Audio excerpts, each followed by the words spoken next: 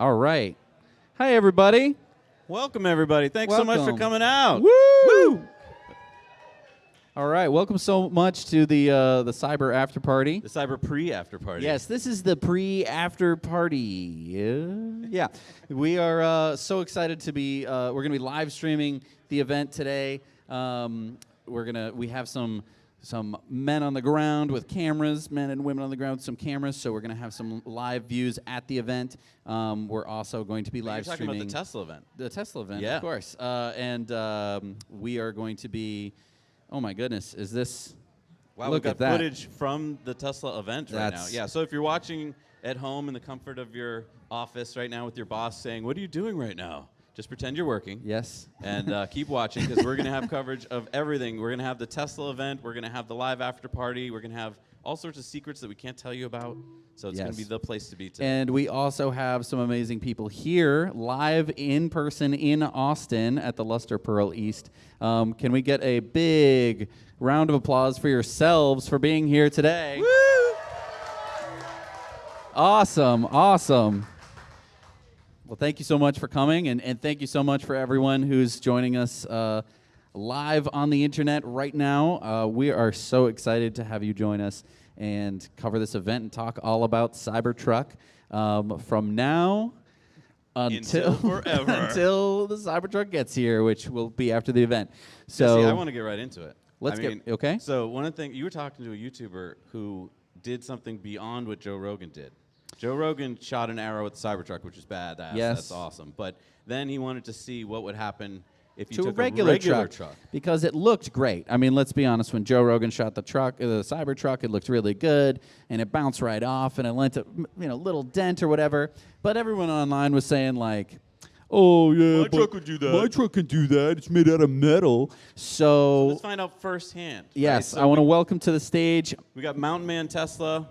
Come on up here and tell us, because Mountain Man Tesla did something that I haven't heard too many people do. Here, grab a microphone. He, well, let's have him tell you what he did. Thank you for coming up, Mountain Man. All right. Hey, thanks for having me, guys. Thank you. So what did you do? You got a regular old truck. What kind of truck was it? It was a 1999 Dodge 2500 diesel truck, Okay. and we pretty much destroyed it. So what did you, okay, so the first test was what? It was bow and arrow? Yeah, so Rogan used an 80-pound compound bow. We didn't have one because none of us are strong enough to pull an 80-pound compound bow. But we had a 70-pound bow, same manufacturer, and my buddy Tom O'Brien, he came out and he shot some arrows through that. We used the 70-pound bow. We shot it with a 45. But let's go back to the arrow for a second. Okay. So you shoot the door. Mm-hmm. What happens? In the Cybertruck's case, the arrowhead explodes. It just makes a teeny little dent. What did it do to the Dodge? So most of them went clean through the door and into the other side of the truck. We had a safety wall that we built on the driver's side so that no arrows would go all the way through and kill some kid riding a bicycle 10 miles away. So one of them hit the window track and stopped midway through the door. It only came like into the passenger seat enough to like maybe hit this rib. That's fine. Yeah, it's fine. That's fine. And it took the sharp part of the razor blades off, so you're going to get hit by a blunt tipped arrow, which probably is going to feel worse than a regular arrow. We were all not real excited to get hit by a blunt tipped object. But yeah, we make some pretty dumb videos anyways, and this was just kind of right along those lines. So then you graduated from arrow to gun. We went arrow to child's bow. Okay. We had a little bow that I had given my son when he was like 8 years old. It had a 25-pound bow. And we thought there's no way that's going to penetrate the truck. And the first one, it had some aiming issues, and it hit just below the glass, and it punctured the metal, hit the glass, and bounced off. And then the second one stuck in nice and deep. And you can see in the video, he had to get his legs up there to pull it out of the door. So even the child's bow punctured that Dodge Ram Tough. Wow. And I use the term Barbie truck a lot in that video, describing the other trucks that are on the market. So hopefully I don't get sued by Hasbro for that. But you've got all these companies making these other vehicles that claim to be tough, and the owners of those trucks are mocking the Cybertruck for being different. I don't think they understand the reason why it's different is because we're tired of driving Barbie trucks. We want a truck that if somebody hits you, yeah, that's... So if we get hit by a shopping cart or if somebody's throwing firewood in the back of our truck and hits the sides, I mean, go look at any truck that's 10 years old. They show their age. And to be able to have a truck that looks good years later, I think those of us, like I have a ranch, we use our trucks for truck stuff. So I'm excited Good to have for a you truck. testing all that. Yeah. Now, by the way, how did you get a hold? Was this your buddy's truck? How did you get a hold of this? It was my cousin, and he owns an auto body shop, so he had one that... So someone got a truck back that day they weren't too happy about, right? Yeah. No, a little Bondo, some duct tape. It was good. No, he is parting it out. He did, however, was planning on selling a bunch of the parts that we blew holes in. But it made it that much funnier. We were having a good time. It was... When you got to the gun, what happened? So he shot it with the 45, and that went clean through the passenger door. It went through our safety boards. It went through the driver's door, and it stopped in the glass. So, yeah, for sure, a 40. And everybody online was saying, well, a 45 is a big, slow round. Any truck will stop that. Not quite. I was a firearms instructor for my department. I'm retired law enforcement. I know a thing or two about guns. Yeah. You're going to have a bad day if you're in a regular car and you get shot by an arrow. And if you ever plan to go back to 1885 and rescue Doc Brown and Clara, this is the truck to have. So if anybody says, what do you need a truck that's arrow-proof? Doc Brown, hello. So we're trying to revamp the Back to the Future series. Possibly. I think it's about time, right? Yeah. We finally have the stainless steel vehicle for it. Well, good for you doing that. What's the name of your channel again? So everyone go check it out. Mountain Man Tesla. Mountain Man Tesla. Go check that out so you can see firsthand what happens if you're not in a Cybertruck. Yeah. All right. Well, thank you so much. All right, thanks, guys. Thanks, man. Let's hear it for Mountain Man Tesla. You can lead it. All right. Well, we are getting some live views from inside the Gigafactory. Yeah, we were so lucky to have our, Brian, who's on our crew, got a +1 ticket, so that's great. He's in there filming for us, so we get to see what's going on there. Look at this. It's like we're in the factory, too. I know. This is great. Look, I'm in the factory. We're getting a tour. Oh. This is so exciting. I'm so pleased to be here with all of you today. And Jesse, what do you think the big news is going to be for the Cybertruck? I guess to preface that, do you think this is even going to be a big event like Elon has been saying? I mean, he said this is going to be the biggest product event of 2023. Do you think that is kind of just hyperbolic, or do you think he's actually going to talk about some stuff that we're not ready for? this is the biggest unveiling in a while, especially for Tesla, and so therefore for the world. And I think that we're going to learn a lot. I think that the first thing that we need to think about is to just set our perspectives correctly. When the Cybertruck was unveiled back in 2019, I don't know if you all remember that, the base model was $39,995. The base model was $39,995. Okay, so what does that cost in today's money? Because back in 2019, do you remember that? That was the before times. We are now in the after times, and things have changed. Our money has changed. Inflation has happened. Quite a bit of inflation. Well, do you know what it's worth? Yes. $39,900? I was looking it up earlier. When they unveiled it back in, I believe it was November or October of 2019, to today, which is November of 2023, a $39,000, $995 is equivalent to $47,771 US. So that should basically be our basis point for the starting price. Okay. If they were not to increase the price based on inflation, well, let me say, if they were to not increase the price above inflation, okay, $47,771. That is. So that's what we should be expecting. Best case for the lowest model. Best case, that would be the cheapest truck, in my opinion. Now, okay, could they pull out some Tesla magic and say it's still $39,000? Yeah. No. But I don't think they're going to do that. So you're thinking maybe $49,990? I think $49,990 could be a respectable starting price if they're going to keep the single motor. I've heard so much rampant rumors about, is there going to be a base model anymore? Is it going to be dual motor? Is it going to be, what is it going to be? What was the one that Sandy pulled up in today? That was a tri-motor. According to what we heard.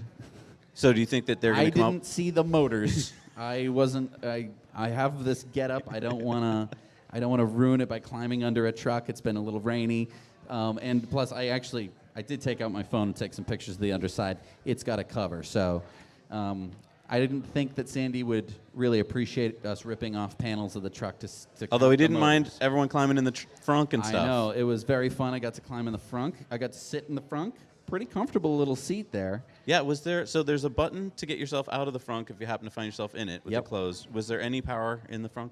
I did not see any outlets. I believe that was a release candidate, so I'm going to reserve my judgments. Gotcha. We don't know for sure. All right, so we just talked about the low-end truck, but let's talk about the high-end truck for a second. What was that going to be in 2019? Was it 39, 49, 69? Is that how I remember it? I believe so, yes. So roughly, we're talking tack on an extra $10,000 onto that in terms of inflation. a little bit more because it's a percentage. Right. So So technically, it would be above the $80,000 federal tax credit limit if he held it to kind of inflation. Right. So if it stayed with inflation in the tri-motor, if Tesla was just moved into the future from 2019, that's probably what we would expect. Are they going to stick to that? Of course, we don't know for sure. I but feel like let's there's talk two about it. camps on that right now. I'm going to do show of hands here. So there's the camp that thinks that no way they're going to keep to $80,000, that the high end will be around $100,000 because why not? And then there's the camp that I think I'm in, which is just a hopeful camp, which is like, please keep it under $80,000. So show of hands, who here thinks that it's going to be above $100,000 for the high end Cybertruck? So Okay, I'm getting just a couple, really, not 3, many. 4, 5, 6. Okay. A few more. I wouldn't say a majority. Okay, now who thinks that it's going to be, what did you say? Yeah, below that, so $80,000. $80,000? Or sub Oh, 80. we're seeing a lot more Okay, hands. so you're on the wishful thinking. Or it's with probably me. somewhere in between. Okay. So That's what we're hoping We got for. a lot of hopeful folks here today. I'm excited. So Elon, if you're listening, that's what too. we would like. Okay, we have spoken. We would like it under 80,000, please. That's what I'm hoping for. Me too. Let's talk about snowplows for a second. I know. So I know we're here in Austin, Texas. Sometimes you get snow, and the reason your whole city falls apart, no offense, is because you don't need snowplows most of the time. We're from up north where it snows all the time, and we get tons and tons of snow. We just checked out the Cybertruck, and we think we have a hack that we could get a snowplow on there day one. So I want to preface this. I want to give credit where credit's due, but I am bad with names, which is always hard to do credit. We are going to definitely come out with a video where we're going to give him good credit. We met a guy who has put a front plow on his Ford F-150 Lightning, and the way that he did that is very creative, and we have been able to put a snowplow on our Ford F-150 Lightning using the tow hooks. So if you don't know, if you've never seen a pickup truck before, although we're in Austin, Texas, so I imagine you have. Usually you have some nice beefy hooks or loops on the front of the truck, nice down low. And that's for either towing the truck out of mud or being able to tow another vehicle out of mud or whatever. Those hooks are bolted onto the frame of the truck. And if you know anything about a plow, you need to get to the frame of the truck. You can't mount a plow to the front fascia of your truck. It will destroy it. So what we found was, if you take off those hooks on the front of your truck, they have 2 bolts. You then go to Harbor Freight. You go to Harbor Freight. You get 2-inch hitch receiver. You drill 2 holes that will accept those 2 bolts. You put those 2 bolts back in with the hitch receiver. Now you have 2-inch hitch receiver tusks on the front of your truck. Already looks badass. You don't have to do anything more than that. Way It already better looks than good. the tow hooks. You can even, because it's a hitch receiver, you can put hooks back, whatever hooks you want. And what we did was we took a big old heavy steel square tube bar, welded on to things that would be accepted into a hitch receiver, and then we have this huge steel bumper on the front of our truck. And I think that we could do that on the Cybertruck, and then onto that steel bar, you could attach a snowplow. Yes. Or whatever you like. Because I think the Cybertruck has the same problem that the F-150 Lightning has, which is that they had to move the radiator down, and when you move it down, you then block where you normally put the plow. But this kind of hack going through the tow hooks, I think, could be the way. Yep. Because I think it'd be great on day one if you could actually plow with the Cybertruck. Now let's talk about towing. Okay, towing. 11,000 pounds. 11,000 pounds? That's what this said in the showrooms. Okay. So I don't know if that's one particular variant or if Variant? that's all across all variants, because we were told there would be 3 different tow amounts, right? 14,000, I think 10,900, and 7,500. So I don't know if this is across all of them or just one of them.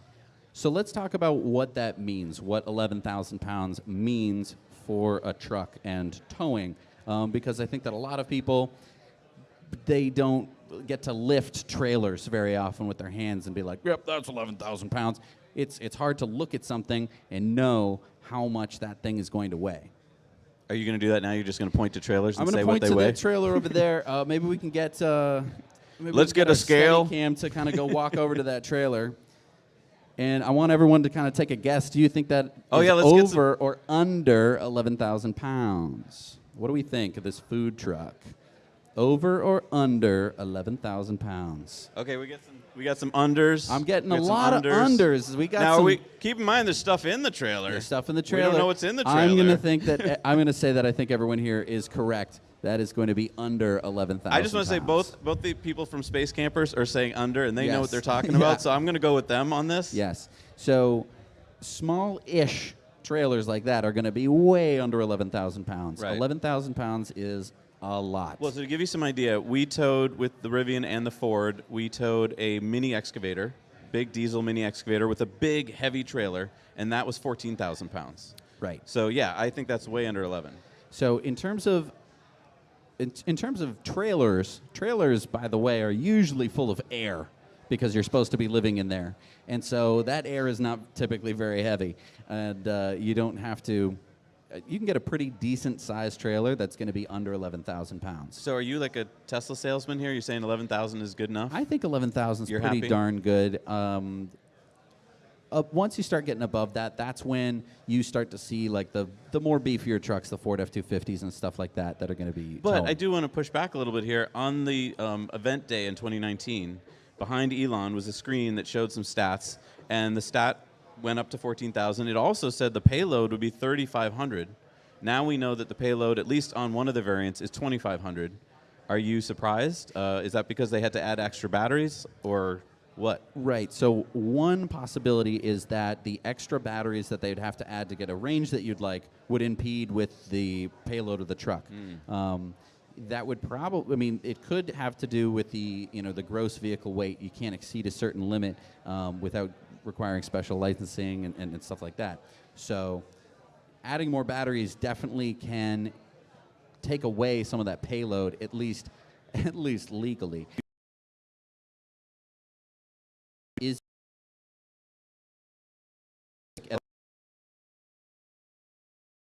That stands for something. Basically, it's the plastic bed. It's something compound. Yeah. Yeah. It's a glass-filled plastic. Yes, and so glass reinforced plastic is typically very strong, but the question is that bed liner simply sitting in a steel bed, or is it kind of picking up some of the weight? That guy could use a Cybertruck right now. Yes, with the rear wheel steering. So you think that this plastic is somehow limiting the payload weight? It's potentially, it could.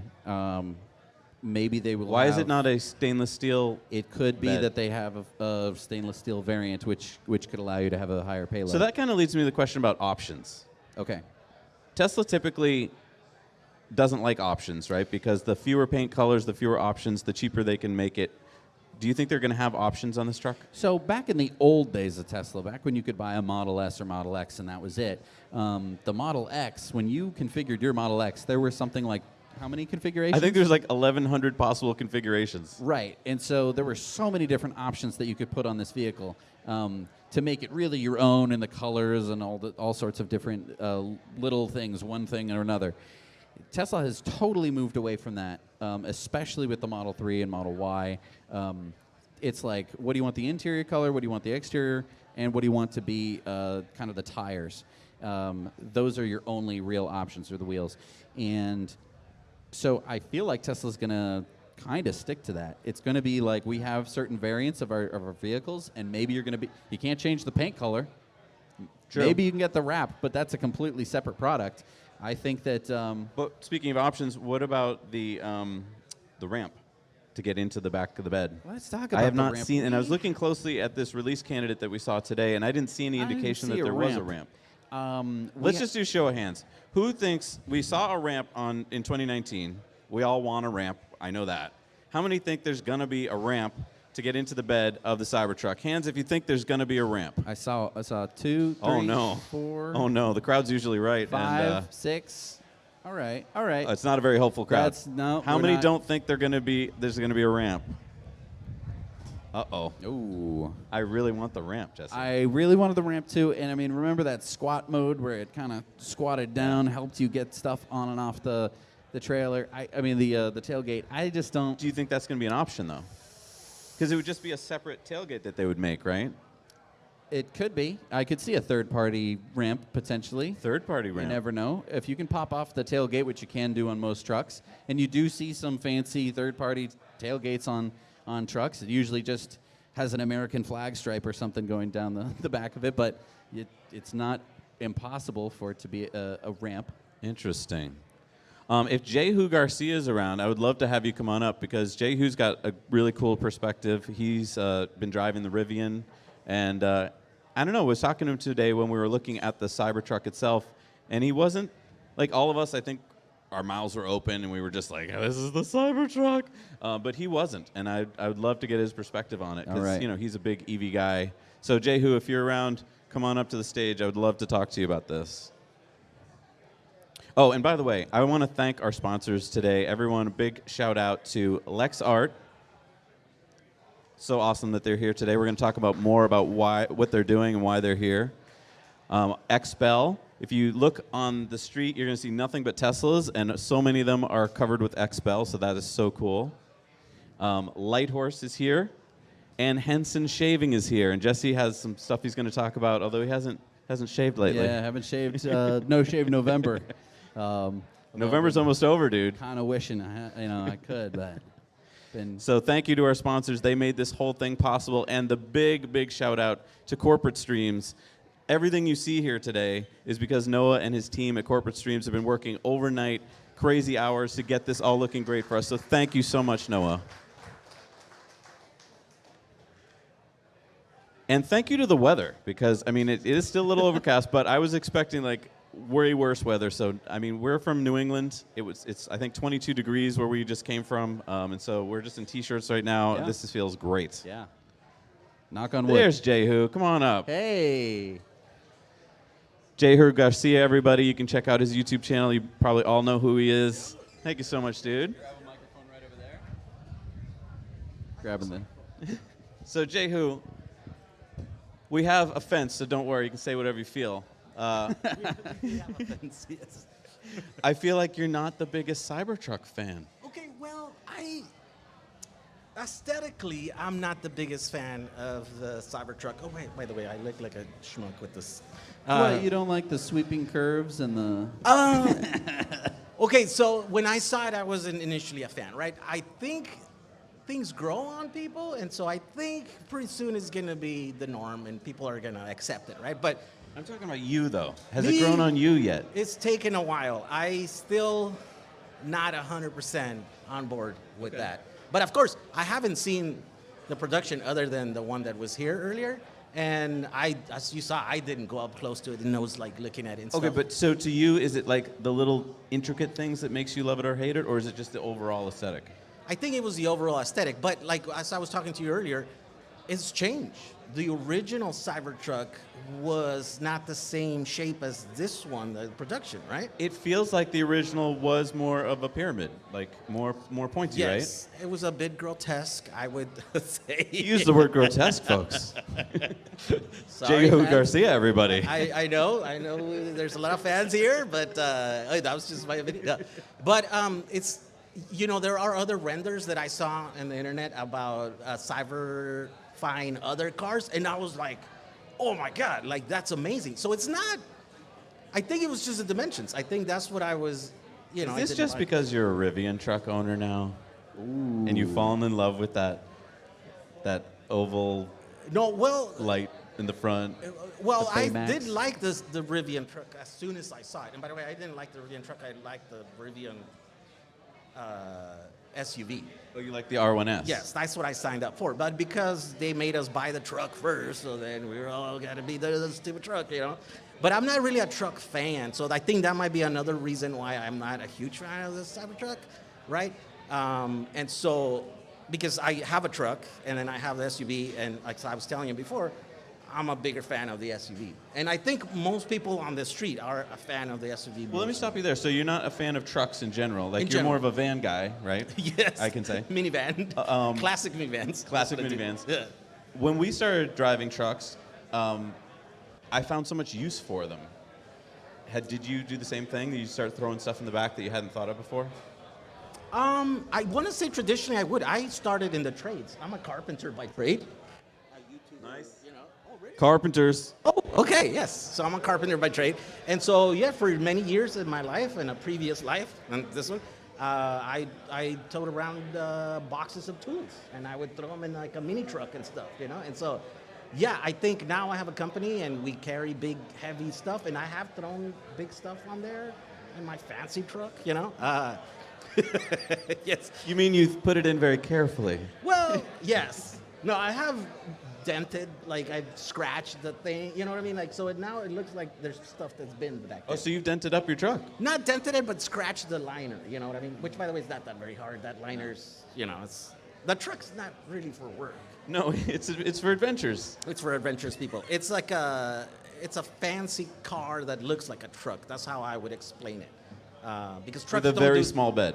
with a very small bed. You know, trucks don't do 0 to 60 in 3 seconds. So it's not really. Yeah, can we talk about bed size for a second? So Okay. I don't want to get too personal, but but bed size on the Rivian, I think is what 54 inches, if I remember correctly. Whereas on the Cybertruck, we just learned it's going to be 72, 72. right?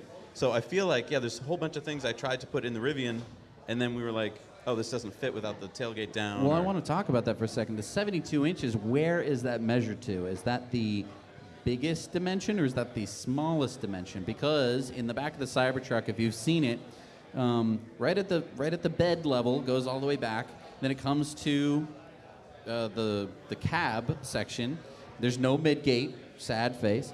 Comes up, but then it kind of angles in, it looks like. So my question is, is the 72 inches just along the bed, which is helpful because if you're moving flat goods like plywood and stuff like that, that's good. But if I want to store like a bike or something tall, is it going to be able to be 72 inches from the bottom to the top? So what dimension is it? Because maybe the bed's even longer. Maybe the bed at the bottom is even longer than it is towards the top. That would be great. I mean, And by the way, why 72 inches? Because if you're trying to put a sheet of plywood, well, that's not 72 inches. It's more like 84 or something like that. right. I mean, you're going to have to put the tailgate down. Right. Yeah. It's mainly because I think if you go for a full 8-foot bed and the crew cab, you're just talking very hard to park. Yes. Well, let's talk about parking. Rivian's pretty easy to park. Okay, well, no, I find that, okay, the camera is a God-given, like it's a godsend, right? Like without that camera, I'm terrible at parking. My wife is a lot better than me parking. Like she's just pulls up in there. And obviously she's driven the Rivians more than me. I got the truck only as a, hand-me-down kind of thing. But I find it hard to park that truck, especially in LA. The parking spots are small everywhere you go. And so I think it's borderline. It's not as big as like a F-250 or something. Like those are really hard to park. So yeah, it's doable, but it's not the easiest thing in the world. Going from a smaller Model 3, that's what we used to drive before the Rivians. It's a difference. Like there's quite a bit of difference. What about the rear steering? So on the Cybertruck, there's going to be rear steering. I don't know if that's going to be in all the variants or not, but rear steering seems like it could be a game changer in terms of not only towing, but just, tight turns and all that. Yeah. I have found it. Closer? Yeah. Oh, sorry. Get that bass in there. I have found on the truck that it doesn't turn very tight, and I have had to do this Austin Powers thing back and forth. So I don't know if it's the same with the R1S. So the R1S is 1 foot shorter, so it does turn a little bit quicker. I think it's gonna be great on the on the Cybertruck that you have rear steering. I think it's going to make a huge difference. It's going to prevent you from having to do the... All right, so you're one of those people who didn't quite buy into the look right away. That's fine. A lot of people didn't. But what I want to ask you is, how soon do you think it'll be before, or do you think that this will be true, that the kind of world will just start to accept this design and then want more of this design? I think it's going to happen rather quickly. 1, 2, 3. There we go. I think it's going to happen quickly. Like I was explaining to you earlier about the DeLorean, right? Which I think it has a similar aesthetic, similar materials and stuff. And I think had I been alive and an adult in the days when it shipped out in its first, I think I would have thought the same thing. It's kind of a stupid thing. Why is it like so square? Why is it like, where's the paint? You know, like I wanted it in a different Where's the color. paint? Where's the paint? Like, come on. Like I'm paying all this money and you don't even get a paint? Come on. So, but once we saw the movie, Back to the Future. Back to the Future, then we all became a fan of it. And I want to say that big portion of our fandom for that car is the movie. It's what makes us feel. Look, aesthetics are very important in cars. Like I drive what is essentially the world's worst car. It's a 1950s VW bus. This is a terrible car. In like any way you look at it, it's a terrible car. It's it's just terrible. But people love it. But we all love it because it's iconic, because we grew up with it, because aesthetically, it looks like this little round little. Was it in any kind of movies that made that way, or is it just that it's just so beautiful looking? It was just in culture. Yeah, in culture. But I want to push back on the DeLorean, because if the DeLorean wasn't in Back to the Future, and let's say it was a Corvette that Marty goes Back to the Future in, do you think everyone's going to remember, oh, that's the Back to the Future car? Or was it really smart of the filmmaker to choose the DeLorean? Because the DeLorean really encapsulated what a time machine car should look like. Well, did you know that the filmmakers got approached by Ford and they got offered $75,000 if the time machine was a Mustang? And he said, Dr. What was the character? Doc Brown? Dr. Brown does not drive A Mustang. Ford. So they refused that. So I want to say that because of the aesthetics, that's why we all agree. Because it's weird. It's supposed to be weird. It's supposed to be not a normal car. So do you think if the Cybertruck was in some big movies coming up or something, that would do the trick? Yeah, that would do the trick, I think, for the mass market. Although I don't think it needed. Look, I'm obviously wrong because there's a million reservations. 2.1 million. Oh, two. Now, of course, I will have to say that it's $100. And, I mean, that's how much we spend on a fancy dinner, you know? And so the commitment is... Are you saying that there's people out there who aren't going to want their truck? You're saying that there's people out there who reserved more than one Cybertruck that they might not buy? I mean, for the same amount of money that it took me to reserve my Rivian, I could have reserved 10 Cybertrucks. So, yes, I want to say that there's going to be quite a bit of few people that are... Okay, because there's a lot of things that have changed, right, since then. The price has gone up. We don't know. Oh, we don't know. We don't know. But the price has increased. Because I don't think... Did we have a price way back in the day? Oh, we didn't. No. Okay, so you're just signing up to just a truck without knowing the price. So Well, now that I mean, Elon gave us some prices, but we don't know if they're going to be true. No, we know they're not going to be true, right? Come on. Who are we kidding here? Like, All right, what do you think the prices are going to be? I want to say they're gonna be like similar to Rivian. They're gonna be 80, and then top trims are gonna be 90, 100, Oh, you think starting price 80? 75. Maybe. 75? That's where to I get would in put- under the federal tax credit? Yes. But you think that's the starting, like, rear-wheel drive? Yeah, I would say. Interesting. Is that different than what other people are saying, or I don't know because I don't. We don't know. Okay. I mean, we really don't know. That's what today is all about. I guess I want to ask you in the audience, do you think we're going to actually find out the price today, or is that somehow going to be kept under wraps? Do you think the early delivery people are going to sign an NDA and we're not going to know? No, I thought that's what today is about. I mean, We're hope so. supposed Right, to I mean, find out. what's the point of having the event? It's a secret truck. Although I am surprised, I thought actual customers were going to get trucks today. I thought you were going to get a truck. I would love that. Yes. If you're watching, Tesla. Come on. But as I'm hearing from people, it's just XX, right? So it's just Tesla people? So this is like We don't know. I mean, we heard there's going to be 10 trucks 10 delivered, trucks. right? But again, this could be a big secret, big surprise from Elon. I don't know. Okay, How, so how many of you out there think it's just going to be 10 trucks delivered today? So show of hands if you think it's just going to be 10 trucks delivered. Okay, so Seeing a some few pretty hands. good hands here. Okay, and then how many think it's going to be more than 10 trucks delivered today? Let's do this again and be a little bit more specific. Who thinks that there will be 10 trucks delivered at the event today? It's probably going to be the same number of hands because how could they deliver, All right, now, who thinks that they're going to deliver more than 10 Cybertrucks not at the event? Oh, So you mean at- just across the country? Let's at just a regular old delivery center somewhere in America. Anybody? Not I see many, a just a couple hopefuls like us. So Okay. just the delivery event. Let's talk about tomorrow.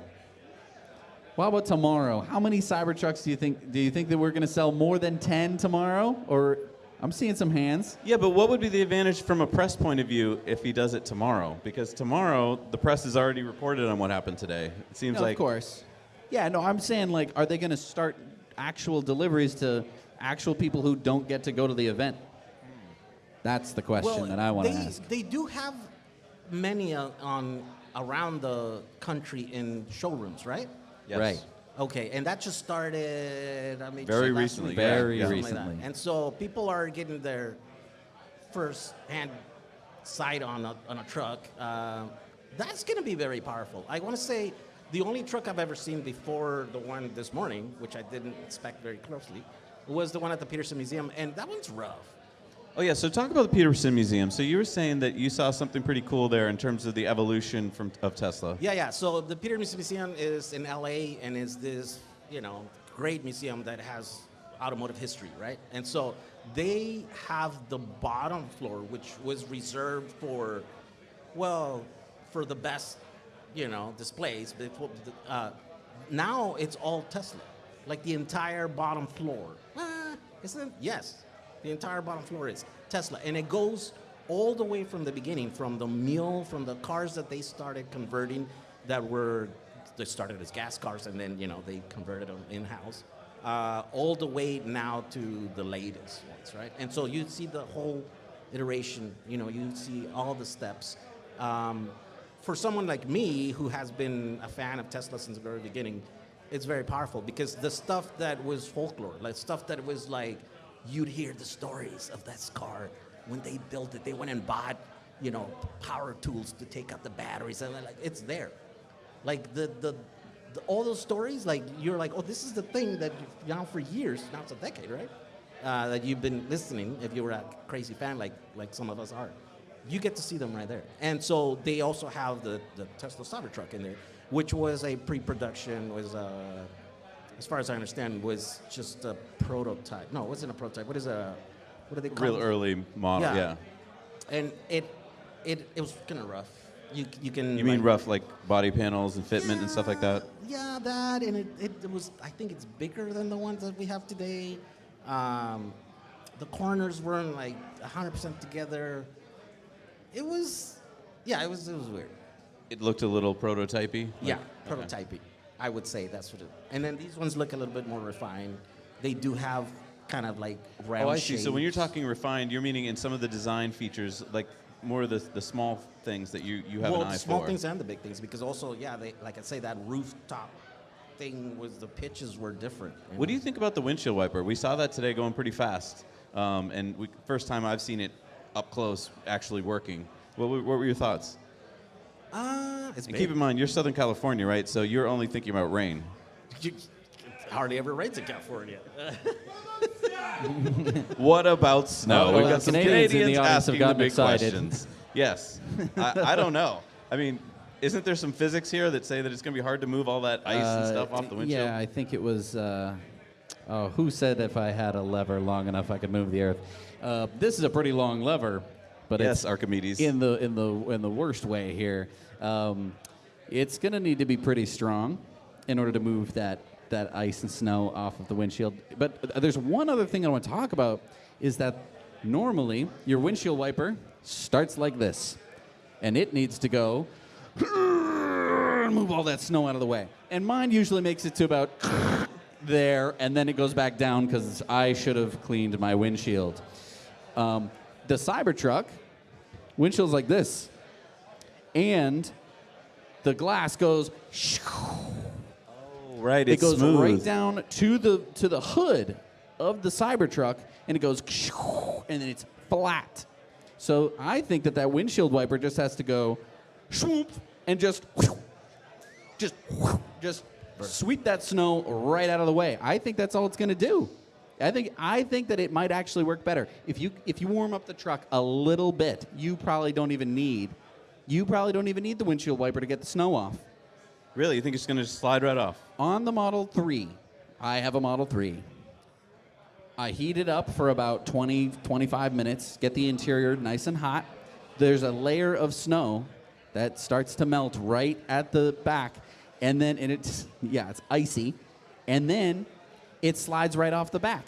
It doesn't do that on the front because you have this big dam in the way. It tries to slide down, it can't go anywhere. On the Cybertruck, it's going to... That's a really interesting point. There's no other car or truck that I can think of that has that detail, right, where the hood meets the windshield like that. Usually you've got that hidden area, so to speak. A city bus. Okay, city bus. It's not in the same orientation at all, but that's the only thing that I can think of where you have the windshield wiper kind of up. It usually, maybe it goes down, maybe it swipes across. And no snow is ever going to accumulate on a city bus, but it's flat between the windshield and the front.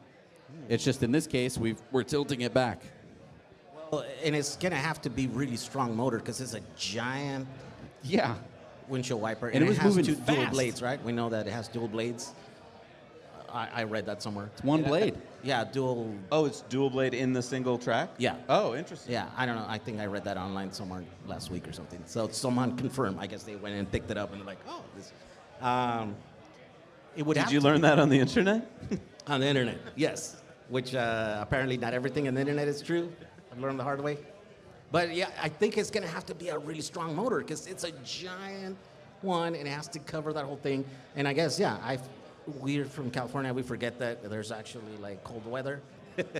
Look at me. I'm with my jacket over here. You're like in your car. Like, So I It's want to 70 take degrees just out. a quick second to take a look behind us, and I think on the live stream we're going to just play this video all by itself. We're getting some live views from inside the Gigafactory. We're seeing a Cybertruck up on a lift, which is pretty cool. Lots of cyber lighting and everything. Couple of them. So what is that telling us? Look at the wheel on that thing. Man, let me get out of the way. Look at the wheel. Look at that distance. Now, of course, this is up on a jack, so there's no suspension. That's the lowest it could be, but damn, that is a lot of room. Look Also, at there's that. more than 10 of them. I know, Is this Doesn't it? like last minute fitment before they deliver them to customers, mean- or are these just... So this is all the behind the scenes footage that we're getting right now from live inside the Gigafactory. And it's a little choppy because it has to go through the building and then somehow And get through to some us. Cybertrucks. Yeah, and some Cybertrucks probably getting in the way, interfering. That's great. I love getting footage from live at the event. That's really awesome. Yeah, so that's by really the way, exciting. earlier we saw Sandy Munro show up in one, right? Yeah, Is that the- Sandy Munro was here with the Cybertruck. Yep. It's just crazy. And we got to see like a Neo version, like what we have in our Rivians. Yeah, I think it was. I think when you get out, right, it was doing a kneel, wasn't it? Well, no, he got out and it was really high, like really, really high. And then We lowered it. As he jumped in to leave, then it lowered, and it was like, oh. Yep. Of course, I like lower cars. I like the look of lower cars, and so it went, and it was like, oh my God, this is gonna be amazing. Like, That is a really good point. I mean, having the air suspension like we do on the Rivians is just a nice feature because you can put it into so many different modes. On the Rivian? What's wrong with that? I'll tell you what's wrong with it. It goes. it does do that. It does it in steps, and does do that, and yeah. the brakes go. Oh, not mine. Not ours. That might be a thing that. Is that an early model? Uh-oh. I have an model early review. model. I have a less than 1,000, and then I have a 5,000, almost 6,000. Oh, okay, yeah. Yeah. So But yours I doesn't don't. do that, It huh? doesn't go up and down. It's it does do that sometimes, and the Cybertruck seemed to be going down straight. Now we've only seen one single instance of that, and I was paying attention. And I I've was seen a couple videos where it's going, like, yeah, which is cool. that's what we want. All I want is also a fog machine under it, so it's like a spaceship landing, which, I mean, it shouldn't be that hard to hook up, and I really want one. Yeah. You know, and then I get out with my green suit on, and I'm bing, bing, bing, you know. Well, I'm I a do want to alien. mention that Sandy Munro was here earlier in a Cybertruck, and he will be here later, I believe. Yes. So stay tuned, because Sandy should be coming back from the event with the Cybertruck, and we should be able to get a close look at that. And thank you so much to Sandy for joining us tonight. We're going to have a commercial break pretty soon, so I just want to have everyone aware of that. I'm going to be able to go get a drink and refresh myself. But it's so lovely to see everybody here. I want to say hi. I've seen a lot of familiar faces. This is a very fun event. And if you are in Austin and you're watching this live stream, we'll see if we can get you in. We're at the Luster Pearl East over here in East Austin. It's already turning into quite the party. I'm so excited to see everyone here. And to all of you online, welcome. Yeah, I was going to say that, mention where it's at. I was in the process of putting that into my live stream when I heard you guys, hey, where's Jamie Garcia? So I was like, oh. But yeah, if you're in Austin, come down. This is going to be a great event, right? Yeah, I mean, we've all been waiting for this for so long, and I feel like it's good for our mental health to all be together on this important day. I think we need to support each other no matter what we find out today. It's better than having the media tell us, like, Elon Exactly. Musk said something weird at the event and everyone hates him. I think that this is going to be His trucks really are fun. not painted. Yes, and the price was higher than he said 5 years ago. Oh my gosh. Yeah. Yeah, so thank you everybody who's joining us online. We're going to be here all night. We're going to be live streaming Tesla's live stream, so you're not going to miss anything. And we have behind the scenes footage. I mean, we've got people at the event sending us cool stuff that you're probably not going to see on their live stream. So. And if you're wondering, hey, this isn't my YouTuber, what are they doing on my YouTuber's YouTube page live streaming? We are all live streaming together at this big event. So we're going to be kind of emceeing. You will definitely see your YouTuber that you follow and are subscribed to here.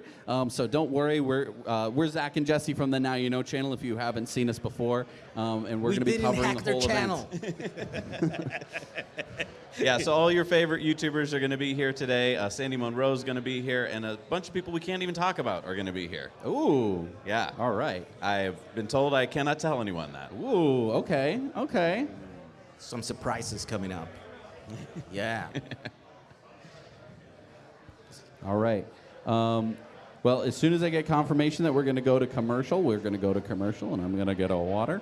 But it is so great to be here and talking about Cybertruck and everything Tesla. Yeah, and you can see I'm wearing boots today. It's the first time I've Whoa. gotten my cowboy boots on. Fancy, fancy. I figured this was if there was ever going to be a time for a Yankee to wear cowboy boots, Yeah. today was the day. I didn't want to do any cultural appropriation, so I went with a more Yankee boot. But I did go for the cowboy hat. Why The not? cowboy hat. When And in while we Rome. were picking this out, Jesse found this hat for me. It says Beast Mode it says on it. beast mode on it. How 'Cause about that? I don't know if you've heard this, but Cybertruck is supposed to have a Beast Mode. I've heard that. Yes. What does that mean, though? Elon said, 0 to 60 in under 3 seconds? For a pickup truck. For a pickup. Yeah. I mean, You're used to now- the Rivian now, right? Yes. I mean, we can go 0 to 60 in 3.2, I believe it is. We have at the moment, we have the fastest production pickup Yeah. trucks, right? Oh, I mean, I want to say I could do it 3 seconds because I have the. Do you guys have the street tires or do you have the? No, we have we've the got the big, off-road. so you can do 3 seconds? Yes, so that does make a difference because because we have both now in the bigger tires, smaller wheels. That's going to be It's one of the not as first things fast. we need to do, right? Is pit a Cybertruck against the Rivian to see which is the fastest production pickup truck. But the Beast Mode should be the one that has 3 motors. No, tri-motor. Well, Tri-motor, yeah. So I mean, track mode is only for plaid, right? Yeah. So are we going and for Model 3 performance? You can't do it with the dual motor Model 3 or Y. You can only get track mode for special cars. So will beast mode be similar? I don't know. Maybe only on the tri-motor. Although I want to say that if it's a tri-motor, well, but it's a bigger chassis, so that's why. So you were talking about the same thing that's on a, what's top of the line Model S? Plaid, right? Sure. But it's bigger battery, so that means they can push more power, because I think the limiting factor there is the battery, because, you know, you're talking about thousands Oh, of that's amps. interesting. Okay. I mean, I think so, right? I'm not an expert in the Plaids, but... You are an expert at batteries, my friend. Well, I do know quite a bit about batteries, but that means that they probably could squeeze more than 1,000 horsepower off of a tri-motor, and so that would mean, but of course, the bigger chassis, so maybe that's why we're getting 3 seconds instead of right, it might be heavier, right. 2.9 or whatever the Plaid is. Yeah, He just said sub 3, so I don't know. sub 3. Sub 3 is good. Sub 3 is good. Sub and it 3 is might take good that for a much. truck, for a pickup truck. Yes. So Make let's sure you tie down everything in the back really well before you launch. Yeah. You close the vault. Close the vault. Yes. Yeah, Oh, yeah, speaking of which, did your Rivian tonneau cover break? Not yet. Do you use it a lot? I don't use it a lot. It does tends to get a little bit stuck.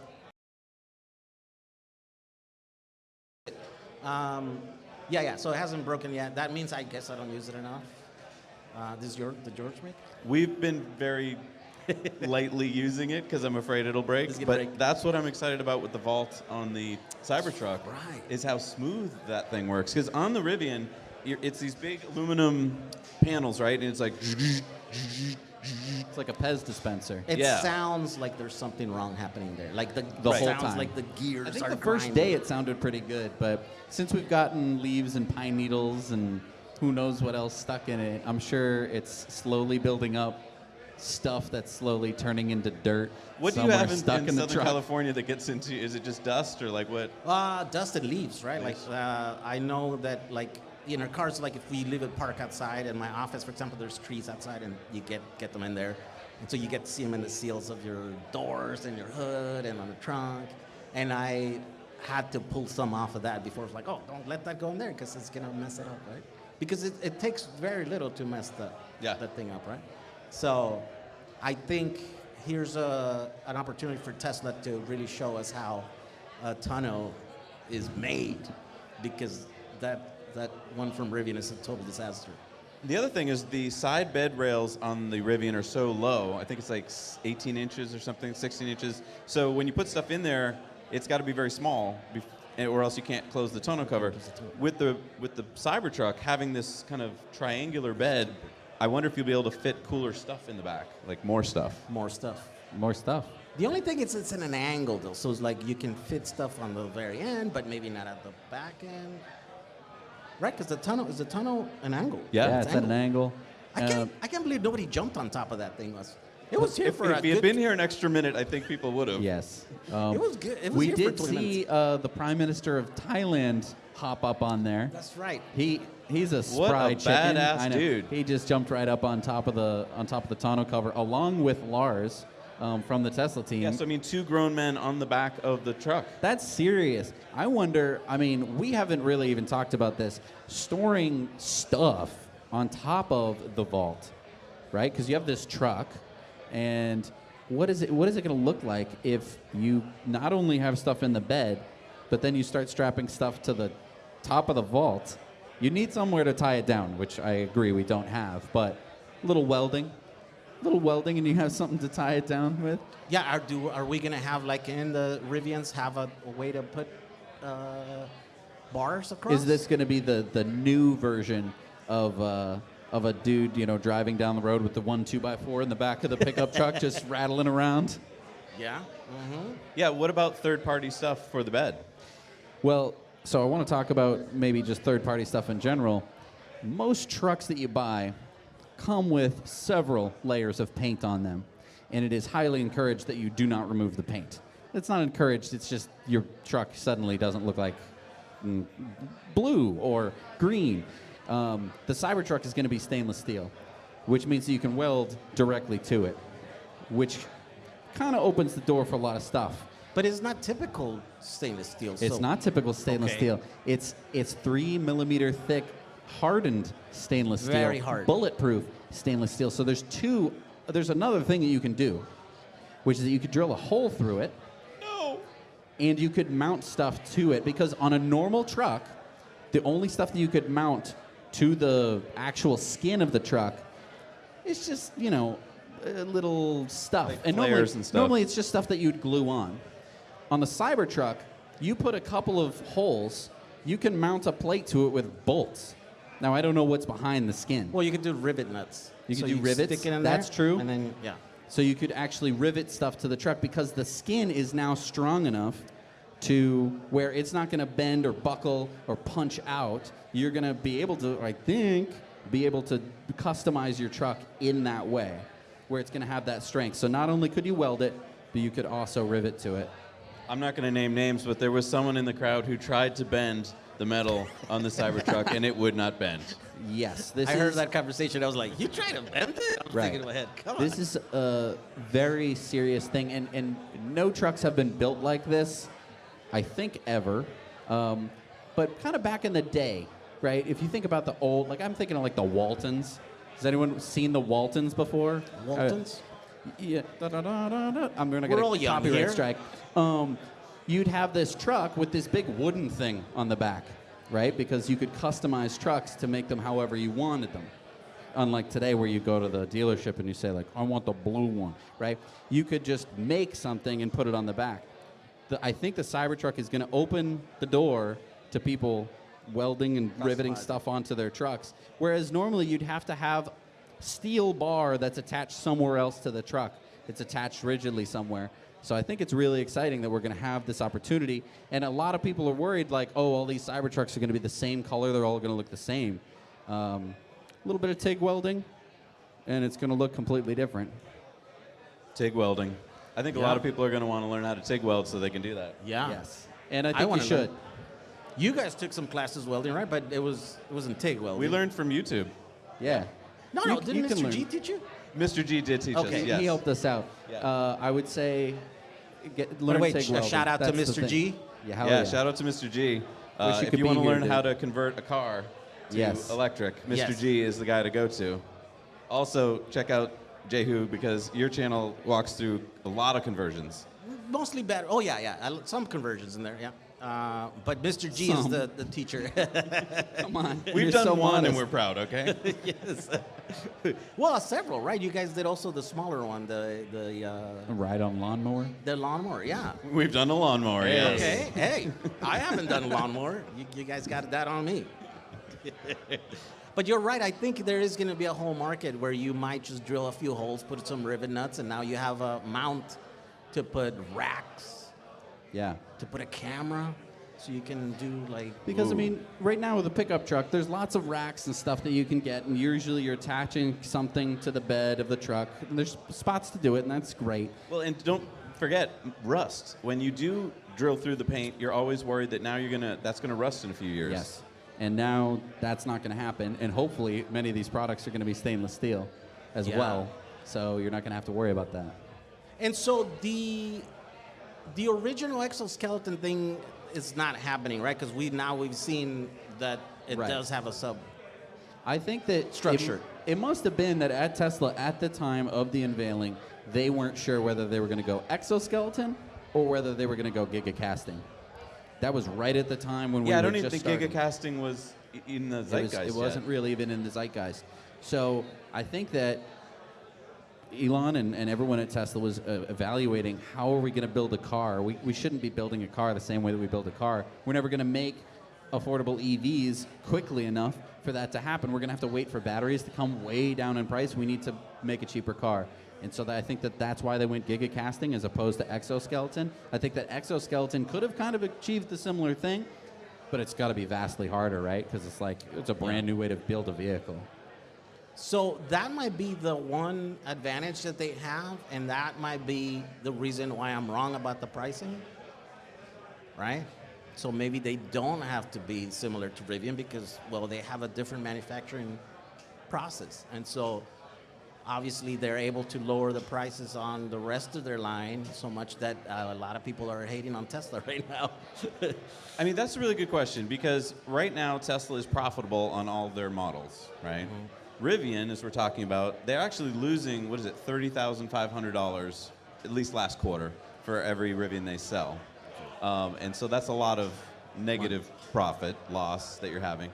The big question is, is Tesla going to take advantage of the fact that there's so much pent-up demand for this that they can pretty much charge whatever they want in the beginning, $100,000, let's say, to get some profit going? Or have they already figured out how to be profitable? And so because they're vertically integrated, they're going to be able to come out with this with kind of a built-in profit margin. I think so. I don't think he's going to charge a lot because that doesn't seem to be his motivation, right? Because he could be charging more for Teslas and selling a little bit more.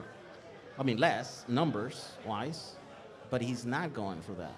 Okay, but hear me out on this theory. It's a strange theory I have. In the beginning, Teslas were just a luxury item, right? Back in the Roadster days, everyone thought that's all they were. And even today, if you talk to someone and you say, hey, I drive a Tesla, many people think, oh, well, that Model 3 must cost $100,000 because they just heard Tesla luxury. What if Elon's going to keep the price high to start for the Cybertruck so that everyone thinks of it as a luxury truck, and then as he releases the lowest version, the rear-wheel drive version, it shocks everyone how cheap it is. So they think they're getting more. They think they're getting this luxury for less. I'm going to push back. I'm going to say that for this event today, it's getting all the attention. So this is the one time that Tesla has to set the expectation for what their brand is. And up until now, I totally agree. Everyone thinks it's a luxury vehicle. I drive down the street in my $45,000 Model 3, and they're like, oh, that's an $80,000 car. And it's like, that feels very nice. But at the same time, for me, someone who wants everyone to have an electric car, I don't want them to think that it's an $80,000 car that they can't afford and they want to ridicule. I want them to think that that's something that they could actually achieve someday. And so I think that it would behoove Tesla to lower the expectations in terms of pricing. Today, this is hopefully the one of the biggest outreach days that they're going to have. And we are going to cut to commercial pretty soon. All right. I just think they would break the internet if they came out today, to your point, and said the lowest version is, I don't know, 45,000. Like, I think people would go nuts. Because we've seen that from other manufacturers, and they fall flat on their faces. Like, now they can't deliver those trucks, right? The 45,000. True. Absolutely.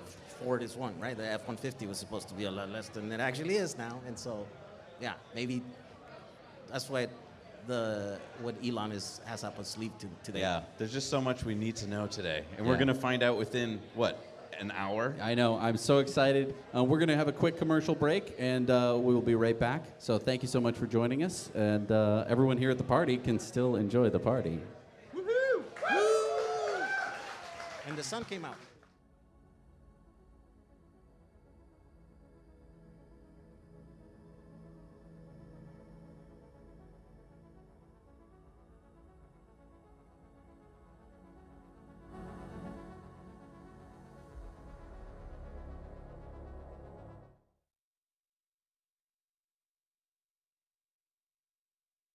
Regardless of their location. You can create an immersive, inclusive experience for participants no matter their circumstance. Say goodbye to the burdensome costs of traveling and venues. Our clients have reported savings of up to 86% compared to traditional events. Extend the lifetime of your event with on-demand content. Whether watching a missed session or revisiting key moments, no longer will your audience have to choose. It's time to elevate your communication with corporate streams, revolutionizing the way you connect, engage, and make an impact.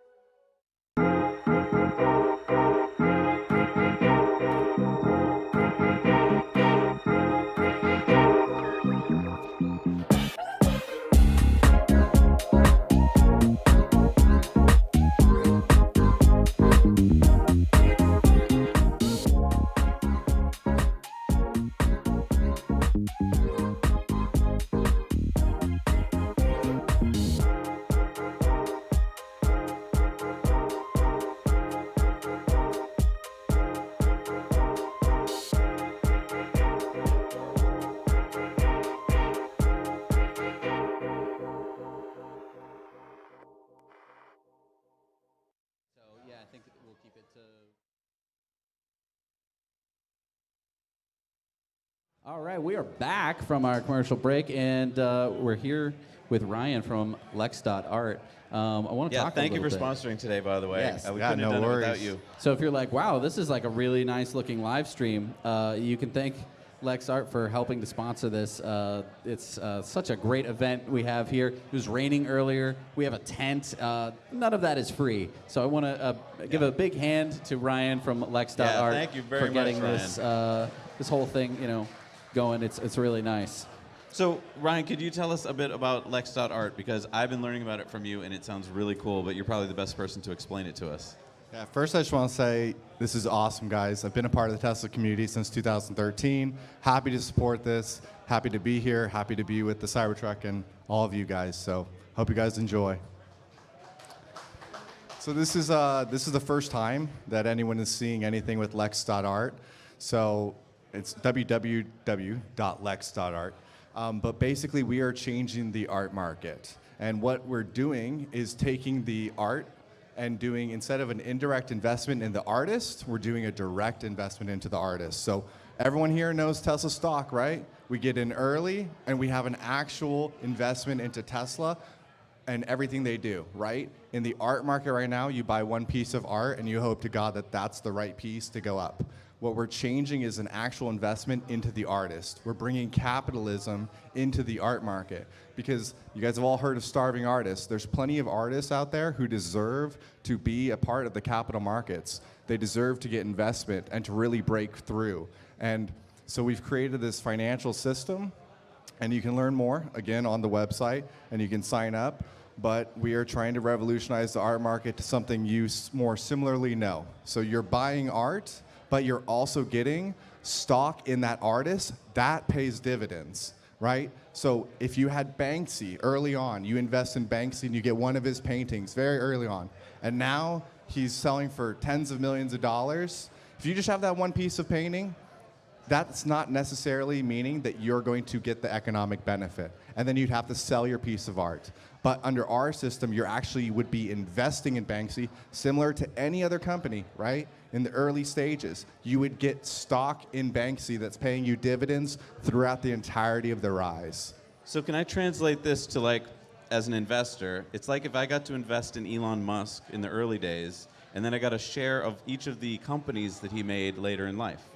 That's perfect, exactly that. So right, with everything you do, you're getting in early, you're supporting the founder, supporting the entrepreneur, and you're going to reap the benefits going forward. And you got to be a part of it. You got to develop a relationship with that person. So if you were some of the first people to invest in Elon, and you got to actually invest in Elon, then you would have a share of all of the companies that he's produced. But of Now course, just swap that for an artist. And we're talking about artists here, and so I think that we all tend to think that artists are all like long dead.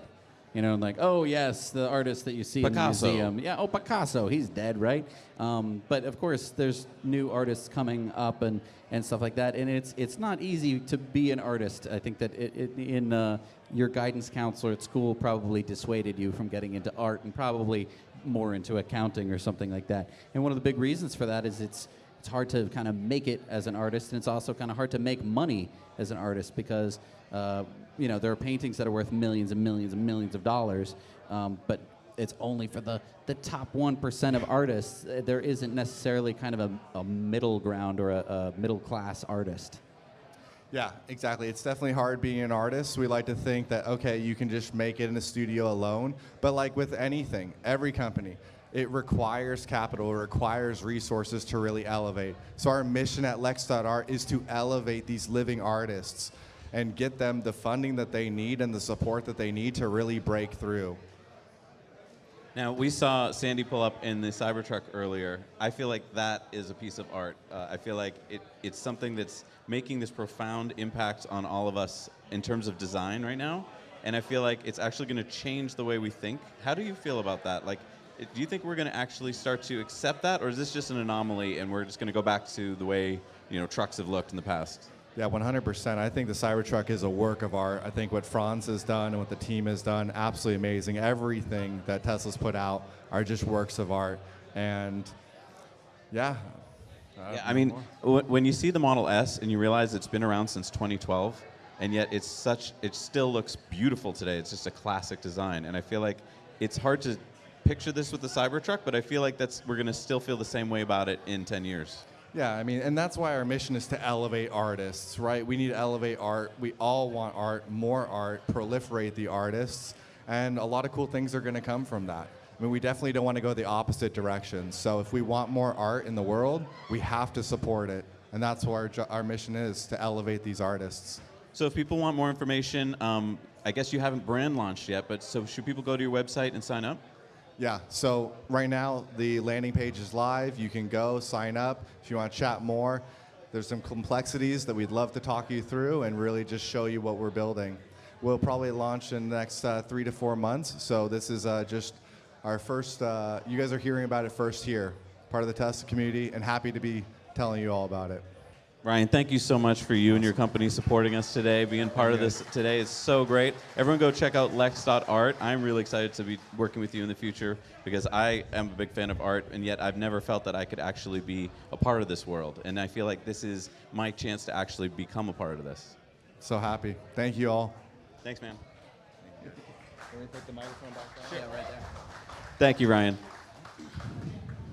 All right. Wow. All right, so we're just minutes away from hopefully learning what's going to happen at the Tesla Cyber event today. Yes. Again, I feel like it could go in a bunch of different ways. It could be kind of a letdown for us Tesla folks who are expecting like tons of data and information, and maybe he's just designing it for the rest of the world and keeping it simple. Or it could be exactly what we want today. We could hear about ranges, we could hear about prices, we could hear about everything. What do you think is going to happen? Oh, I think it's going to be a boat. I think Did you just say it's going to be a boat? I think, look, why do you have a stainless steel truck? It's to avoid rust. Okay. What causes rust? Water. Yeah. I'm just trying to piece this together here. When we were at the unveiling back in 2019, they had Elon's The Lotus Esprit. Lotus Esprit from James Bond, where he drives it off a cliff or whatever, and then dives under the water and it turns into a submarine. And I think, let's see. So wait, you think he told Franz during the design meetings, oh, and one more thing, Franz, I'd like it to be a boat. I don't know. Maybe that was the idea from the beginning. All right, let's see a show of hands here. Who agrees with Jesse that the Cybertruck is going to be a boat? And by boat, let's get our definitions right here, folks, okay? I don't mean that it can drive through a puddle. I mean that it can drive into a lake, do a few, 5 minutes in a lake and come back on shore and not be damaged. Okay, so how many people think that's going to happen? Okay. Okay, we're getting some 5 minutes, people. Okay. Okay. All right. And who thinks that Jesse has just had sunstroke? Come on, you won't offend It's him. okay. It's fine. I'm seeing double hands here. They're thinking it's both. I huh? actually think, for those of you watching at home, I think that the crowd agrees with you, Jesse. They think it's going to be a boat. Yeah, wishful thinking. Now, what if it's a boat? I mean, that's going to change everything, isn't it? Yeah. Because we did see the one down in Texas drove out into the ocean a little bit. Right. I don't think it really got up past the wheels. Nope. I feel like someone was frantically on the phone with Elon going, "Are you sure I can do this?" Or they were on the phone and they were going, why are you doing that? Stop doing that. So if it can be a boat, what do you think is going to happen? Do you think people are going to lose their minds? Do you think they're going to get it? And we're going to the live stream now.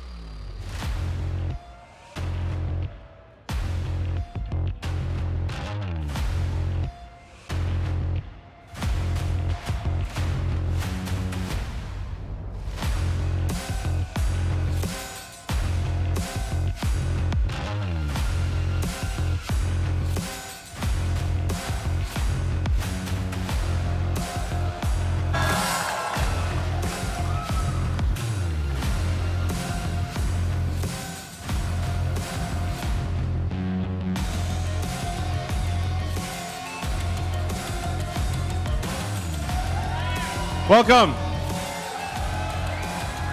Welcome to the Cybertruck delivery event. So I'm going to do it from the back of the truck here.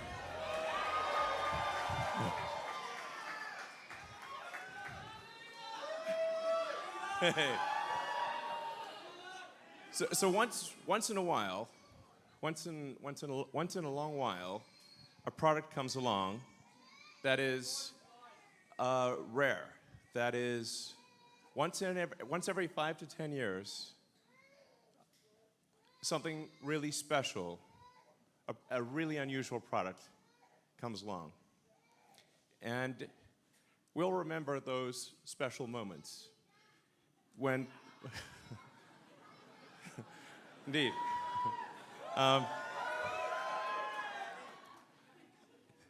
Special moments.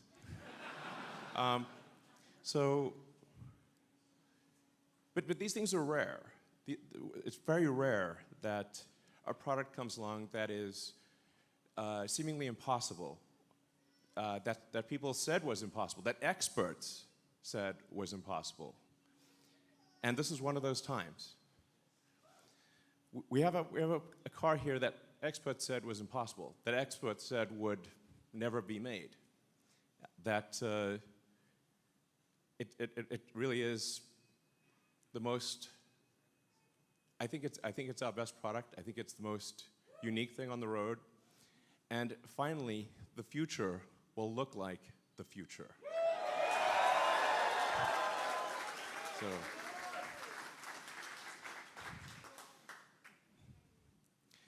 So what we're aiming for here is something that's more truck than truck.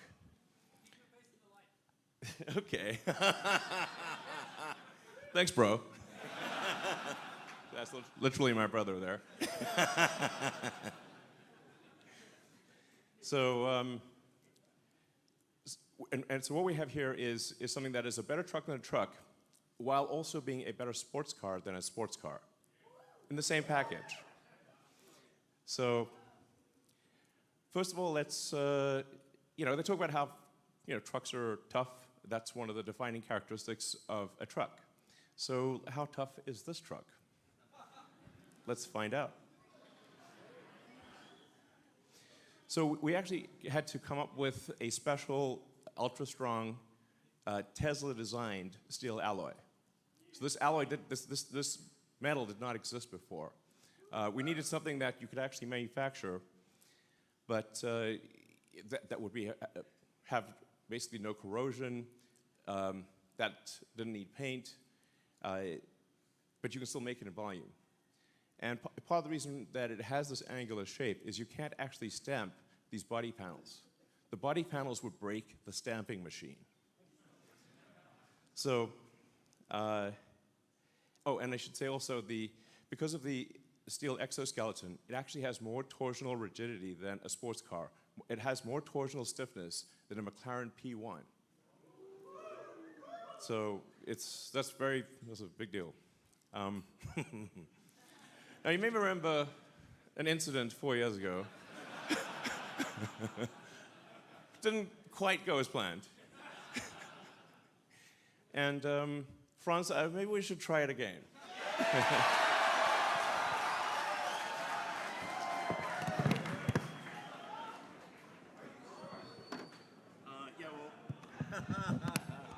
Don't miss.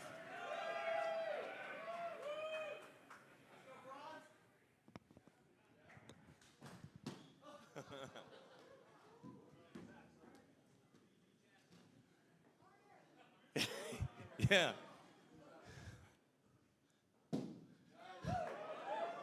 Yeah. Great. I mean, I think we could probably have a pro pitcher love it if it still work. So anyway, it's the glass is tough, basically. That's what we're saying. So you don't have to worry about like rocks hitting the glass and cracking the glass. This glass is basically rock-proof. It also makes the car very quiet. So it's the thing that you'll appreciate when you drive the car is how smooth and quiet it is. It doesn't feel like a normal truck. It's smooth as silk and silent. when you drive it. Yeah, so in terms of toughness. And then things like rollover, because the center of gravity is so low, it doesn't roll over. And if you're ever in an argument with another car, you will win.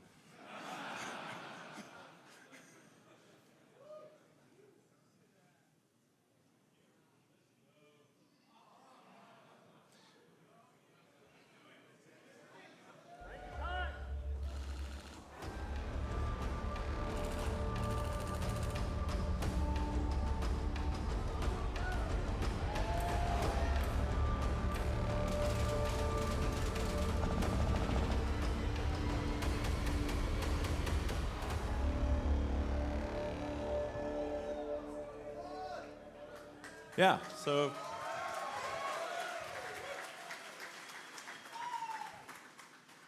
in movies, you sometimes see the hero or heroine hiding behind the car door while being shot with bullets. That doesn't actually work unless you're driving a Cybertruck.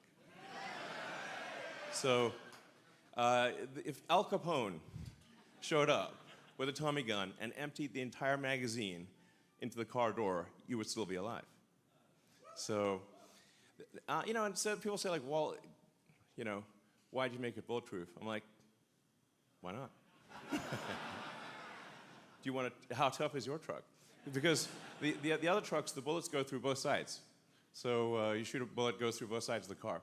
You just never know. I mean, sometimes you get these, like, late civilization vibes.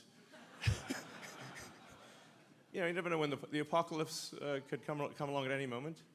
And here at Tesla, we have the finest in apocalypse technology.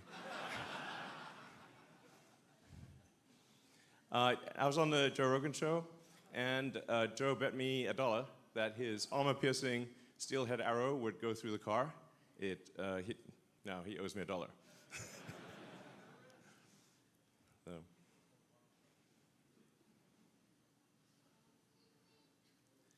Now, what about utility?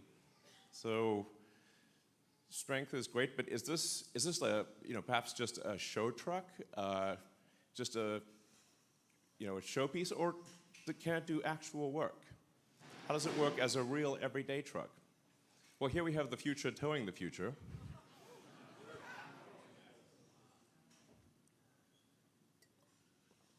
So, if you can fit any cargo in the trunk or in the bed, you can basically move it around. So it's got over a ton of payload capability, but you could really put more than that in it. You can tow over 11,000 pounds, and it's got a super tough composite bed, no liner needed. The bed is 6 foot long, 4 foot wide, and you can fit 4 by 8 pieces of plywood in with the back down. So, for those who are really into the truck world, there's something in the truck world called a truck pull. This is really the key test of how much power does your truck actually have. So you have to pull this 40,000-pound sled.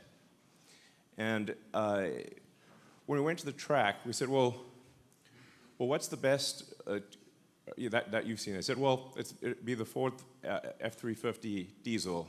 It was like, well, let's put our truck up against that. The guy who runs the truck pool said, there's no way. There's no way. It's like, well, let's try it. Let's see what happens.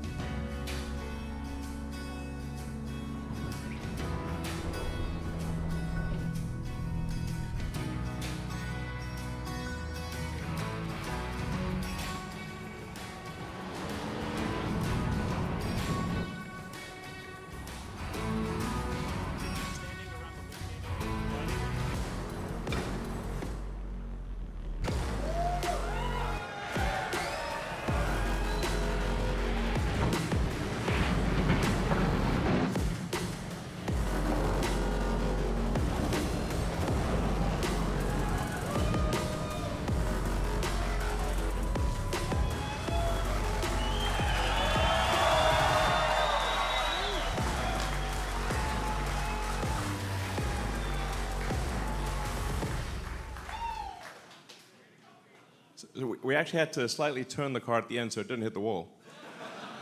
So this, you have here a car that is, bullet tough, like that phrase, TM, and can outpull an F-350 diesel. Has a massive towing capacity, massive bed. It's basically an incredibly useful truck. It's not just some grandstanding showpiece like me. It's actually very useful. Now, what about performance?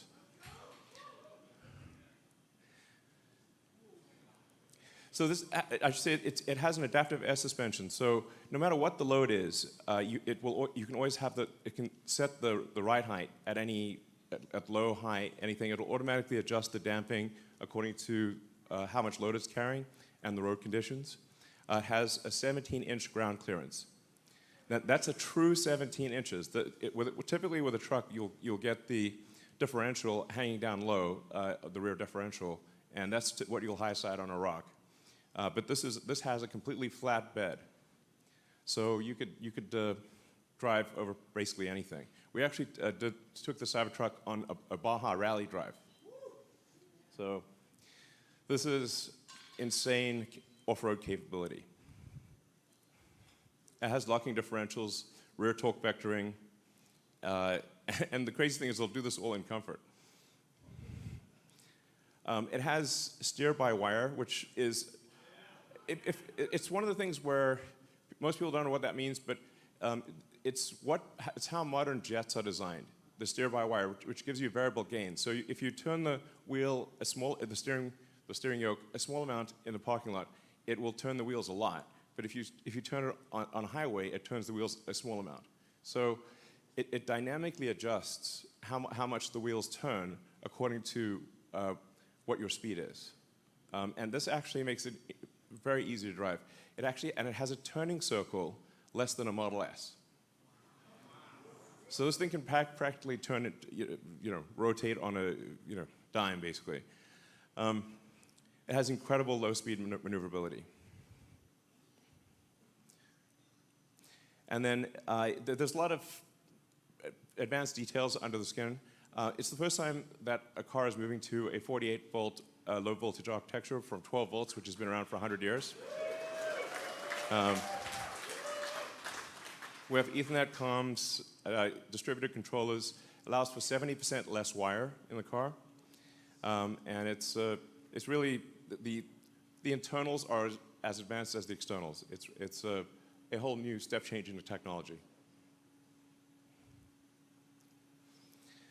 So let's take it to the racetrack and see how does the Cybertruck perform against a Porsche 911. And I should say this is an actual Porsche. We literally just got it from the dealer, 2023 Porsche 911.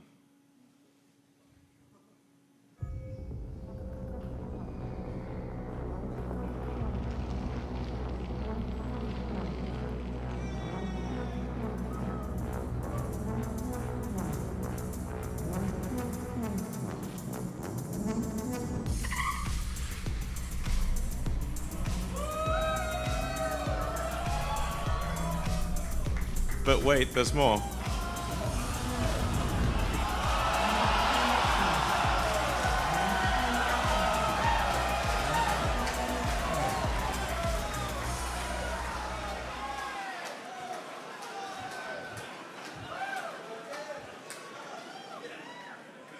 So the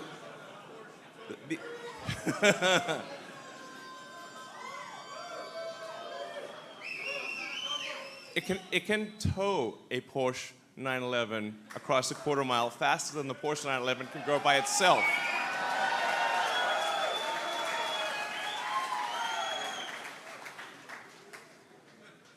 I should say tougher than bullets. Tow pretty much anything. Faster than a 911 while towing a 911. So, and deliveries begin now. Thank you.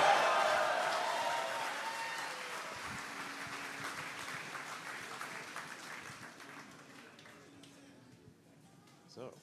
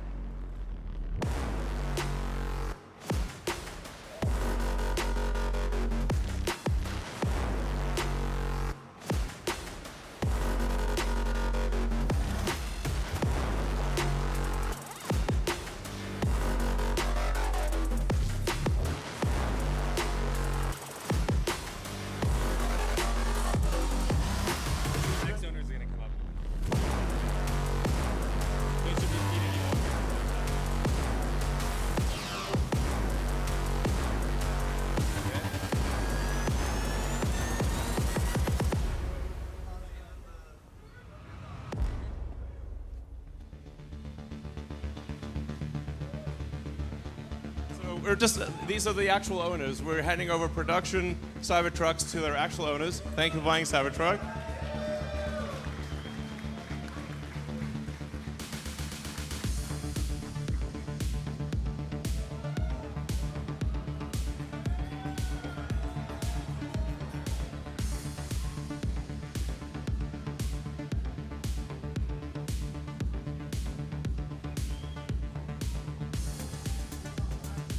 Oh, hi. Hi. Sure. Absolutely. Just open the. I think it's a box. There we go. You got me the best driver in town. Thank you. Thank you.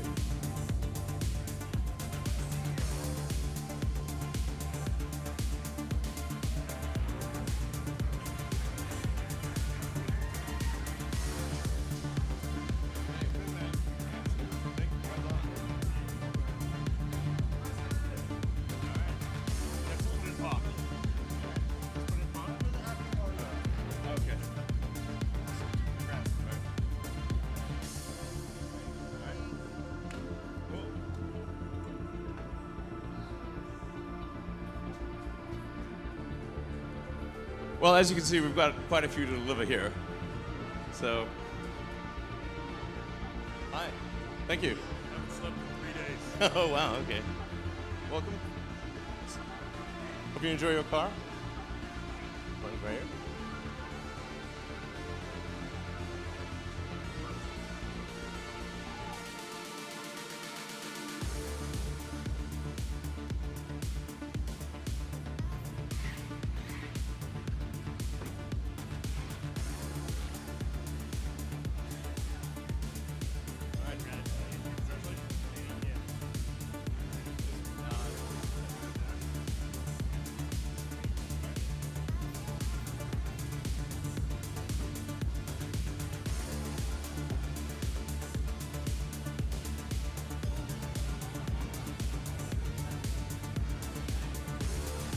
All right, hey. Yeah, good to see you. I'm here. Good to see you. Yeah. Enjoy your truck. Thank you so much. Yeah, just, yeah.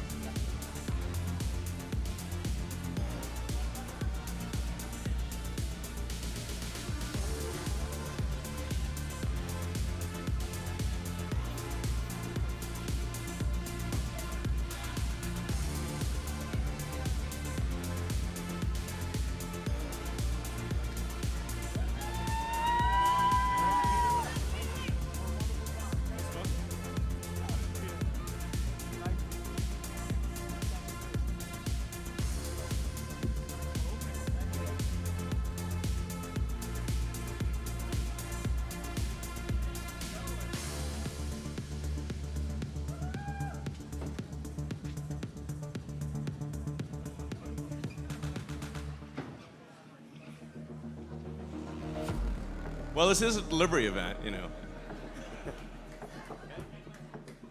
Thank you. Nice to meet you. Great. Is this the button for open it?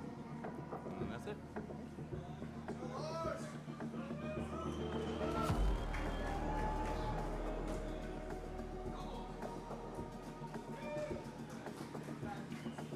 I mean, it's going to be amazing to see all these cars driving around.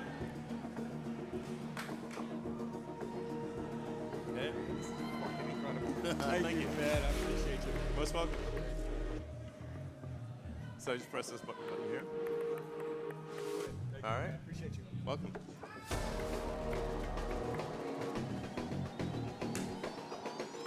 So, I mean, this is really going to change the look of the roads. I mean, in a parking lot, one of them does not look like the other. So, hey. See you. I love your shirt. Hey, how's it going? Fun? Hey, yeah, welcome.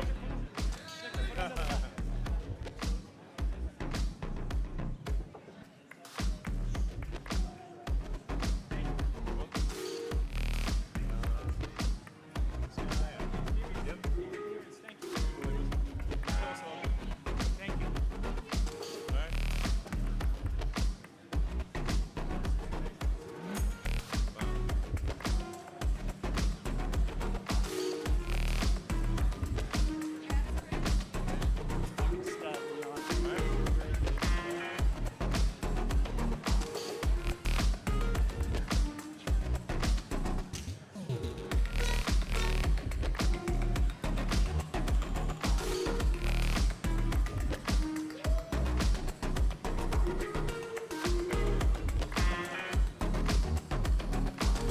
Is that it?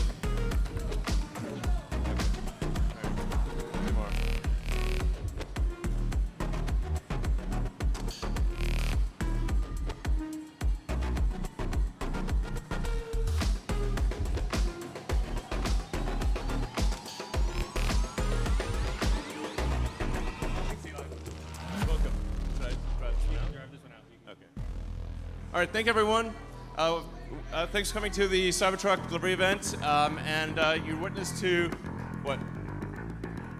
Oh, one more. Okay, sorry. Okay.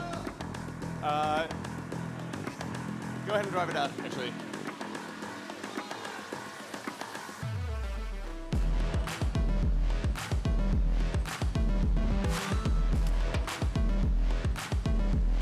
Looks like maybe two.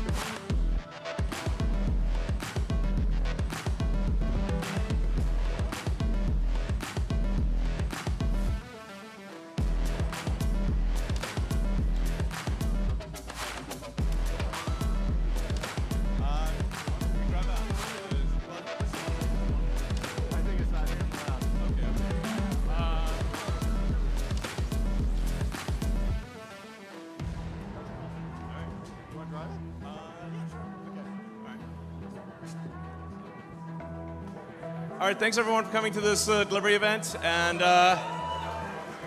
appreciate your support. This is really gonna, like I said, change the look of the roads, and finally the future will look like the future, and it's really gonna be something special. Thank you.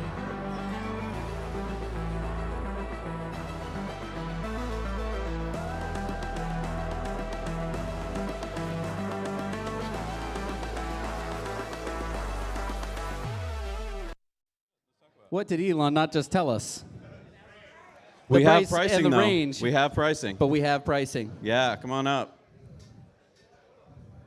Mountain Man Let's see what we Tesla is got. quick to the draw Who's here. ready? He's got the Who's pricing. ready? So everything he didn't tell us is on the website. It all came up on the Tesla. And we're going to tell you it right now. So the rear-wheel drive, so that's The lowest version. maybe a single motor, maybe a dual, I don't know. We don't know. 60,990. 60,990. All right, well, let's just get a reaction here from everybody. One is 250 miles of range, 0 to 60 in 6.5, so a little better than Grandma Buick.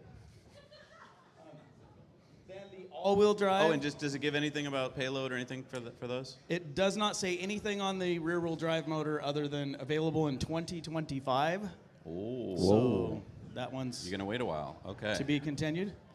Then the all-wheel drive, delivery in 2024, 340 miles range, Wow. 0 to 60 in 4.1. Nice. So that's better than like a Model Y long Yep. range. Yep. And the price? 112 mile an hour top speed, 600 horsepower, 7,435 pounds of torque, 11,000 pound tow capacity, 79,990. Right under the $80,000 Right under the 80. Price limit. Okay. The federal tax credit Then limit. the Cyber Beast, Cyber which I believe is Beast. what we saw Mr. Munro show up earlier in. Okay. Delivery in 2024, 320 miles range, 2.6 seconds 0 to 60. And what was the range again? 320? 320. Okay. So it's probably using the same battery pack as Yep. the other one. 2.6 seconds 0 to 60, 130 mile an hour top speed, 845 horse, 10,296 foot-pounds of torque, which is like a jet engine. 11,000 pound towing capacity, $99,990. $100,000. And I think I'm going to start a GoFundMe account right Yeah, now if you right. guys would like to donate. Woo! Wow. All right, so we have our pricing and we have our ranges. Yes. Well, And thank you. I am excited Mountain to Man Tesla see with that. the Thank reaction. you. I feel like this is a little bit higher. It's a little bit higher than I was hoping for. We were all kind of hoping for a little bit lower than that. Yeah, there's a lot to process, isn't it, people? I'm really glad that the mid version, which I think a lot of us are going to get or hope to get, is under 80,000. So let's, factor in hopefully the federal tax credit. And if you guys don't know, starting January 1st, the IRS rules have changed a bit. It's going to make it a lot easier to get that tax credit. You're not going to have to wait and file for it on your taxes. From what I've been reading, you're going to get that off from the dealer. Of course, Teslas don't have dealers, but that means that Tesla's basically, I think, going to just take that off the sticker price. And then the other question is often, well, I don't qualify, either I earn too much or too little. From what I'm reading, I'm no accountant, ask your CPAs, but I believe the IRS is going to allow that to come from the dealer, and so they're not going to really means test you. So I think, again, don't hold me to this, but I believe many of us can get that $7,500 tax credit. So that would mean $72,500 for the middle variant of the Cybertruck. This just in, Oh yeah? there is another page that has range extenders. Oh, like bigger batteries? Bigger battery packs, apparently. Okay, what do we got? It says 440 plus miles. Doesn't show a price. And So that is on the Learn More page. So if you don't go to Order Now, if you go to Learn More, it says 440 miles, which makes a guy like me that needs to tow happy to see ya. Ooh, okay. So a range extender. Now, this is not your typical, electric car range extender, which is usually like a motorcycle engine hooked up to a generator somewhere in the back of the It has the car. vehicle This is going to weight. be batteries because this is, of course, Tesla. yeah, so let's go to the vehicle weight here with the range extender. I don't know if this weight is with or without. Oh, we don't know if Yeah, okay. okay. Yeah, so what's the vehicle weight? 6,843 pounds. Interesting. It has the cargo space listed at 120.9 cubic feet. So anybody better at math than me that might understand that. So for the weight, that puts it right around the Rivian R1T level, because Yes. Rivian R1T is right at 7,000 pounds. The Ford F-150 Lightning is at 6,015 pounds. Yep. So heavier than a Ford. It has the center display size is 18.5 inches. Ooh, that's big. That's a nice big screen.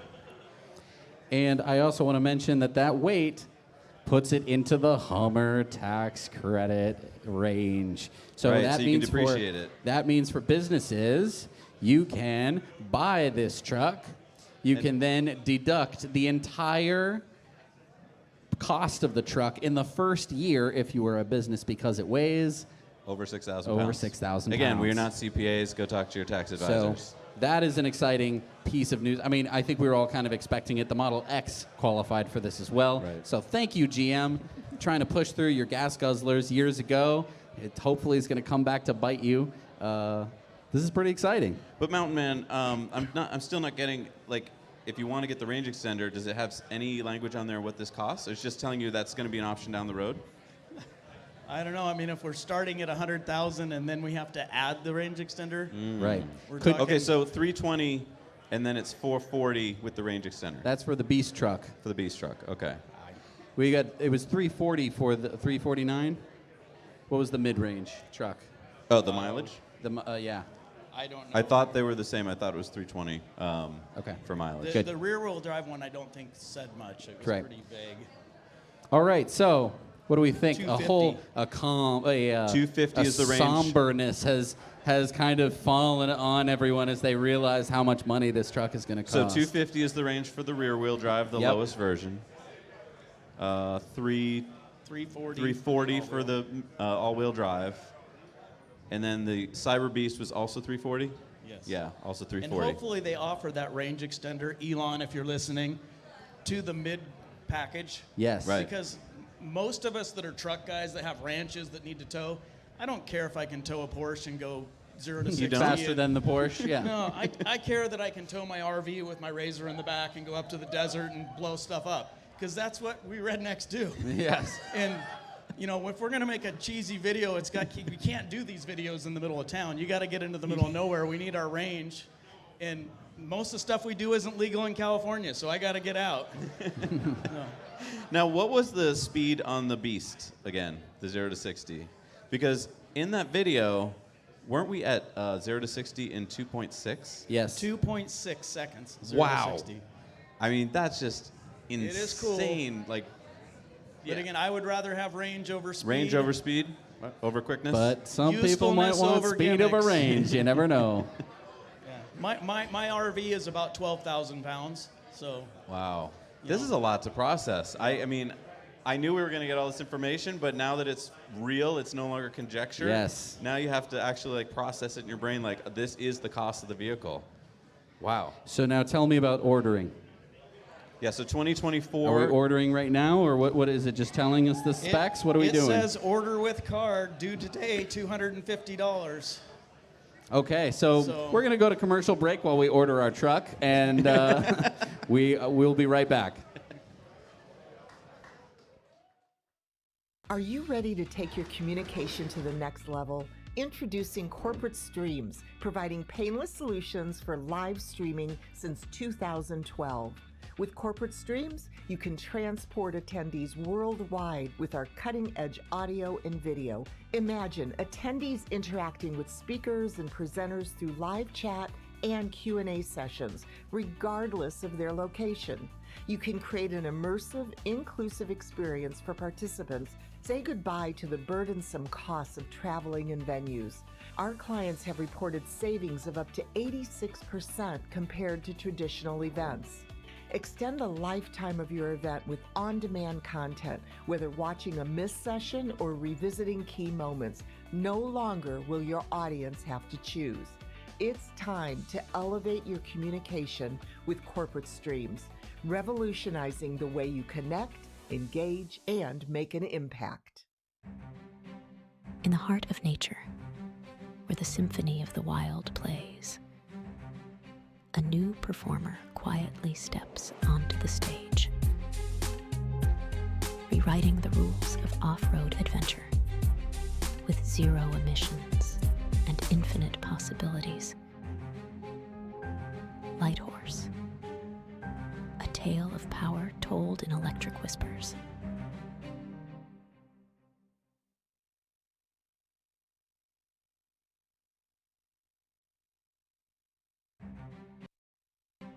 In the heart of nature.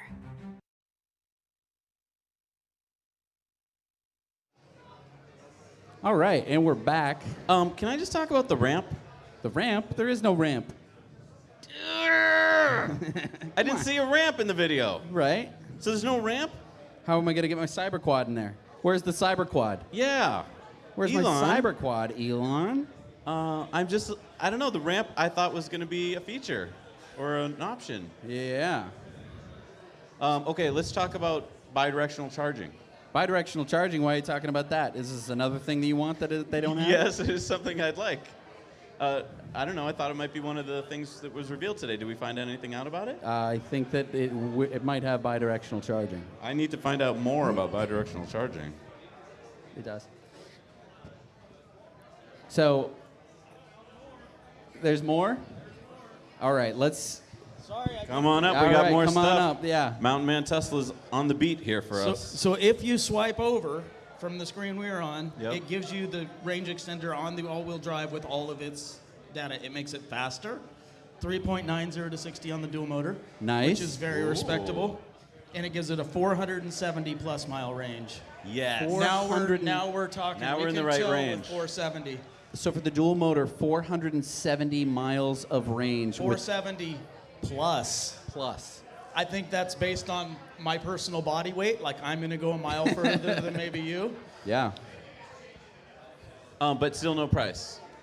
On the range extender. Okay. So, how much of the value is in the battery pack is going to be the question. Right. I mean, that's going to require a third larger battery probably. Yeah.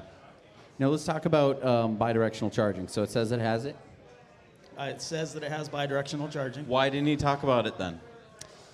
This is an interesting question. So markets have not closed yet. Right. I think they're just about closing now. I haven't checked my time. What are we- they just closed. Just closed 2 minutes ago. we But wanna during the know? entire delivery event, the markets were open, which meant that they couldn't say too much. Yeah, so according to NASDAQ rules, if you're going to talk about anything that could materially move the stock, you're supposed to give them warning. I didn't see any filing that gave that warning, so that's why I was surprised that they could talk about practically any of this stuff. But then again, the video didn't really show anything that we didn't already know, did it? I mean, we didn't know that it could pull a Porsche faster than a Porsche. What else didn't we know? We didn't know the range, Right. the final ranges. But I mean, all this information we're finding out has pretty much been after the markets closed, Right. Especially price, which Right. he didn't give during the video. So why didn't he talk about bidirectional charging? That's a huge feature. Is that something he's going to talk about in the days to come? I would hope so. Did he think that the average person doesn't care about that? So like, why talk about it? Well, so let's talk about bidirectional charging, what it means, what it doesn't mean. It can mean a number of different things. First and foremost, we knew that this truck had some form of outlet in the back. We've seen a 240 or 220 volt outlet in the rear of the Cybertruck, and that means that you can power some pretty hefty things. We don't know yet what that amperage rating is going to be for that plug. It is a It's a 1450 plug. 1450, So- which could be 50 amps 220, which is a heck of a lot of power. That's more than the Ford, by the way. The Ford has, what, 30 amps? 30 amps. That would be fantastic if it could provide that much. I think if they're going to put a 1450 on there, it's going to have to be able to provide 40 amps. I would certainly at hope least, so. At least a peak. Yep. I don't know if it would be able to be a constant 40 Right. amps. So that's fantastic. But then the next question is, you have something that can basically generate AC current, and it's probably going to be going, if it's true bidirectional charging, that should mean that it should be able to power your house. Now, Ford has this feature in their truck, right? Kind of. Because you have to spend about $11,000 on a system, on basically an inverter system for your house. It's going to use the DC plugs, the DC ports from the CCS connector of the Ford, and it's going to go out to the charger. The charger's going to be connected to basically $11,000 worth of inverters and whatnot, and that is going to be able to power your house in the event of a power outage. And that's great because a Ford has like 130 kilowatt hours of electricity, so you're going to be able to back up your house for about a week. So if Tesla's going to be able to do this and do it in the same way that Ford does, they're probably either going to rely on an inverter that is in the truck, which could be very interesting, or you're going to have It to has buy to be external. an external system that's going to live in your house and power your house. Or could it plug into the power walls somehow? Right. Could it be because the power walls have inverters built into them? Because essentially all they are is a battery, Right. an inverter, and a way to basically turn on and off the power between the two, charge it up, and do I the mean, opposite. wouldn't this have been the perfect event to show that, like Ford did, where they showed, a blackout, Ford pulls into the driveway, plugs in, and the house lights up? Like, Well, that and would have been... Many of us that live in the sticks, we already have generator backups, so we have a plug hanging right out of our box that's a 1450. Right. So we can just plug it right into the back of the truck, and we wouldn't want to run our wells and air conditioners and stuff, probably, depending upon the size motor on your well. But like for me, it would run everything but my air conditioner. I was just really surprised that he didn't really play up. He talked about how this is such a utility truck, right? But then he didn't really go into the power aspect of plugging it in for tools and, like you said, your house and so forth. And I feel like that's what most of the country needs to be taught about, because most trucks can't do that. I'm hoping he was just in a hurry to get here and party with us. That could be That's a it. good And point. That could be he's it. just He- like, hey, let's wrap this up. There's a He- party going on at he the heard Luster us Pearl. calling him, and he was like, okay, I got to get going, guys. How many? By the way, how many trucks did you count him delivering? I thought it was 10. Is that Looked like 10 to me. So he's kept to his word about delivering 10 today, and I got the feeling that those were kind of normal people. Did you guys get that sense? Like, I didn't feel like they were just the upper crust, like. Yeah, I didn't see Joe Rogan there. I was expecting Jay Leno. Right. So, I mean, I think that was cool that he got kind of regular people getting their trucks.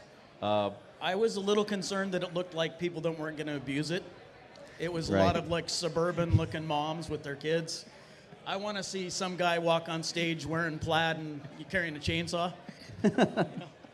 I assume security didn't let that happen, but okay, True. sure. Yeah. So but- are you going to order your truck? Can we do that now? well, I mean, I already ordered my truck. Well, but you might have to order it now. I have to order it again? I thought you were doing that during the Should commercial we see break. what happens? Yeah, let's do it. Order now. Let's see. We got to get to the right thing. Vehicles, Cybertruck. Ooh, sorry, your credit card has been denied. I know, right? That's not good.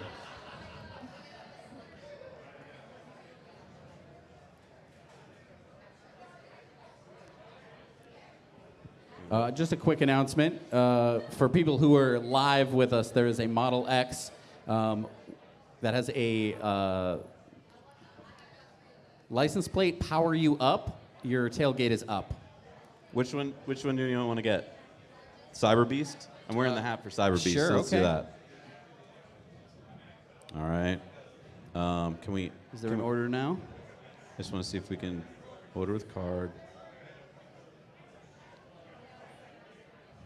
Has anybody checked their accounts yet to see if their like RN numbers have changed? Yes. To This is for people who are here. Has anyone seen any changes? Has anyone ordered their truck who's here? Raise your hand. Oh, crap.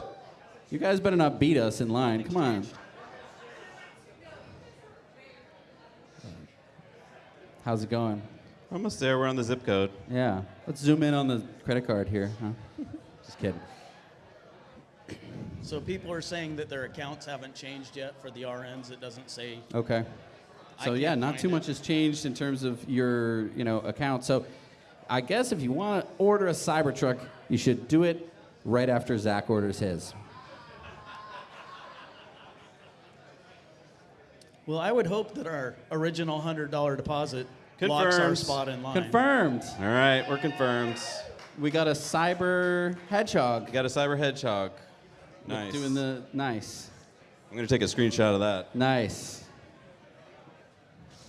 All right, now you can all order. Okay, thank you for everyone for waiting. We really appreciate it. But wait a minute. That brings up a good question, though.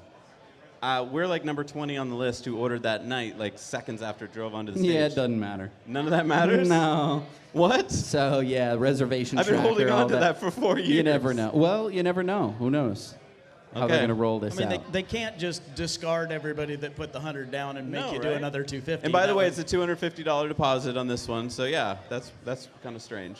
Interesting. Yeah.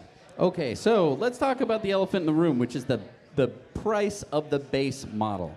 Can I get the price again? How much was that again? 69, I believe. $69,000. That was going to be the top end price, wasn't it? Yeah. Yeah. Now, we talked about inflation before, and we said that the base model was going to cost, in today's dollars, $47,000. $47,771 if you accounted for inflation. So we're a little bit over that. Yeah. I'm surprised.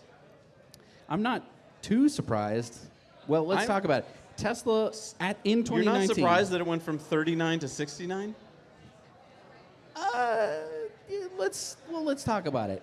Tesla in 2019, they thought that they were going to make a Cybertruck using an exoskeleton. Okay, hold on. The rear wheel is 49. Wait, rear wheel is 49.9? 49,890. 49,890. The dual motor all wheel is 68,990. Okay. Okay. Okay. Thank goodness. Okay. So it's like we said. So it went up 10 grand and 20 grand. It just followed inflation then. He's actually keeping to his Give me word. that number again. I don't know how we got So- this wrong the first time. I'm so sorry. So yeah, rear wheel drive, 49,890.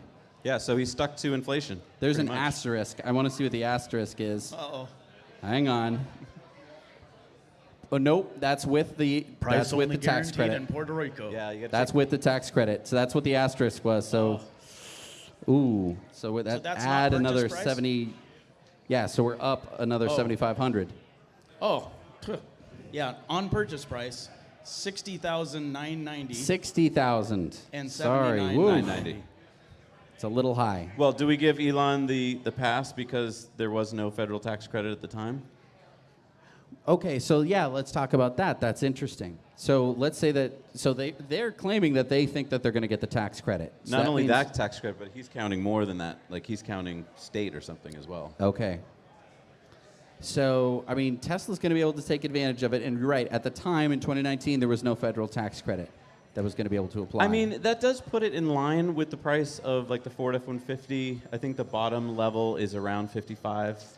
I haven't seen anyone actually No, I don't think they've take delivered on delivery that. of the base But model. you're not going to get this till 2025 either. So my Sure. dream is that they do the all-wheel version for $79,990, include the range extender, but have it be software locked, so you can buy it for $79,990, get the credit. That would be And great. then a week later, give them another $15,000 or whatever they want for the battery. Interesting. So that we can stick it to the man and get our trucks for $79,000, then pay the rest. I on a love credit that card. idea. That is something that Tesla has done in the They did past. that There in is Canada, I precedent know. for that. That's a great idea. And they have done that in Canada. Elon, if you're listening, Right. adopt me. That would be good. I don't know. I'm still trying to absorb the pricing here. Yes. 61,000 for the bottom model is just. I wasn't expecting that. How much of that could just be because of demand is so high, they have no reason to sell it cheaper? There's Everybody two- in this room is going to pay whatever it costs. There's 2 million people waiting for the Cybertruck, but you do have to keep in mind they thought that the base model was going to be 39,000. That is true. A lot of people were like, I can afford that, so I can do this. If but it's only 500,000 that still want it, it's going to take them years to deliver, and then they can lower prices when demand drops. And, Let's- and it goes to scale. And let's think too. There's this adage, right? You lower the price of a vehicle by, was it $5,000, and you double the number of people who can afford it. Right. So we've just basically done the opposite. We've increased the price by how much? We've raised so from inflation, we've raised it $12,000. So I'd say 4 times the people can't afford it. Like it's just become. So 1/4. That would basically put us at 500,000 people who could conceivably still want the truck. Now, But I mean, to your point, if by this were 20 just your average vehicle, like I'm not saying that I know that for sure. That's just like if we're to follow this adage of whatever the heck that is, the $5,000 and twice the number of people, we've basically reduced by 1/4. So now 500,000 people are thinking of ordering the Cybertruck. It's still pretty damn good. You know what I'm going to do? You guys stay on stage. I'm going to go out to the crowd. I want to find out what people are thinking, and then I'm going to have you cut to me, and so we can get what people out there are thinking, because I want to know what's on your minds right now about what Yes. you just saw. I mean, it's all good for us to talk about stuff, but I feel like you guys you're honing in on things that are important to you. So All I'm going right. to be out there in the crowd. Get out there. All right. All right. Whew. All right, I'm going to scooch over here. So, I mean, I know that this isn't what everyone was hoping for.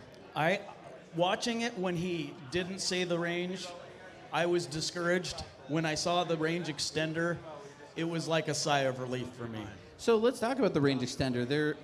Rivian has the Max battery, which is currently not available, which you can't get. They are going to be rolling it out, and it shouldn't get at you quite so far. I think it would get you probably about 350 miles. I'm sure that I'm off on that. And I'm looking to go back to that page again. Sure. It But doesn't essentially, say when the range extender will be available. right? Would that be an add-on? Are they gonna basically open up your truck and put a range extended battery in it? I would imagine when you order it. I would imagine so too. I think they're smart if they do it as a software locked option. I mean, that gets a lot more people into the market that are counting on that federal rebate. Yes.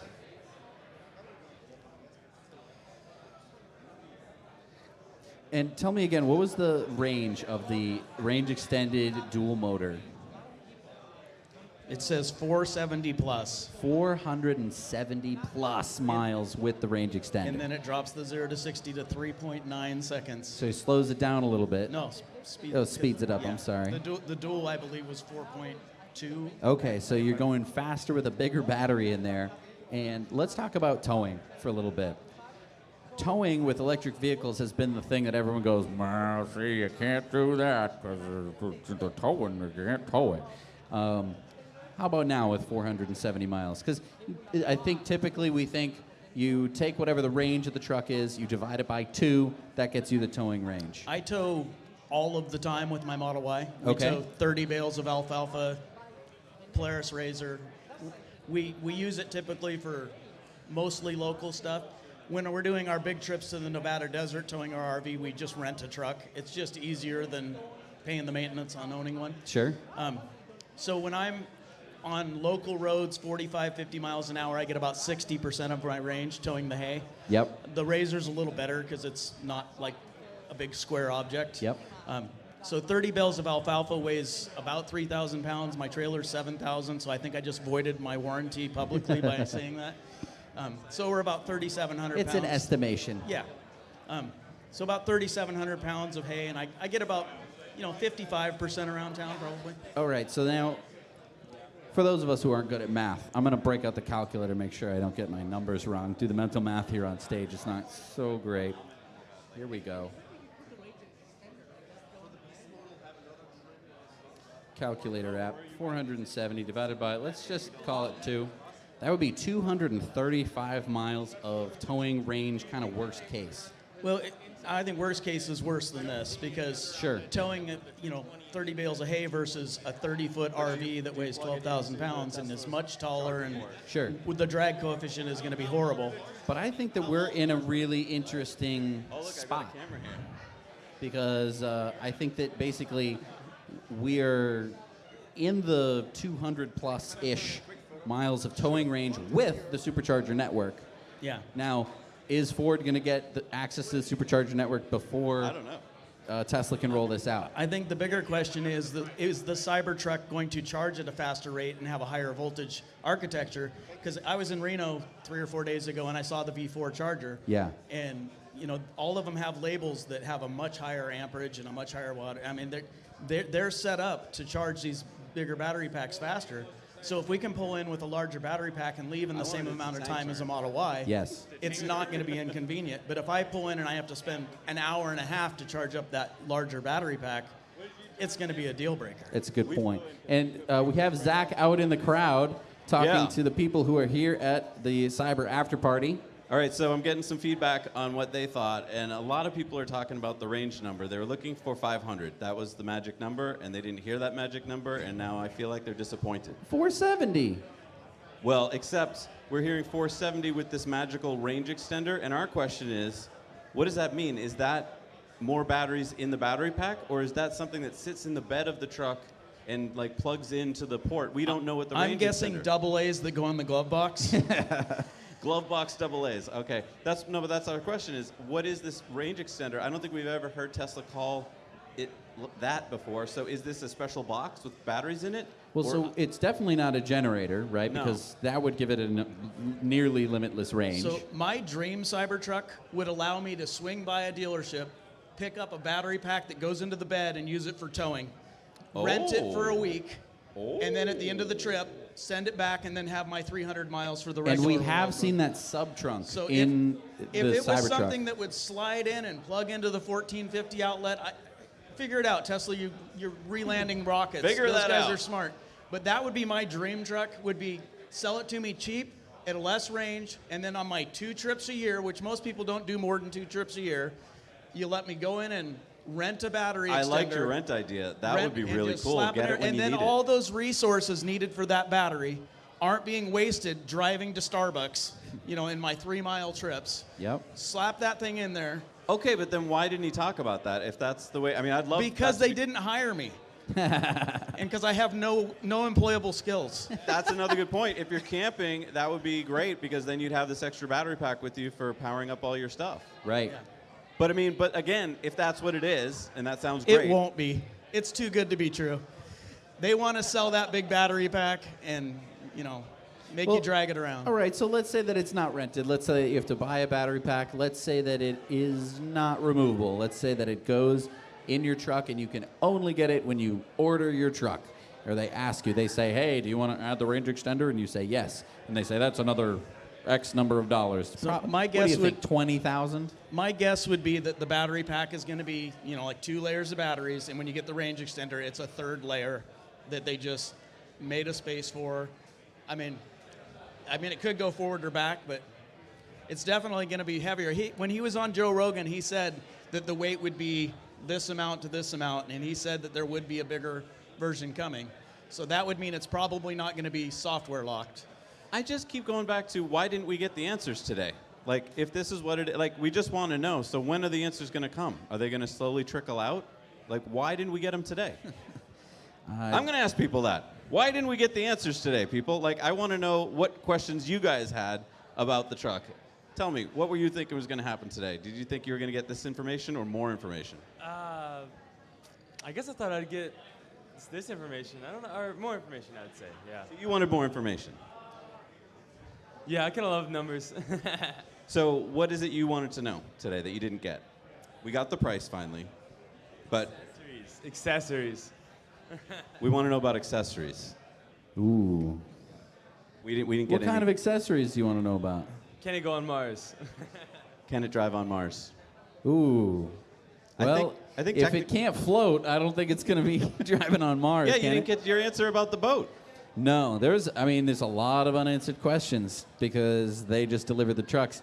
Man, if only there were some trucks that we're going to be visiting today. I know that we could to really our look at event closely. here in Austin. Should we start digging that ditch right now so we can put the truck in some water? Yeah, is anybody like kiddie pools or anything like that? Do we got anything? Thank you, man. What did you hear today that you wanted to hear? What is it you didn't hear that you wanted to hear? Like what? About the accessories, I know they were talking about accessories coming with the Cybertruck. They were going to unveil that.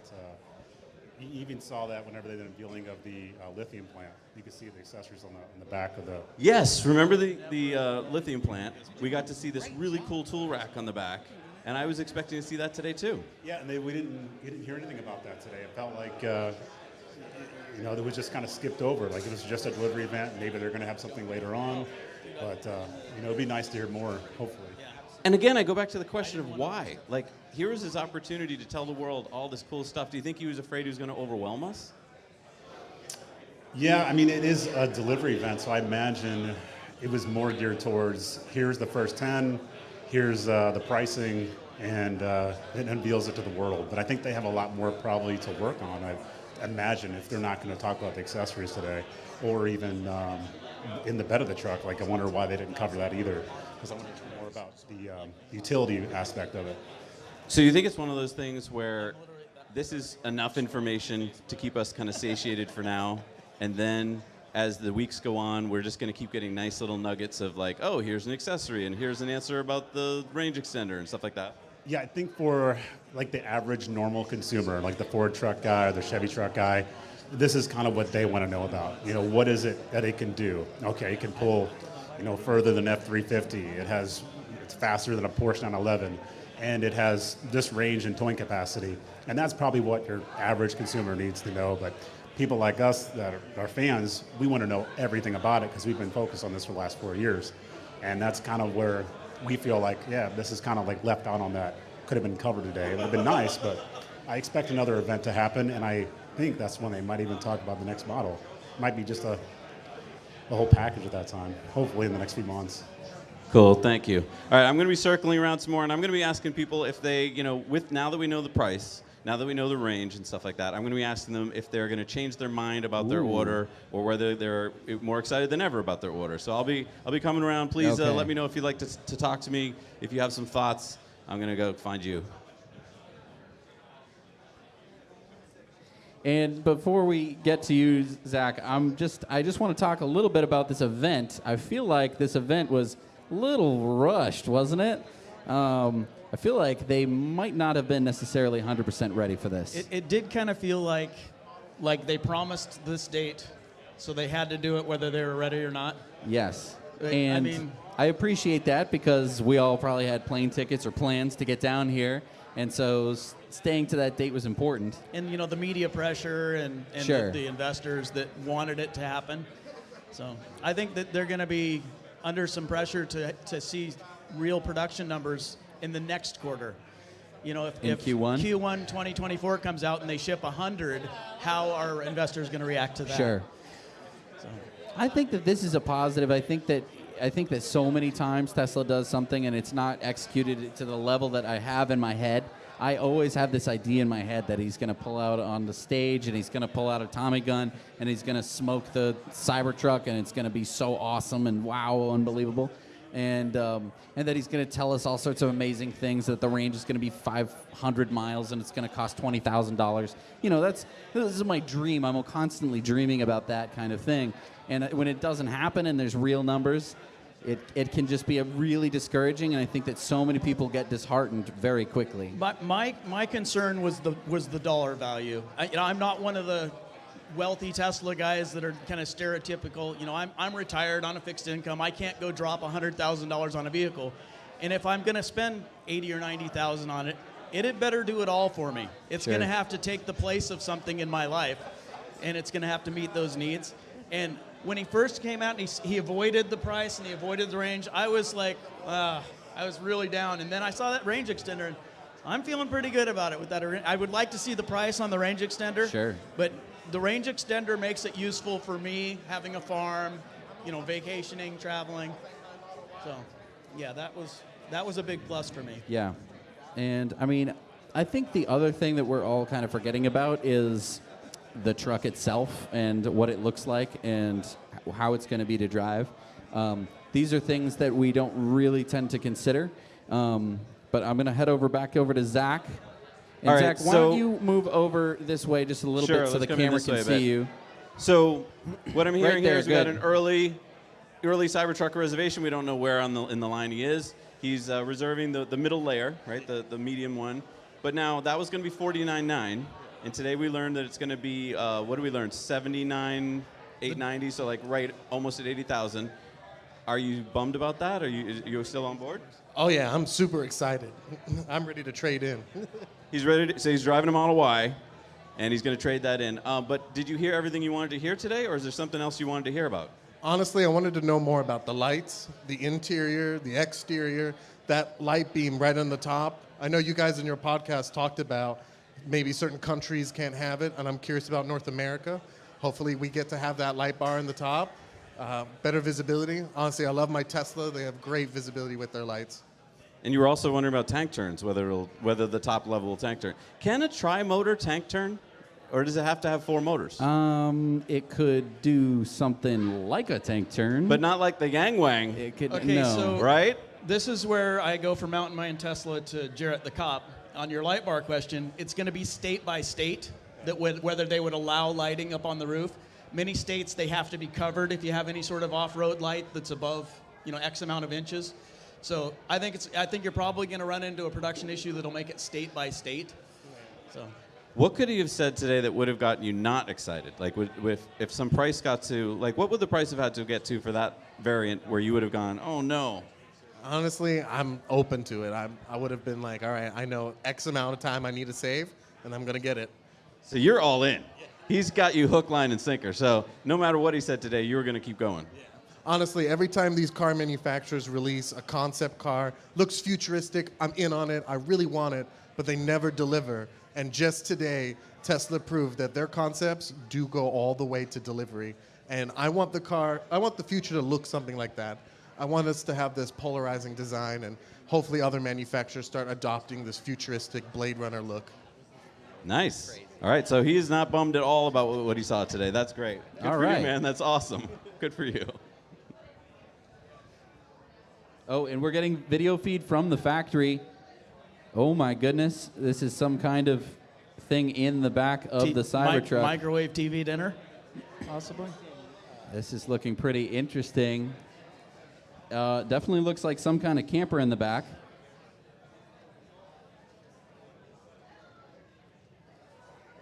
Now, do we think that this is a Tesla camper, or is this somebody else's? Because how would they have access to a Cybertruck unless they're Tesla? Unless they got a hold of some people that were getting them and said, hey, hook me up with one of those and I'll let you show it off in the parking lot. I know quite a few people who would be interested in having earlier access to the Cybertruck. So yeah, seeing that footage, that's pretty interesting. When we're talking about accessories, that might be something that we're talking about. We're going to go back over to Zac.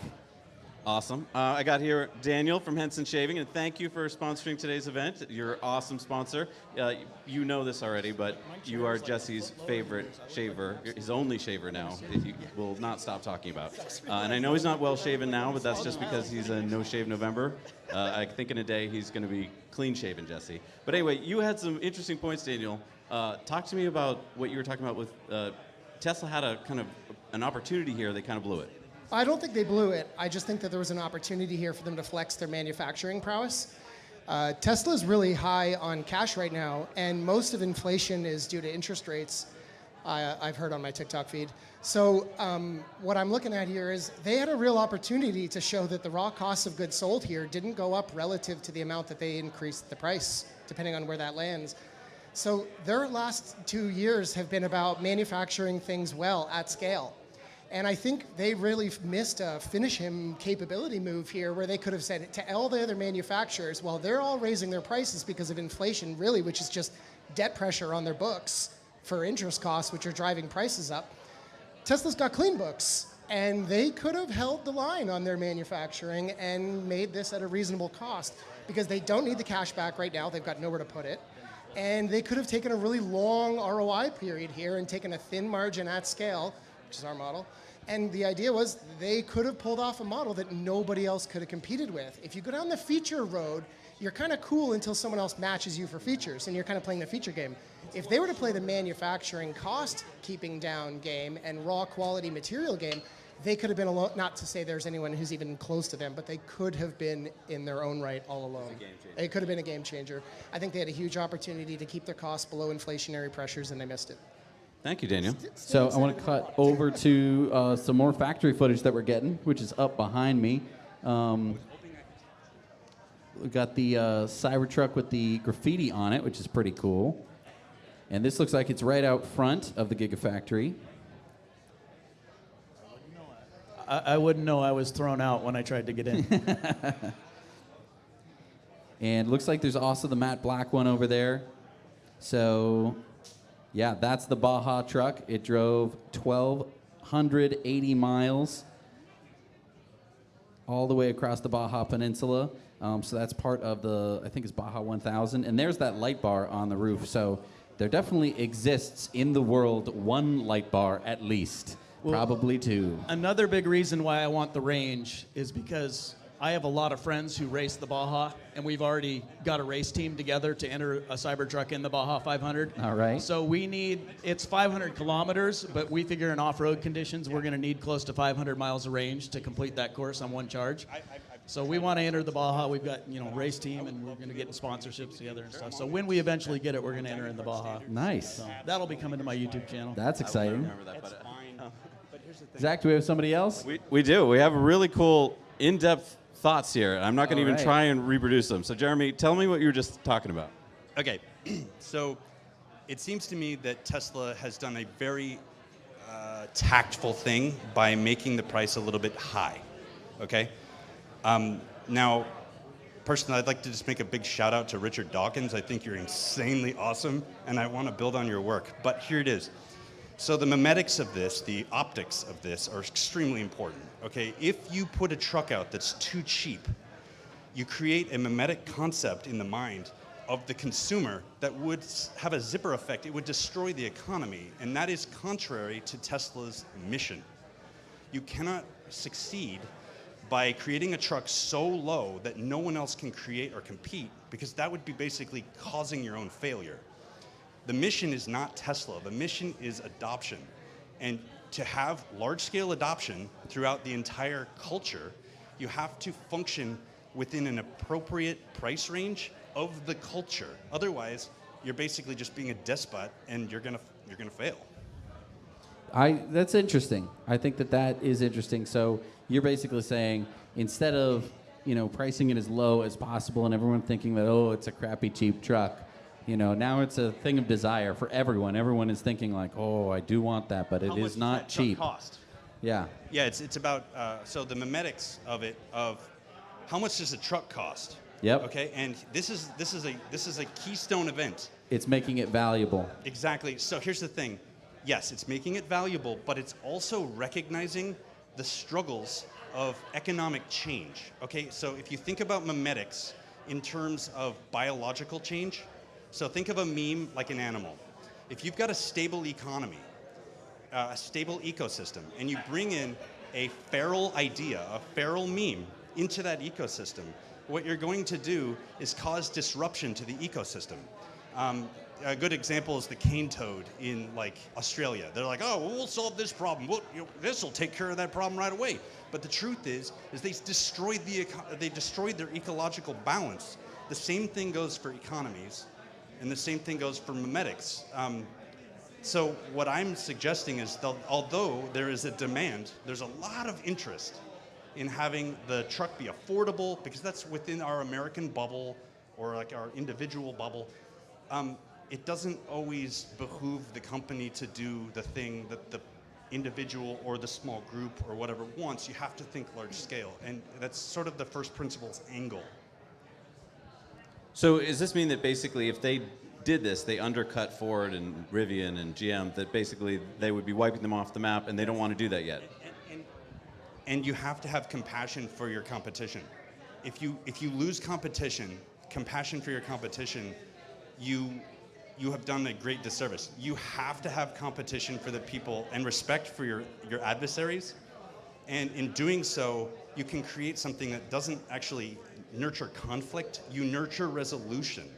So you're saying basically that Tesla kept a high price for the truck to not put Ford and Rivian out of business? I would like to go out on a limb and say that I think that is the most noble of paths. And even they just if so they happen don't to see it. also get great margins if that's the case. I think it could be to protect margins at a time when they're scaling up as well, because you see Ford and Rivian and everybody struggling to make $1. I mean, Ford's at what, a negative 60 or something? It's bad. Margin. Sorry, I keep It's going back. bad. And if while they're going to their economy of scale with the Cybertruck and the costs are high, by starting off with a higher price, they can still have a positive profit margin. Right. And it'll look good for the investors. Well, and I do think that they generally stick to pretty fair prices at Tesla. They bring down the prices when they can. They raise them back up. That's always moving around. And the 4680 cell density is not where it needs to be yet. Okay. So, the cost is going to come down as they improve the chemistry on the batteries. True. It's not about cost, it's about not value. my wheelhouse knowledge-wise, but I know that's still an issue, that the 4680 isn't where it was promised to be yet. So as that gets better, price is going to come down, range is going to get better. It's not about dollar value, it's about value. And here's the thing. So values are shaped by the memetics of the culture and the body. So I'm developing a system. It's called the Welton Framework. It's on X. I'm embedding it. But basically, there are three aspects to our views. There's the technological. I call it the tech Welt. The Umwelt, which is the body, and then the memetic Membelt. And if you only focus on the Membelt, you don't focus on the thing I'm operating. going to cut you off just because we're getting more info. This comes from Adrenaline Junkie. Guys, the Cybertruck webpage has more details about the light bar. It can illuminate up to 525 yards, and base camp fits 2 adults and pumps up in minutes, spare tire, and more. All right, so we're getting more information on the Cybertruck webpage. A 525-yard light bar is ridiculous. It's not how long it is. No, I mean... That's how far the light well, reaches. never mind. Yes. No, that is a very for LED lighting to throw 500 yards is. I off-road in the desert. Yes. And it is, you can't get lights that shine that bright that far. That's remarkable. So let's talk about that for a second. So we're getting some questions here from people saying, like, why didn't Elon talk about this during the video? And we just had some interesting point, which was maybe, I don't know if we all know this yet. We might have been following on X, but Elon had a meeting with New York Times yesterday where he said a few things that we can't repeat here. We was pretty upset with advertisers, right? And maybe the fallout of that is that his head is not in the Cybertruck space right now. Maybe he's in X space, X.com space, and I don't know. Is that why he didn't talk about all these really cool things that he should have been talking about? This is the using his words, the biggest product announcement of the last few years. So. And I doubt Elon is the guy that put the thing together. They probably handed him a clicker and said, "Get on stage and talk."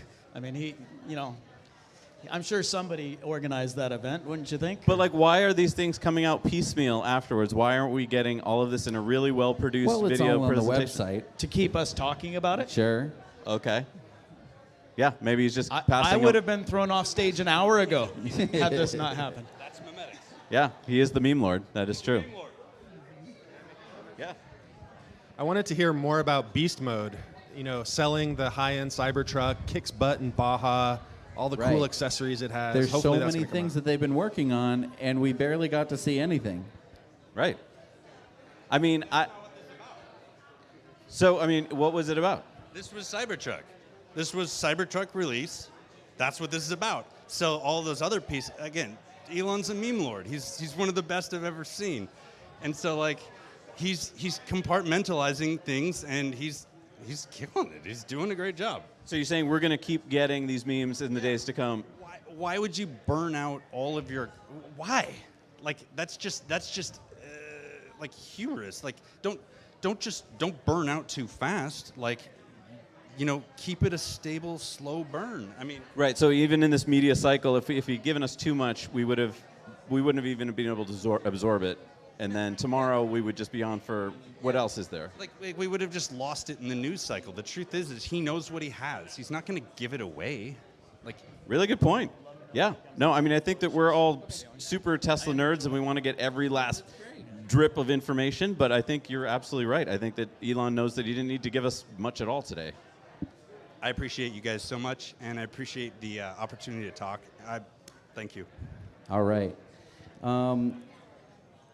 Pretty soon I'm going to have another guest up on stage here.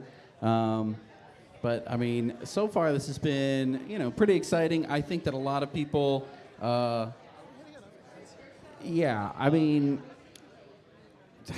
we're gonna take some comments here in just a second.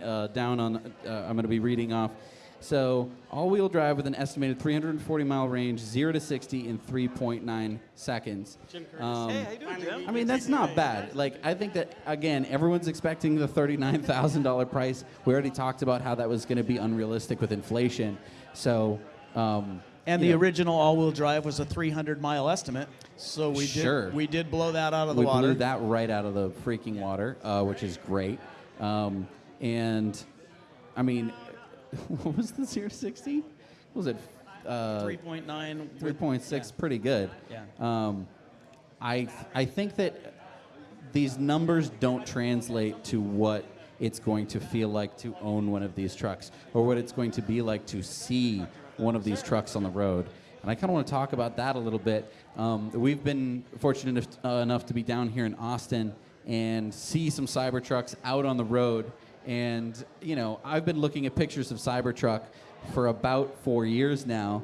And I'll tell you right now, I thought that I would have been used to seeing it.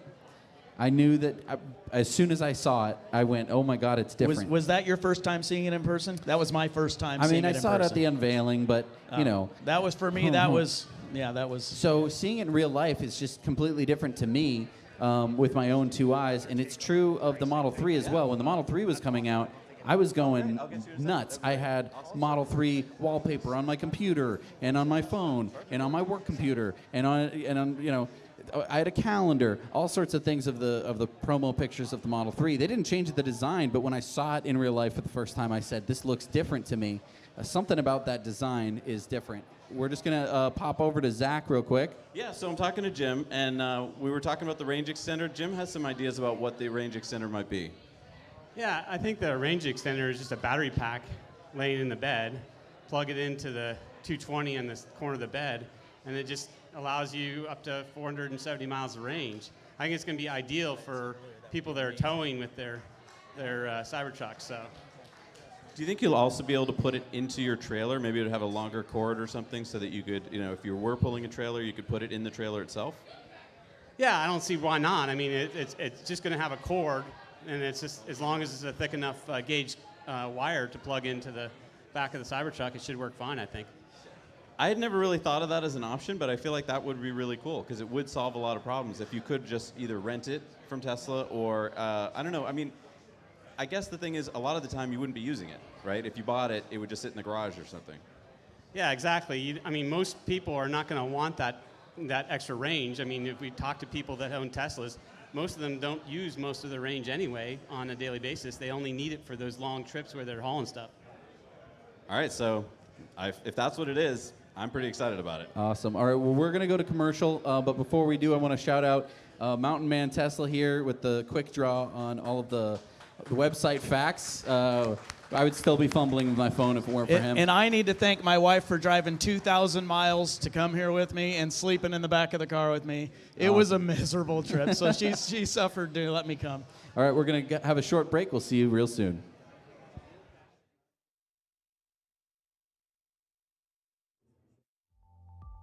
When we were initially experimenting with different blade gaps and blade exposures, we were surprised at the difference that microscopic changes made. For context, a piece of paper is about 4/1000th of an inch thick. Turns out, that's enormous compared to the scale of shaving. Currently, our blade is extended past the shave plane by about 1/3 of the thickness of a piece of paper. We realized this amount of blade support was necessary to minimize skin irritation and discomfort for most people. At Henson, we build our razors to aerospace standards, holding microscopic tolerances. Why? Because as it turns out, it makes all the difference.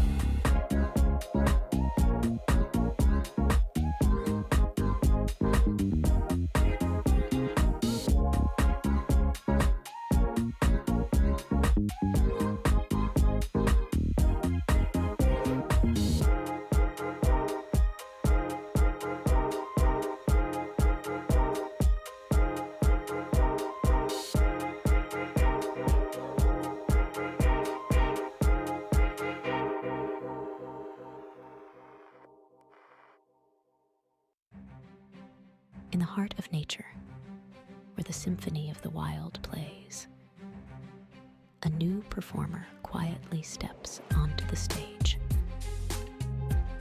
rewriting the rules of off-road adventure with zero emissions and infinite possibilities. Light Horse, a tale of power told in electric whispers.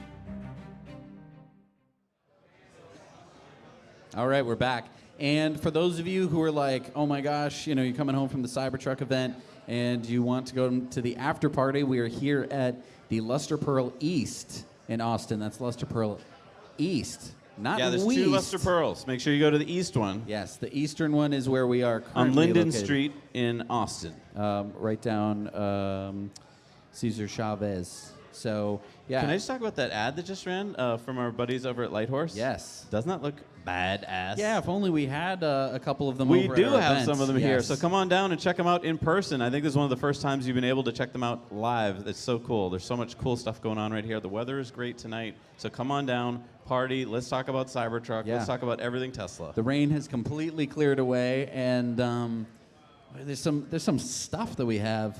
Yeah, sitting so there's over a there. special camera to our right, which is a special like 360 camera that's all set up. It's And gonna I orbit wonder what's going to something? go under it. I don't know what could possibly go under it. Something that we would want to take a really good look at. Yeah, there's so many things I want to take a closer look at now. Yeah, so I don't know. I don't know what could possibly. And also, there's people I want to talk to who might have been over at the cyber event who would know this stuff. People like Sandy Munro. I would like to talk to him. Be good to get these people on the stage and start talking to them. But of course, they have to come from the Gigafactory. So we're just waiting. We're just waiting for stuff to be coming. You know, so this happens to me a lot with Tesla events where you get this just rush and excitement. You got to hear Elon speak. You get to kind of feel like we all have felt for so long that this has actually just been said by him in real life, so it's now real. It's not just living in my head. And so then, I don't know, there's a little bit of a letdown from it where you're like, right? And now I think it is a really good point that Elon didn't really have to do much today at all. He just needed 10 Cybertrucks. He needed to deliver them, show the world that they're real, get real people in real trucks. And again, the Tesla nerd in me wanted more, right? I wanted to see every last bit of footage, but he doesn't have to do that today. He just has to trickle out the information to keep this news for the rest of time. Sure. And I guess it just leaves us all sitting here wondering and conjecturing, is this Cybertruck, release going to be the same as the Model 3, where it felt like no Model 3s were coming out and there was such production issues? And are there going to be those same production issues for the Cybertruck? I don't think so. I mean, I've been watching Joe Tegmeyer, and by the way, I think Joe's going to be here tonight as well. Nice. I think he was over at the event, and he's coming back, so I Can't can't wait wait to to see talk him. to Yep. him. Joe has an amazing channel, by the way. Go check out Joe Tegmeyer on YouTube, where you get to see drone footage of Giga Texas practically, I don't know, twice a week. And so one of the things you get to see is not only the construction. I think a lot of people think, okay, well, this is just construction, so I'm not interested. What you get to see is things that are outside of the building, even sometimes things that are inside the building. And one of the things I got to see the other day with you, my first trip to Giga Texas in person, Yes. we got to see a lot of the castings. Yeah. So there were Cybertruck castings stacked up high. Yep. If you're only making 5 of these, you don't need stacked up high hundreds of Giga castings. That would, in fact, just get in your way. The fact that they had that many, I think, is a really good sign. Interesting. So you really think that these stacks are going to basically be turned into trucks that people are going to be driving around very soon? I think so. I mean, I think that Elon and Tesla have learned so much from each iteration, each car that's come out. There's so much institutional learning that took place when the Model 3 came out that we didn't see happen with the Model Y, right? We never really heard about a huge Model Y ramp problem. Sure. Because they figured so much out. Now, I know that Cybertruck's different, it's made differently and stuff, but I feel like they've learned so much about what not to do and what to do. And the fact that we're seeing so many of these beautiful looking trucks now, like without any issues, without any gap issues, that I feel like they figured it out. I'm not saying they can make them at a super fast rate, but I feel like they aren't going to have the same problem of ramping that we've seen before.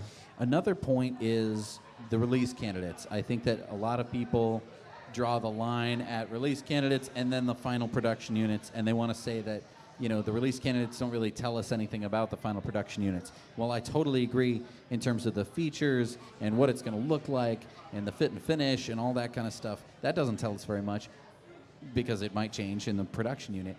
I think that the production speed of the pre-production units is kind of indicative of where we're going to be right now.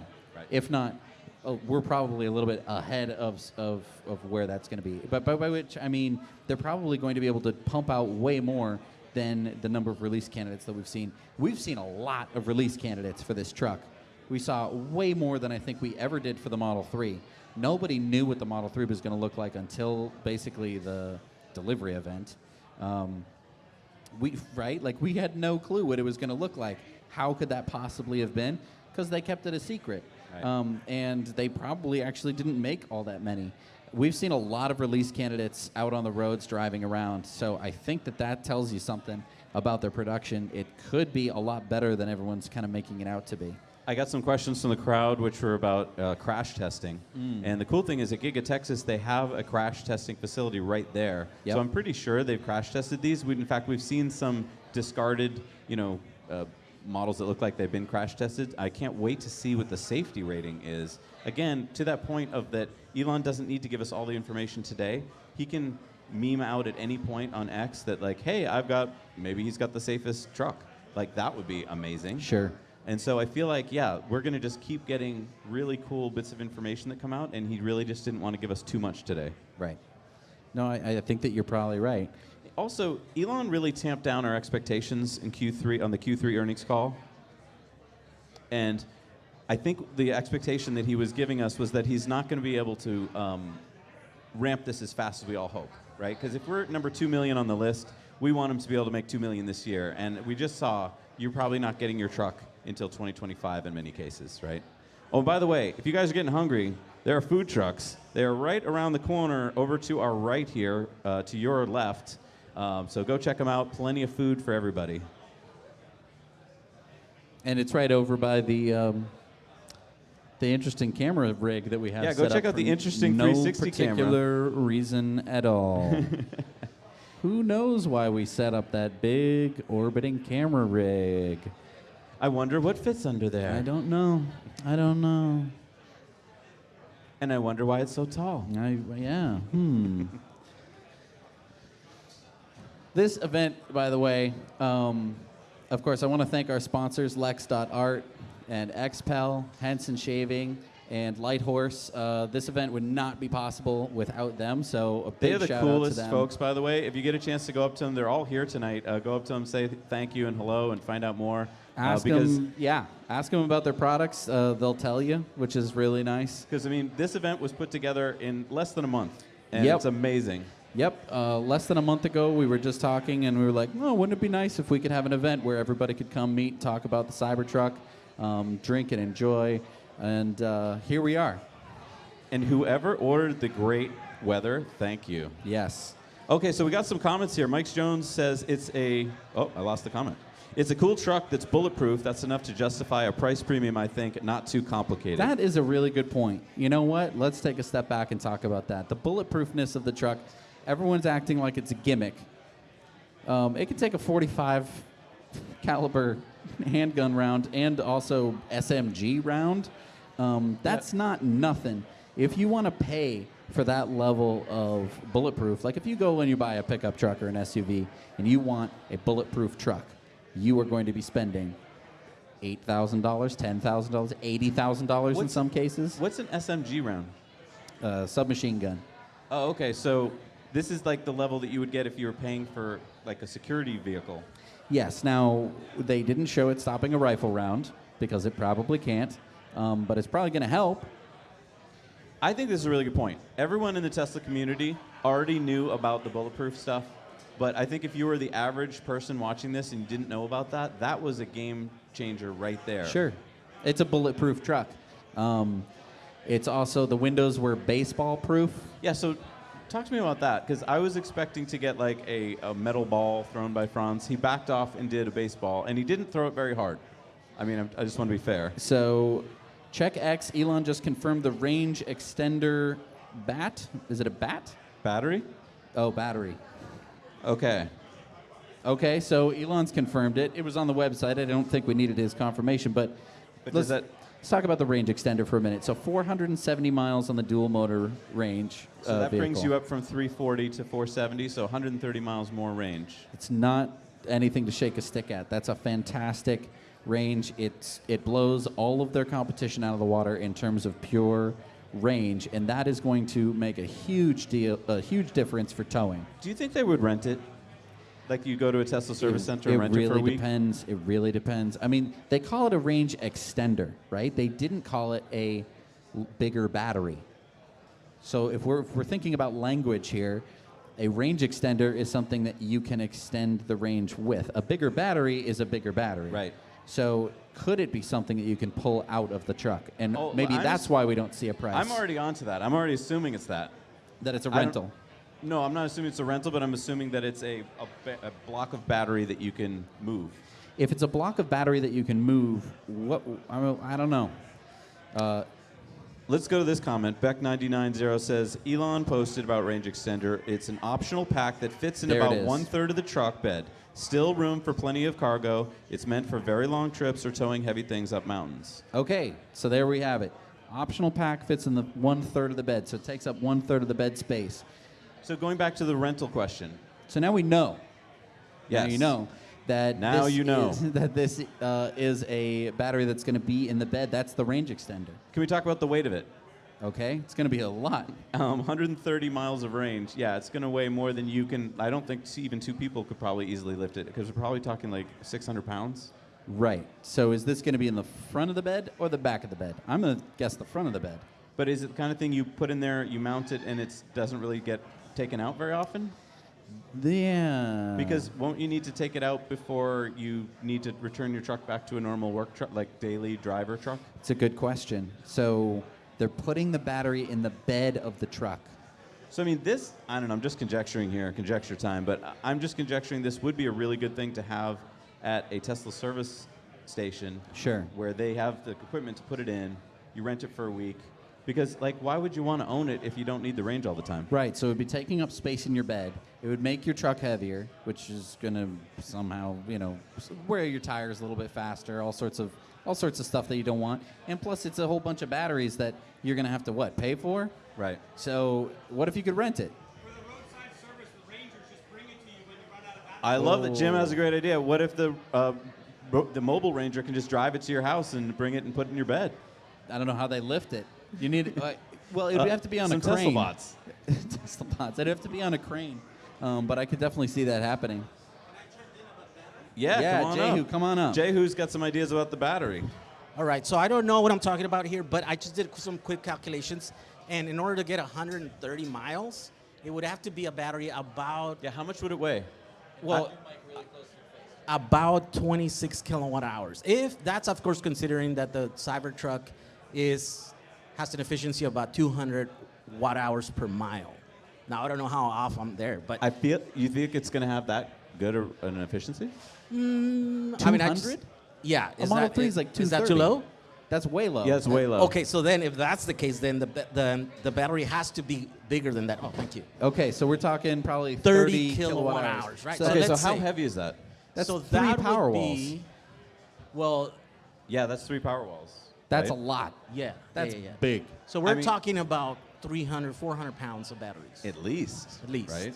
And in order to go on the bed, yeah, you could have it small, power walls are what, 14? Or what are they power? Yeah, 13.5 kilowatt hours. So 3 of them. it's a big bed. You I could mean, put I it in watched the there. guys install them, and like two takes big two guys big guys. need to move a power wall, right? You would need almost like a cherry picker, like Yeah. an engine hoist to be able to put it up Right. there. So that's kind of my point. Is like if you buy this thing, right? Then when you get it home, you can't get it out. It's in your bed for good. Yes, unless you have a little tool that you can Right. pick it out, put it up. No, the other thing is that you could store it in your garage, and then it could be your power wall. Okay. It So could you'd get be a 3 special power walls. crane in your garage. You need a hoist. It could be 3 power walls. It Then you doesn't have need- to be a specialized battery. So it could be, if it could be 3, it could be 5. It could be 7. It could be 12.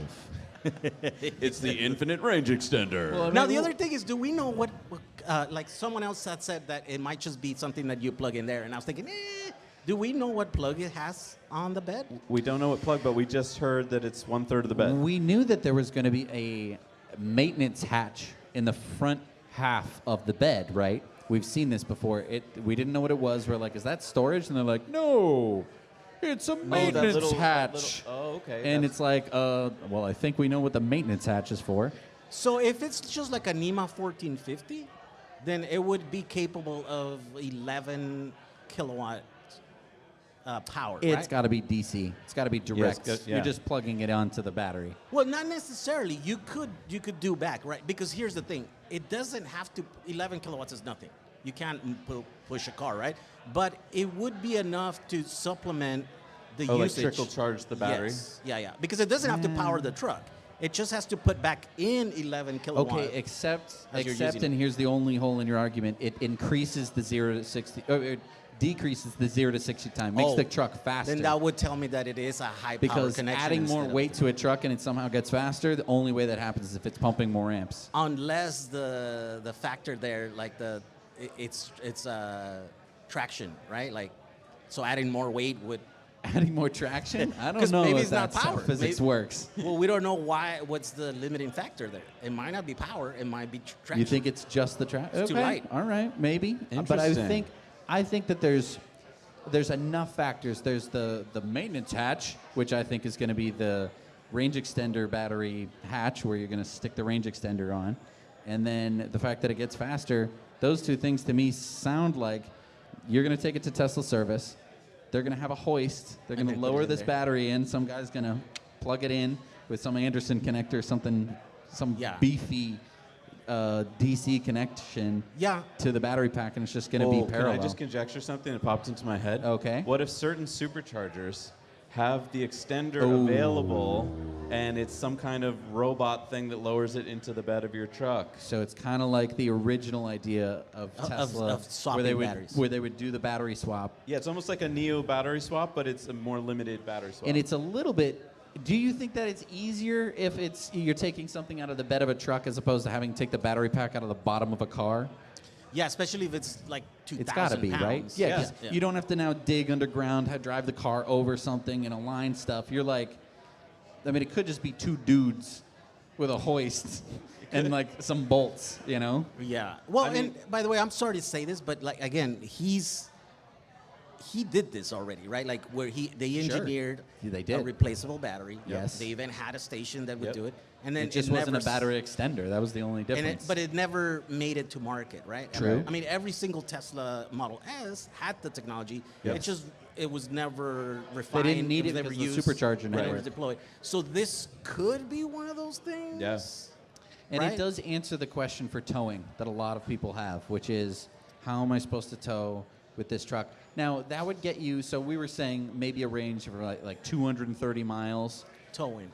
Towing? Yeah. Because that's like, if you took 470 and divided by 2, so you could conceivably get a range that was something like that.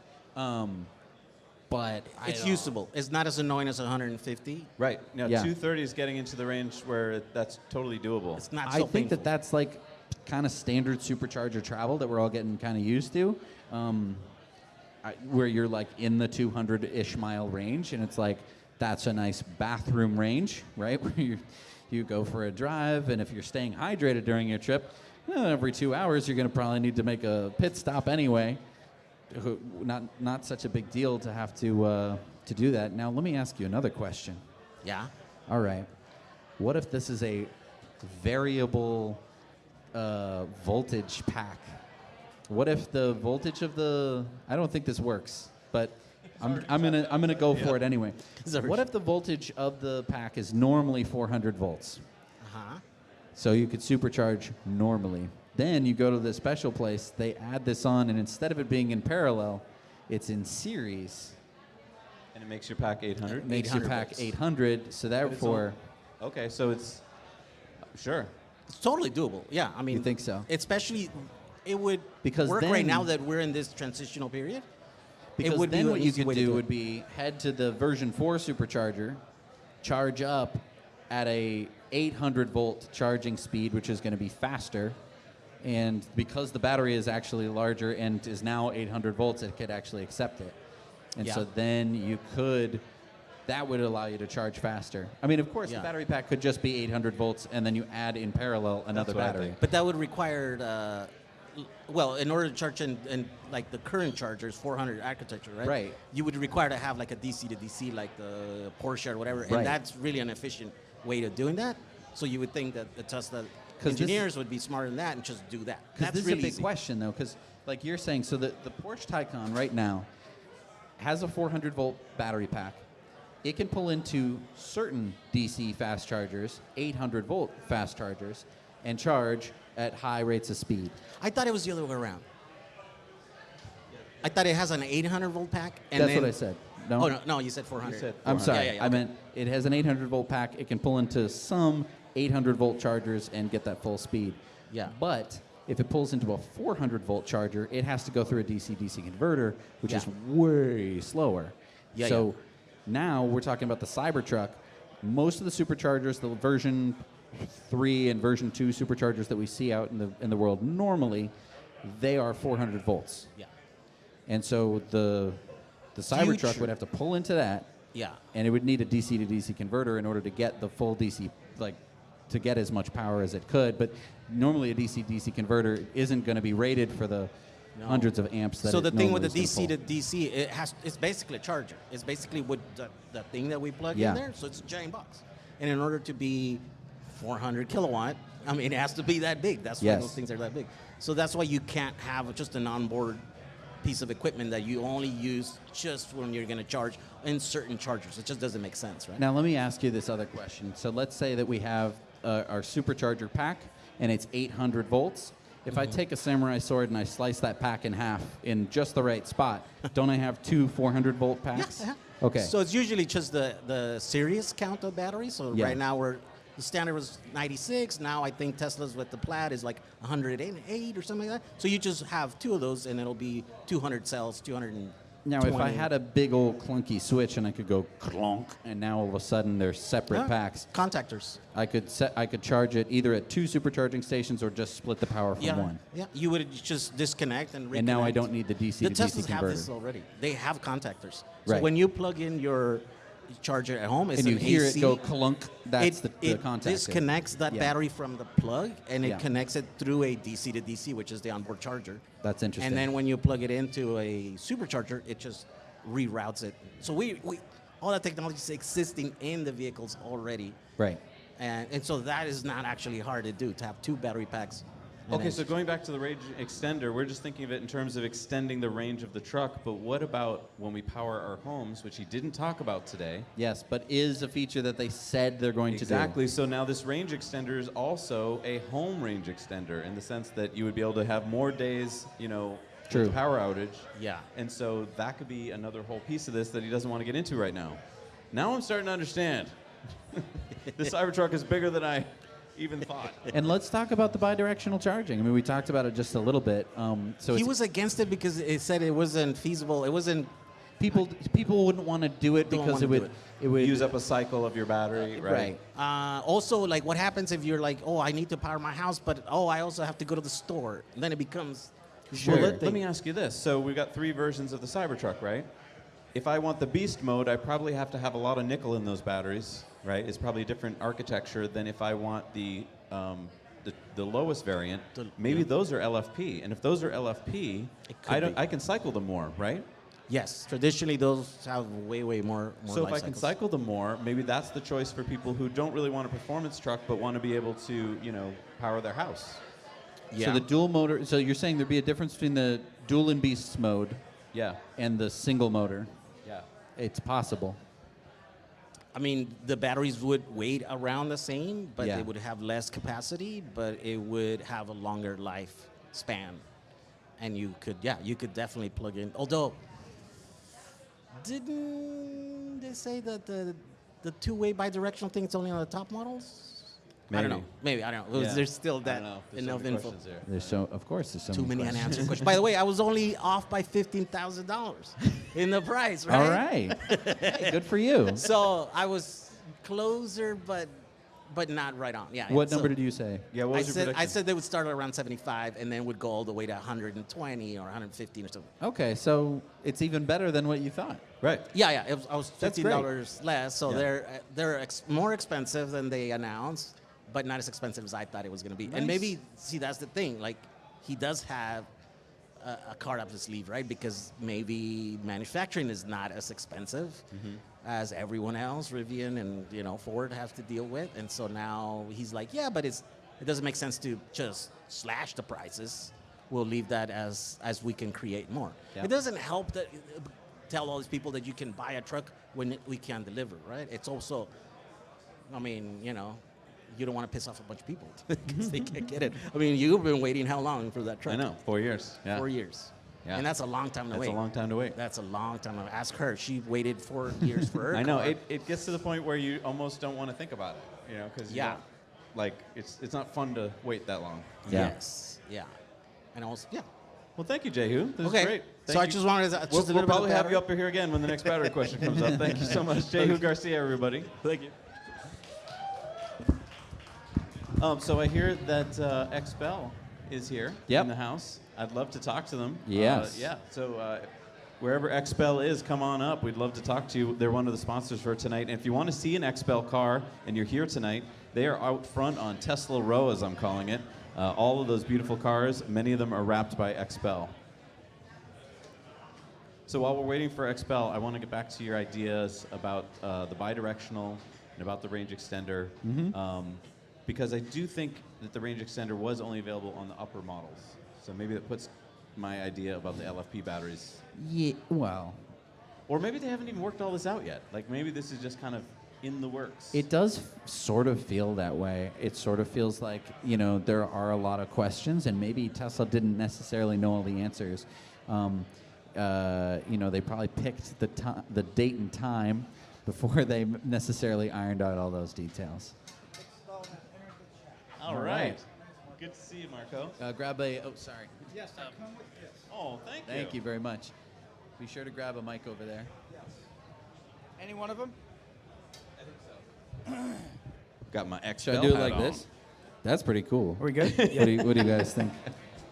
Thank you, It Marco, looks for great. I coming. didn't get the cowboy edition. Well, That's next all right. time. And thank you for being our sponsors today. It's great to be here.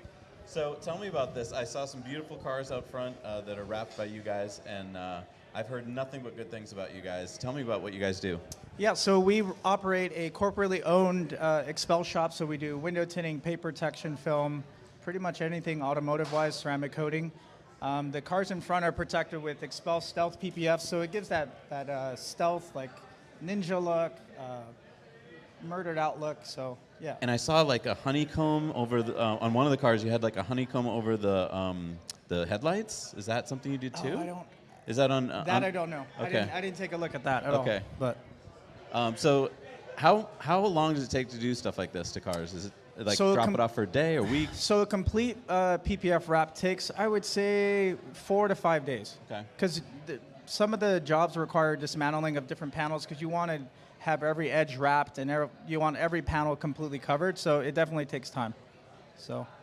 That's cool. This is the kind of thing where, like, I've seen the YouTubers like, you can do it yourself, and I'm like, I don't want to. I don't want I mean, to. you That's most so hard. definitely can, but it's not ideal. You want to get ideally you want to work in a dust-free environment where the contaminants and airborne stuff is not like in an open air environment. So you want it controlled so that your dirt and It anything sounds like like that you're is calling out minimized. our garage.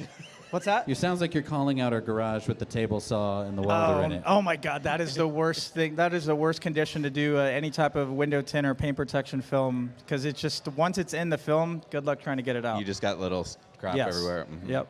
And what about out in my driveway? Say it again. How about out in my driveway? You know. Oh no, no. Oh no, I love it. He's like, no. Oh, okay. You would So have to it's pray not- to the PPF gods that it's not windy or raining when you're doing that outdoors. There's not for any sure. dust or Yeah. debris that's You need gonna a get controlled caught on. environment. You definitely Okay. need a controlled environment. 75 degrees is probably the ideal for PPF. All right, And- here's the big question, though. Yes. Cybertruck. Yes. Are we going to be able to no. wrap this thing? Okay, so it's stainless steel, correct? Yes. So I have experience with putting PPF on my appliances, so my fridge and my washer and dryer, which is stainless steel, but we haven't tested it on a Cybertruck, so if anyone... So when Sandy pulls up, Let's- we'll distract him, and you just get to work, and we'll see if it holds up. Oh my God, I need to call Angel, have her send me some PPF so I can do it real quick.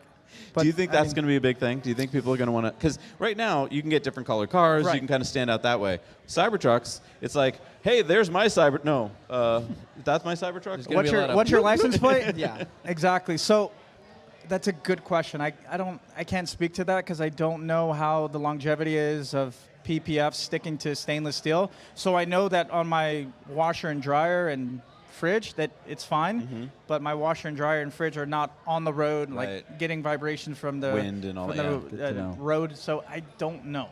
This will be cool to find out.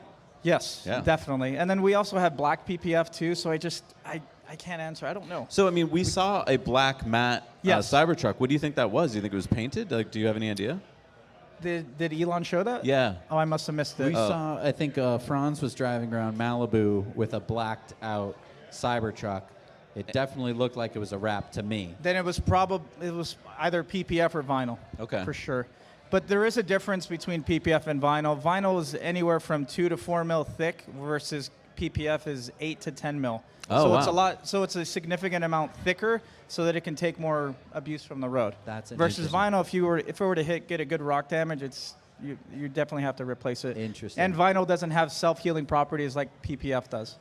That's interesting because, I mean, with the Cybertruck, I think a lot of people are like, I'm not going to wrap it. I'm just going to let whatever happens to it happens to it. But the rest of our cars, they need protection. I mean, yeah, if you take a look outside, there's a lot of Teslas that are wrapped with different colors and obviously PPF as well. So it's definitely a need for the Cybertruck, different customization options for sure, versus clear or just, like you said, as it stands, they're all going to be the same color. Now, if you get like minor scratches in a coating, can you do anything about it or like replace that section? Or Yes, you can with PPF. Correct. Yes, you can. Oh, that's great. PPF also has self-healing capabilities. So if like fine scratches, a can rock just buff hits them it. out or something? No, you just put it in the sun and it self-heals. Oh, that's it's like cool. alien technology. That's my kind of technology. There you go. It'll take care of itself. Yes. Nice. Yep. For sure. That's great. Well, thank you so much for telling me about it. Thank you so much for sponsoring It's us good seeing today. you guys. We couldn't have done it without you. Thanks, man. Thank you, Expel. Thank you. I got a hat for someone else that wants it. All right, well, let's hear it for Expel, one of our sponsors tonight. Couldn't do it without him.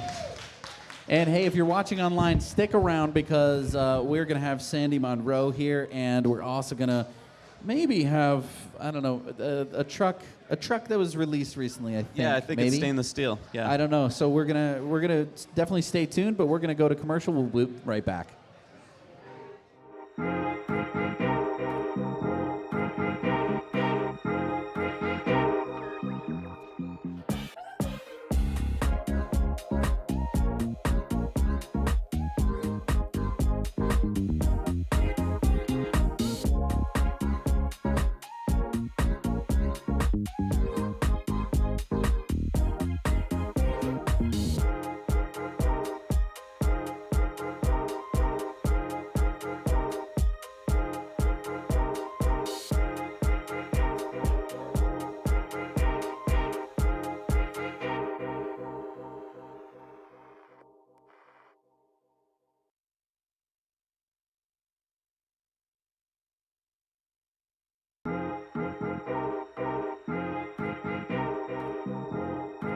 A good shave is a precise shave.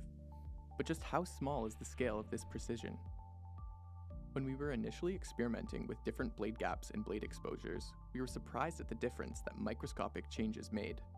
For context, a piece of paper is about 4/1000th of an inch thick.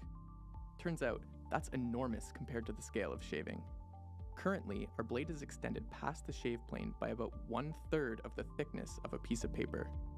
We realized this amount of blade support was necessary to minimize skin irritation and discomfort for most people. At Henson, we build our razors to aerospace standards, holding microscopic tolerances. Why? Because as it turns out, it makes all the difference.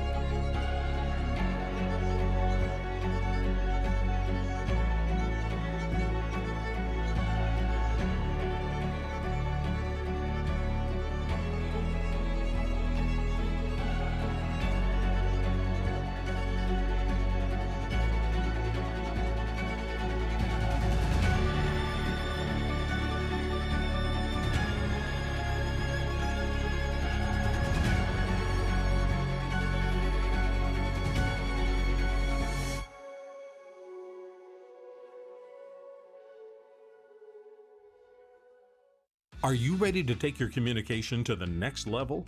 Introducing Corporate Streams, providing painless solutions for live streaming since 2012.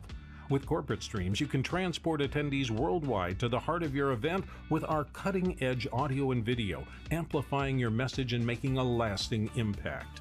Imagine attendees interacting with speakers and presenters through live chat and Q&A sessions regardless of their location. You can create an immersive, inclusive experience for participants no matter their circumstance. Say goodbye to the burdensome costs of traveling and venues. Our clients have reported savings of up to 86% compared to traditional events.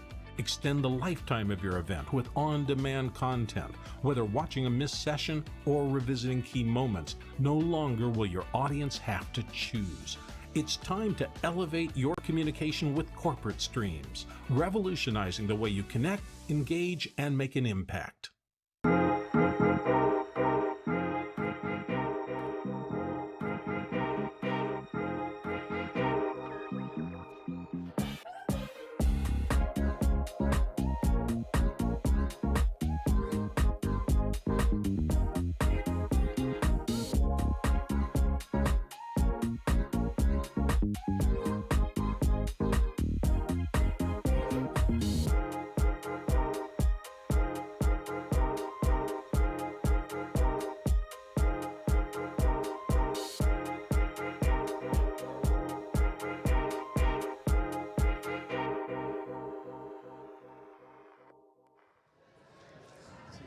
Awesome, All right, and we're back, and we're joined by Joe Barletta from Smart Charge America. I hope it's on. Everybody Nice. hear me? Yeah. It's good to see you guys. Good to have you, man. Thanks for having me.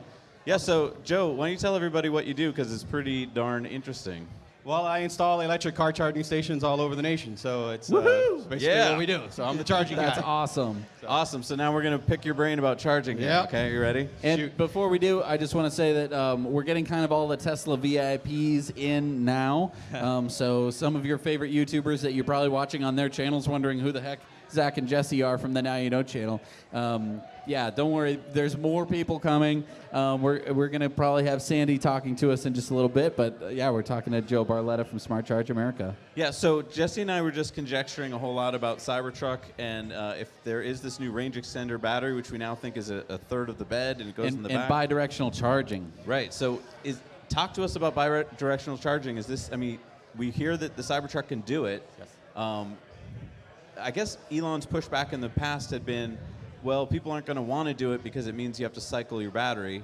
But am I right that LFP batteries probably means that we don't worry about that as much? A lot more with the chemistry, but yeah, I guess the cat's out of the bag, so now I can talk about it. But yeah, we're doing bi-directional charging, capabilities for those homes who currently have power walls because of the gateway setup. But you can only do the bi-directional charger with the universal charger, the newly one that they released about 3 months ago. Oh, the Gen 3? Is that yes, the Gen 3? Gen 3 universal charger. Okay. Yep, that's it. So how much juice can you get? Like, is this just going to feed maybe one circuit? Or So the max on that is 48 amps continuous. So yeah, it's 11.5 is the max that you'll be able to do it. So that's why you saw the Powerwall 3 come out with they moved it up from 7 to 11.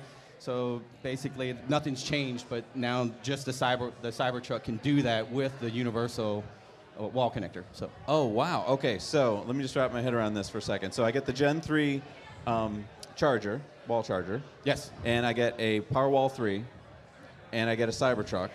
Not necessarily the Powerwall 3. So you can have existing Powerwall setup. Okay. And then what we would do is if you have the Gen 3 regular wall connector, we can come out, swap that out, and put the universal wall connector. Same difference. Okay. But now that basically charging station, it has the capability to do that. Now, the key is the neutral. That's the key. Okay. Your panel has the neutral. The truck doesn't. The truck does not. And so there's a unique device that we have to put inside the integration between your panel and the charger that allows that neutral to kind of do its magic, and boom, there you go. You have the power share feature for all things Tesla Cybertruck. I'm so glad that you're explaining that the neutral is a problem, because Jesse and I have been building this solar trailer, and we're like, what do we do about the neutral? And we go, but I don't need a neutral. How do you get the neutral? What about ground? I'm so confused. So there is we weren't crazy. It's a difficult problem to solve. It's typical, yeah. Okay. And so you have a lot of the Ford, their home integration system. A lot of the problems with that were dealing with the neutral and dealing with kind of the Bluetooth technology between the truck and the charging system and how they're able to communicate one another. And so a lot of software update issues that were causing problems and interferences where when you need that system to work, it needs to work. So I don't know if you guys had a chance to do your Ford integration system with your F-150 Lightning, but well, because we didn't want to spend $11,000. But okay, so now we know how this is going to work. That's pretty freaking great. So you're saying I need a Powerwall. I only need one Powerwall. Because here's the cool part: you have one Powerwall, right? And you're like, okay, this will keep my home on for maybe a day, or it depends on how much you use, of course. But now I can plug in my big old truck and maybe charge up my one Powerwall. So this question that Elon posed, he's solved the answer to. He said, well, I want to run my house, but I also have to go get groceries to feed my family during this power outage. Now I can leave the house for several hours, charge up. I can go somewhere where there is power, charge my car, bring it home, charge the Powerwall back up, even if I didn't have solar. I could be doing this, even if it's pitch black out, even if Mount Vesuvius has just erupted again and there's no sunlight, I could still be charging my house back up using my truck. That's huge, because now there's no longer this question of like, no, don't unplug the truck. That's powering the whole house. You can unplug it, and the Powerwall is going to be like, don't worry, I got you. That's right. That's right. Wow. Damn. You heard it here first, folks. Wow. So, and this is the kind of thing your company can do? Yep. Yeah. We're currently in some pilot programs with Tesla, but those will soon come to play, and then we'll be able to work out and make sure. But they figured it all out, so it's really special. Wow. And Zach, I have to give you credit. You've been saying this for years now. What have I been saying? Use the Powerwall's He doesn't inverter. give me credit very often. So wait, hang on. Use the Powerwall's inverter to take battery power out of your truck, which of course has a DC voltage. It's not giving you AC, and invert it into the AC current that you need to run your house. Right. Yeah, so from what we know, we see that Cybertruck, it does have the bidirectional inverter on it. Really? It's actually on it. Yeah. So we don't even need the Powerwall? No, basically the reason why Tesla wants you to do it with the Powerwall is because the gateway, that brain is there, and because that gateway is there, that's what it uses. And the gateway is going to disconnect you from the grid. That's so correct. it's all of these steps that when you have to kind of start from scratch, like as a DIYer, we were looking into doing this, and it was like, okay, so then not only do we need an inverter to take the power from a battery pack and convert it, into something that I could use in a typical house, I have to not backfeed the grid, because that's super dangerous for anyone working on the lines. They think the power is out, and they're like cutting wires, and all of a sudden, my truck is going to zap them from hundreds, maybe even like 50 miles away. Yeah, we don't want that. You don't want that. So that's why you have the gateway in there. That's right. That's really cool. That's right. So how much power? So basically, this is quite a few circuits in your house. I mean, it's not just like your lights. You could probably do a bunch of circuits. You can choose to back up your entire main distribution panel, or you can choose to create sort of a critical load sub-panel, whereas when something does fail, you can keep all your critical load stuff like your internet and vice versa. You can put all of that on there, and then it'll just feed that particular panel while the rest is. So depending on your draw, normally what we've seen is when a house goes out of power, you're like, hey, let's queue off, let's bring down our load, and let's let this ride for as long as we possibly can. So you're not just going to like willy-nilly just be spending. Let me dry my hair real quick. Yeah, you're going to be Turn up the heat. conscientious of that to lower that load so it can stretch as long as possible. So now with the Cybertruck, now it's going to be able to stretch like, I think some of the stuff's like for an extra 3 days. So that's wow. good. Wow, that's nice. awesome. And this is instantaneous too. It's not like with the generator where you have to go fire it up or whatever. Like this is the power goes out, and a lot of times with my Powerwalls, I don't notice it. I assume it'll be similar. Very similar. Yep. And this means that you can buy fewer Powerwalls. And if you didn't want to have 4 or 5 Powerwalls backing up your house, either to increase the power or to increase the longevity of your system while it's down, while the power is down. You're basically able to extend that using the truck that you wanted to really buy anyway. Yeah. I mean, we talked about it. Like, if Tesla does this, will it cannibalize Powerwall sales? And no, I think it's complementary too. Like There's been such a demand for Powerwalls. Huge. People have been waiting for like in some cases over a year for their power walls. We're installing about 50 power walls per month, like kind of all over the nation. We could Yeah. be doing more, but it's a slow, gradual, because Right. of the amount of regulatory stuff you have to move through, the utility design criteria, the permitting process, the municipalities. So we have a lot in the pipeline, but we're slowly rolling it out to about 50 power walls a month. So. Is it production that's the limiting factor, or is it government like permits? Government permits. Wow, that's sad to hear. Yeah. I don't want to hear that. And surprisingly enough, you could see a lot of the municipalities, they're catching on, and they see, okay, electric car charging is a thing, and so you're starting to see them slowly creep up on the price of those permits. Really, Yeah. just to Yeah. kind of cha-ching, unfortunately. like get some money from it? Wow. I'm just telling you the facts. I know, no, you're Yeah. not responsible for it. Wow, that's kind of sad. All right, so with this range extender, we haven't gotten a price from Tesla on yet. Do you have any thoughts on it, like what it's going to cost? No, I mean, I think Jesse was talking about it earlier. I think the battery is just naturally going to be there, and then you buy the car under $80,000, and then $15,000 if you want more power. Just click a button, boom, I charge your account, and we're all the wiser. So I think either the batteries are going to be included on there, and they just do an over-the-air software update, just like you could do Power Boost and other things you can purchase, FSD, online, or... Well, I mean, from what we saw, and it was from a comment on our YouTube live stream, so I'm taking it all with a grain of salt. We're gonna have to kind of go back and go through all of this forensically, but it sounds like it's going to be in the bed. Okay. It's going to take up a third of the bed, according to Elon. Gotcha. A battery that basically is going to live there. Yeah, and my conjecture was that maybe this could be something that Tesla rents to you, that you pick up at either service centers or maybe even at certain superchargers. Not that you would physically lift it in yourself; it would be too heavy. But maybe they would have some kind of, forklifty thing or something. I don't know. I mean, we used to rent out our Chatamo, adapters for people that are going on long hauls and stuff. Mhm. So I would imagine there may be a good business case for people that buy these range extenders, and then they just rent them out to whoever wants to do them. I mean, that might be a good arbitrage opportunity. So. That could be it too. Yeah. Wow. Now I'm just wrapping my head around what you were just talking about, the fact that we're now in a world where Teslas are bi-directional charging.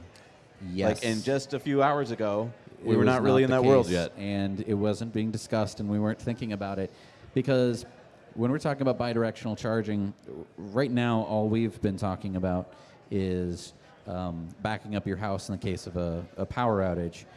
But just like the power walls make lots of people lots of money, how do they do that?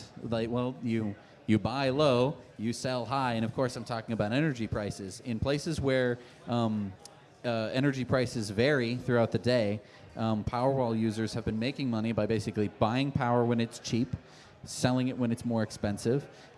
This is how many markets work, except we've never been able to hold on to energy. We usually just created it and almost instantaneously had to use it somewhere else.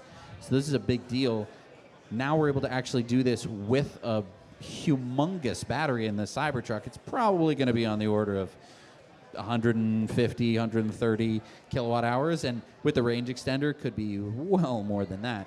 Now, there is going to be kind of a throughput problem. It's not going to be able to just drain the entire battery instantly, but it is going to be able to do this for a long period of time, and that's going to allow you to kind of treat your power system a little bit differently.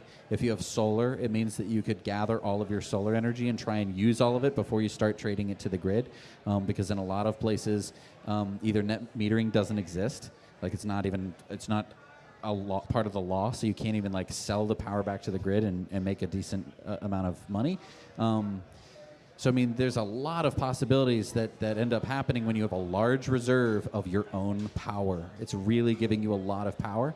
And that might be another reason why this is such a, I don't want to say expensive truck, but another reason why they're able to increase the price is for, I mean, how much is the installation of a power wall, single? Typically, if we're just coming out to the house and we have to do the permitting and utility design criteria, disconnect and meter pull, meter stab back in, generally, for two, I would average somewhere around $4,500. And then for every additional one, generally we can keep it around $1,500. If you have existing power walls you want to add to, no problem, it's $1,500. We'll come out there. So I mean, $4,500 for a new power wall is still less than what Ford was asking for their system. So you're adding a whole bunch of functionality and probably a whole bunch of smarts that Tesla can start turning on, where you're going to be able to play with your power. Well, can we just talk about the money making? Like, yeah, we have Powerwalls, and so we're signed up for their summer program and the winter program in New England, and we get paid quite well when there's a storm and they want some of our power for our neighbors. We're talking like hundreds of dollars, thousands of dollars a season. Like, so yeah, you can be your own little power generator. Recoup the cost on your investment for your Cybertruck faster. Exactly. There you go.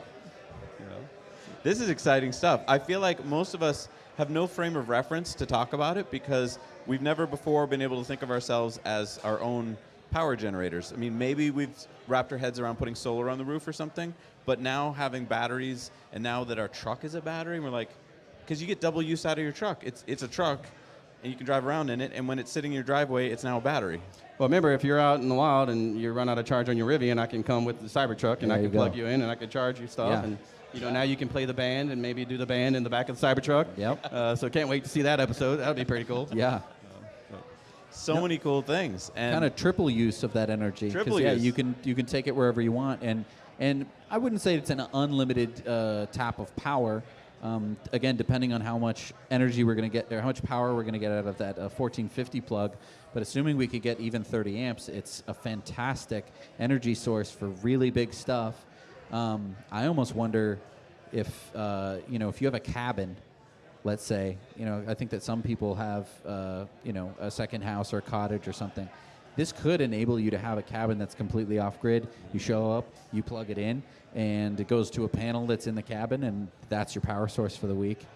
It could very well happen. I'm not saying that it's necessarily legally permitted, but I mean, the first few installs that we'll do the bidirectional stuff with, it will most likely be the ones with either solar or just Powerwalls there because of the gateway and the communication's already there. There's some additional hardware we'll have to have, just like we talked about before.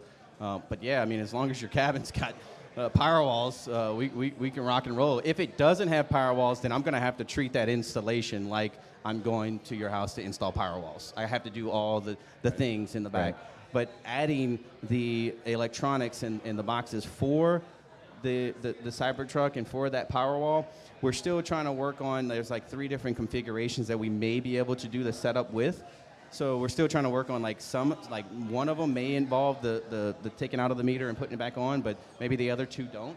And so we're really trying to focus on okay, which one is the better, but every house is wired different, every house is built different. So each scenario that we go into, we're going to have to take, hey, look, this is the best way we have to go about this, just to bring down the cost of being able to get this technology out into customers' hands. Like that's our whole purpose. Like, let's make it happen.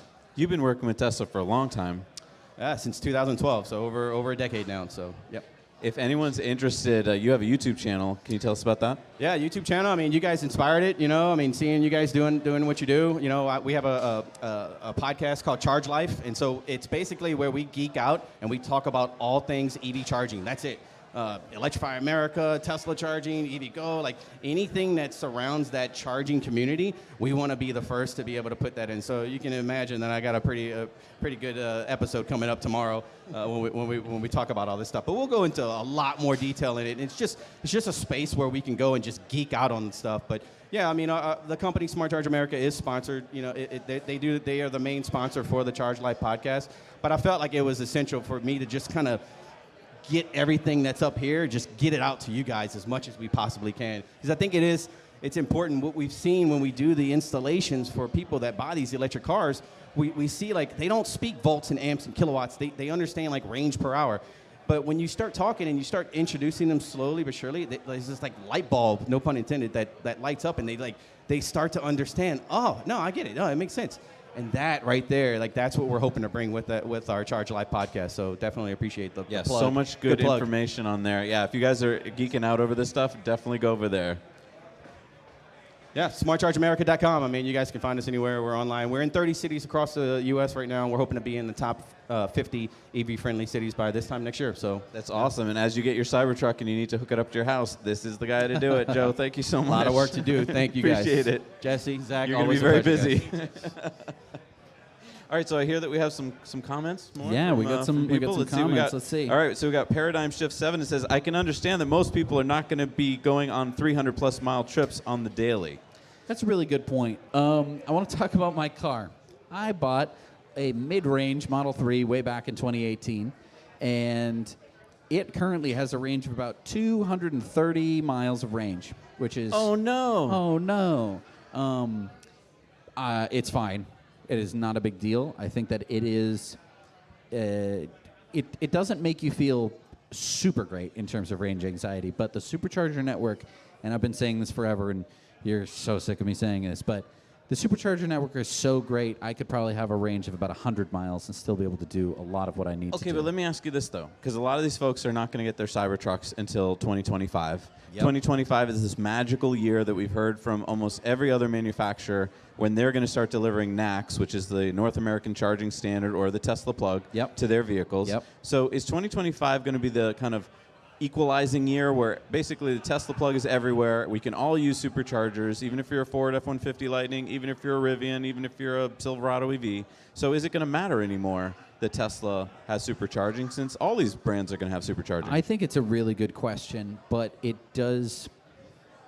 No, it is a very good question. It depends on how the integration is going to work, and we do not know how that integration is going to work. We did hear from Ford that basically they were trying very hard to make sure that you did not need to download a special Tesla app in order to use the Ford. Right, they wanted to keep you on the Ford Pass app. Because obviously, as soon as you download the Tesla app on your phone to have to supercharge your Ford, that is just a gateway for Tesla to basically advertise directly to you and be like, you'd have charged faster if you used a Tesla. So I think that that's... I don't know.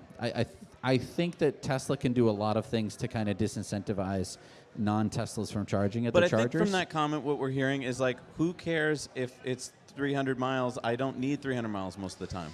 Breaking news, if you look at the source code of the website, Configure Tool, the price of the extended battery is in code, but simply hidden for now. It states it's estimated at $16,000. So the extended range battery, or the extended battery, excuse me, would be $16,000. This is from the source code, and this is and it's from estimated Ryan. at. Okay, so that's great. It gives us kind of a number that we can wrap our heads around. So the most expensive Cybertruck that you could buy would be $116,000-ish. Interesting. I guess some people thought that that's what the top end was going to cost. This is so interesting because now that I have that price in my head, and now that I know that if it does indeed sit in the back of the truck, and if I don't need it most of the time, yeah, could I rent it to you? Like, could I be like, hey, Jesse, you want to rent my extender for 2 weeks? And, you know, like, become a little small business. It could be. It also could be that Tesla has to install it for you, and that, you know, maybe they'll uninstall it for you too. It's an interesting question. I think that there are going to be some... Look, let's just be honest. There are some people who need to tow a lot, okay? There are lots and lots of businesses that rely on towing. Car haulers that, you know, are driving between, you know, New York and Florida every, you know, twice a year, driving, you know, grandma's car up and down. And I think that it's not out of the question that those people especially need the extended range. Right. I think that for towing for the average person, if you're going on a long trip, yes, the range extender is going to be a very nice to have. But I think that if you get, say, the dual motor, and it has a range of 340 miles, you have that, you're down to about 200. A little bit less, but I think that that is completely doable. I think that that is completely doable with the supercharger network. Now, there are definitely exceptions to that, but I think that for a lot of people, if you're going to some campsite that is not in the middle of nowhere, it's going to be doable. I think the other thing is, a lot of these superchargers are going to have to get better at trailers. A lot of them right now you can't. You have to dehook a trailer, very time consuming. And we've experienced this multiple times. Right. Even with simple trailers, which are easy and quick to do, it still adds a lot of time to your trip. Right. If Tesla were to add more easy towable trailer pull-ins, Yes. it would make a huge difference, because then you just pull in, you charge, you get your drink, and you go. Right. Yeah, I definitely agree. So, Ellie. So in just a minute here, we're going to have Ellie in Space join us on stage. Woohoo! So I'm excited to talk to her. I'm excited to... I think I see her coming up. And she was so lucky to get to go to the event, so I can't wait to pick her brain and find out what happened at the event. So, yeah, we're all set. All right, good. Yeah, this is so great. So coming to the stage right now, a big warm welcome, everybody, for Ellie in Space.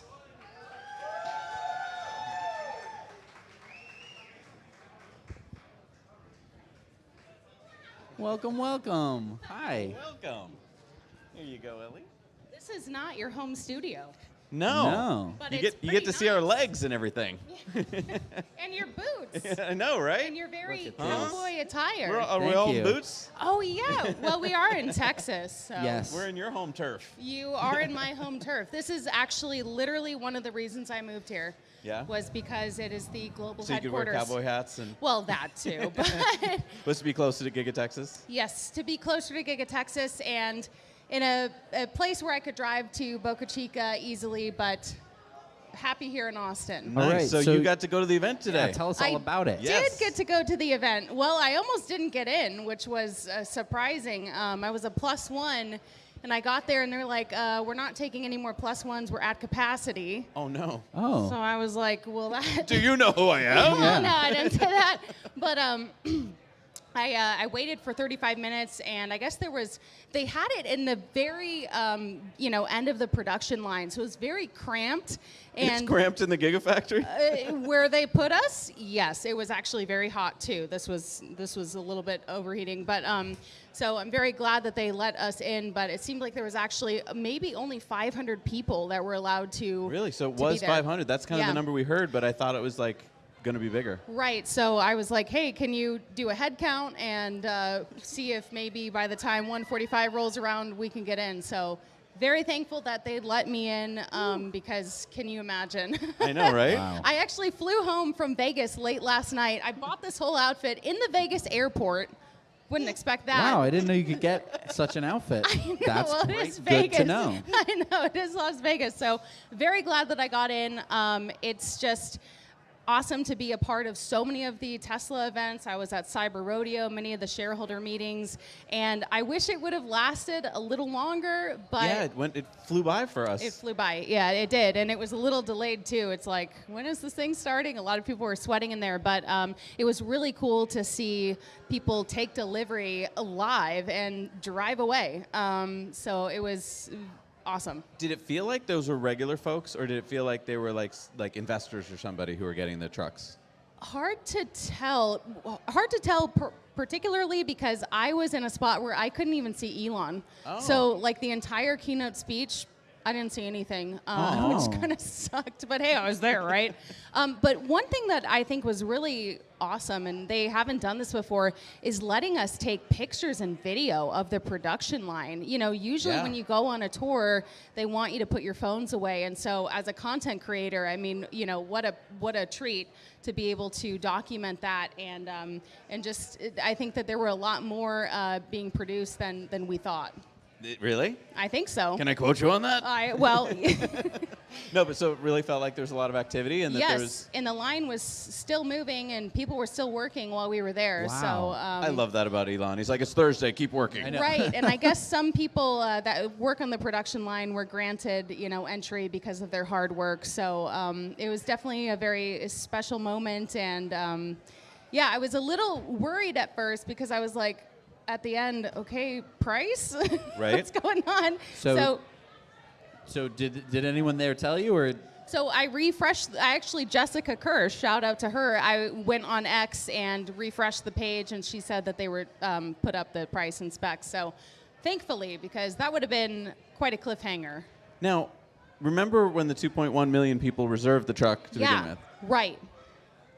Just to be safe, we went and ordered another one. But like, do you think you had to do that? Like, I was very confused because now it's a $250 deposit. It used to be $100. Right. I'm just wondering, like, was there any word there at the event of like, are they honoring the first orders, or do you have to go and redo your order? Not that I heard. Interesting. I don't know, but how many do you have on order now? A lot. A lot.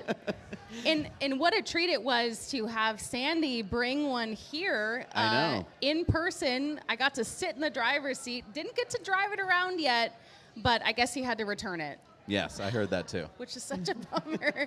And you guys have been doing this for what, hours now you've been out here? Yeah, no, it's been a beautiful day, beautiful crowd. Everyone's super excited. But I feel like when we saw the video, the announcement video, kind of, it just seemed a little bit of a letdown. Okay. I just guess. I mean, it was really exciting to see it pull the Porsche. Yes. Right. And a And few get, other. and get shot at. Get shot at. Yeah. Right. Yeah. But then, right, we were kind of waiting for like, I don't know. I just felt like more. But a lot of people pointed out, like, Elon doesn't need to tell us more right now. This is Right. already exciting enough, and there's going to be much more to come. Right. I did see, I was also a little let down. There was a sign for a demo drive route at Giga Texas, but we were not offered demo rides. So maybe that's, I don't know what that was for. Interesting. Maybe it's for filming purposes, but I was like, are we going to get to drive in it? Because, you know, in the past, I mean, you've been in one. Yeah. Correct? Yeah, we both have. So I know. what's going on? I know, it's a delivery I don't know where event. to look. Oh, okay, there's multiple cameras here. But I just want to say thank you to you guys for putting on such an amazing stream. This is, I've been watching it in the room, and it looks very well done. This is all to corporate streams and Noah and his crew and our amazing our amazing sponsors. Yeah, sponsors, we're just two dudes sitting down, but they Yeah. do all this magic. Look at all these amazing cameras, by the way. Like when I went out in the crowd, I just was like, can I get a camera? And there's a camera like following me on a rope. Like exactly. Wow. Wow, It's really that's cool. incredible. Yeah. Now, may I turn the tables on you and ask you guys some questions? Sure. Absolutely. You know that I have a reporter background, almost 10 years in TV news. What surprised you? I was surprised by how short the event was. Like, I really thought, here's his moment to shine, right? He's talked about this being the biggest event of the year, the biggest product event, and it just felt a little underwhelming, I guess. I mean, maybe because I already know so much about the Cybertruck, and I know it's bulletproof, and I know it's fast, but so maybe this was just geared at the average person who doesn't know much about it.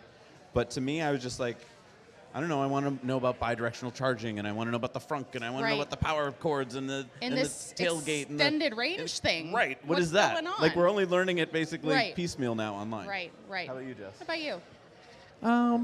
Yeah, I mean, I think the brevity of it, and also, I mean, I think that they really didn't want to do too many live demonstrations. I think that in 2019 at the unveiling, they were like, let's do everything, you know, and they did everything besides shoot it at that event. Well, they did do the baseballs live, right? Well, yes, they Yeah, did. but it's not a steel it's a ball. It's a Baseball. What baseball. was that? I mean, I'm sorry, but what's going on? I mean, so and that it surprised wasn't a people. home run hit. Sorry, Franz.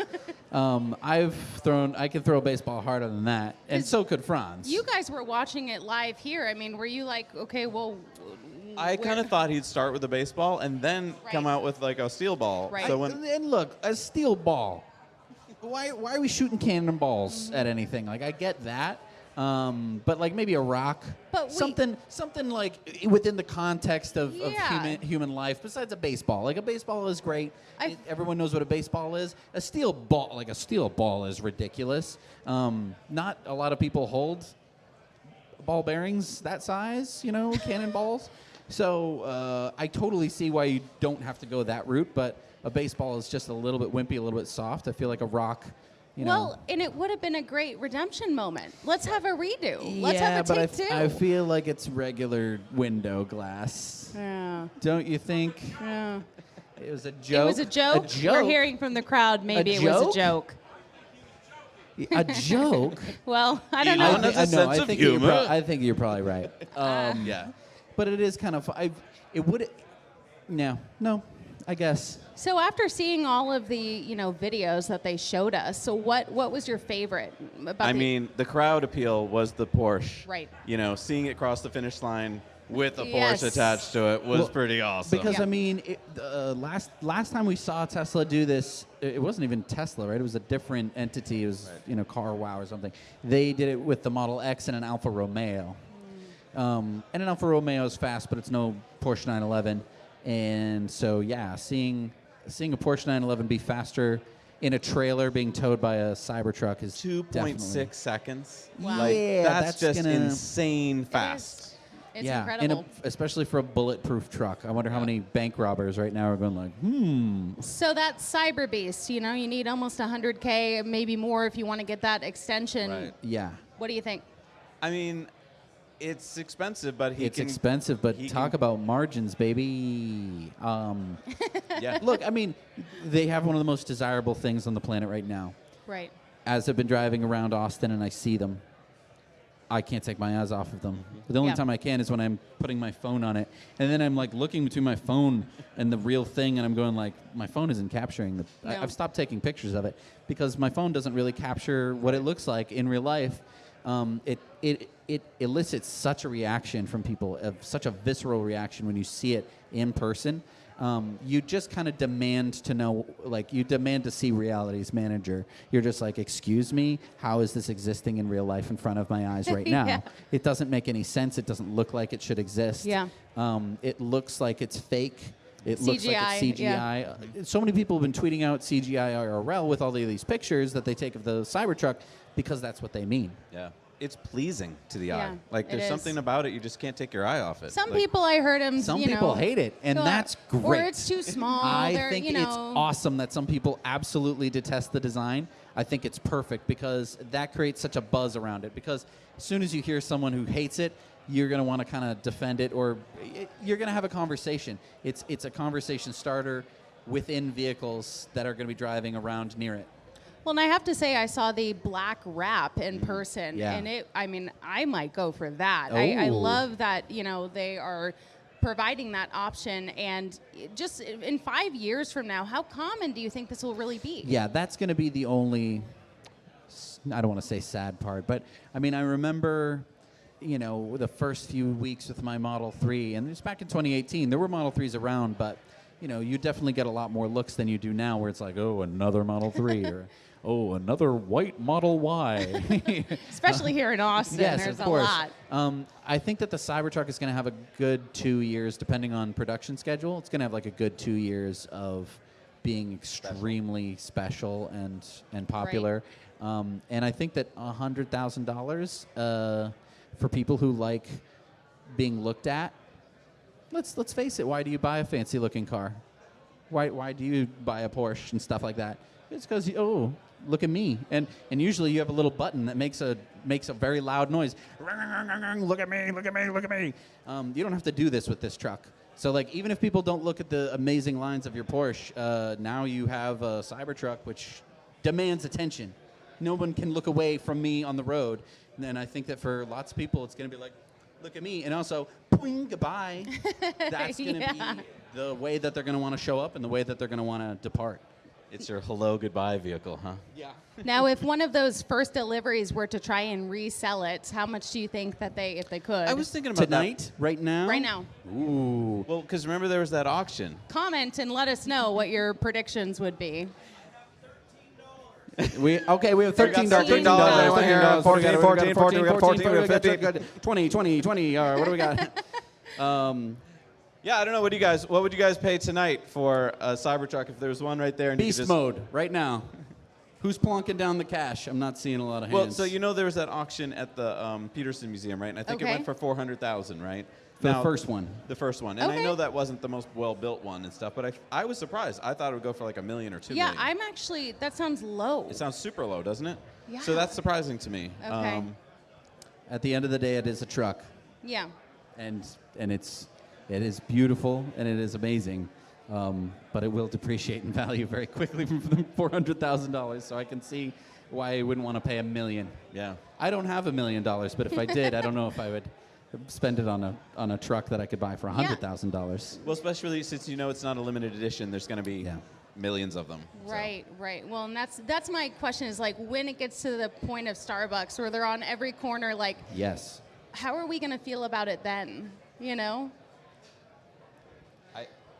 People I won't don't- be whipping their phones out anymore and breaking No, their exactly. neck. Like when will, like 2 years maybe? Right, Like right. will they stop being, oh yeah, I'm not going to bother.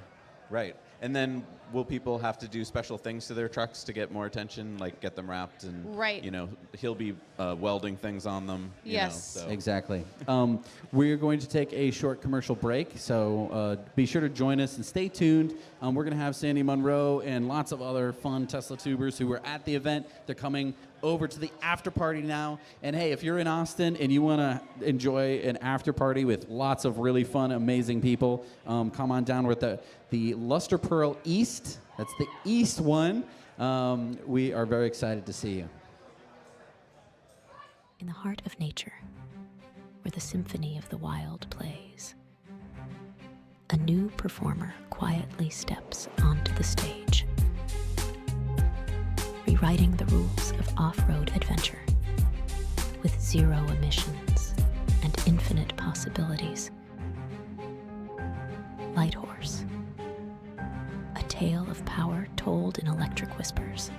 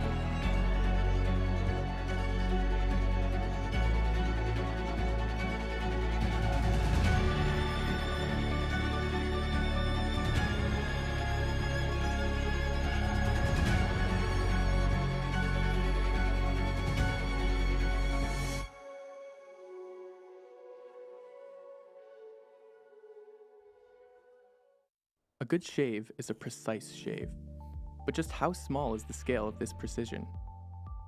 When we were initially experimenting with different blade gaps and blade exposures, we were surprised at the difference that microscopic changes made. For context, a piece of paper is about 4/1000th of an inch thick. Turns out, that's enormous compared to the scale of shaving.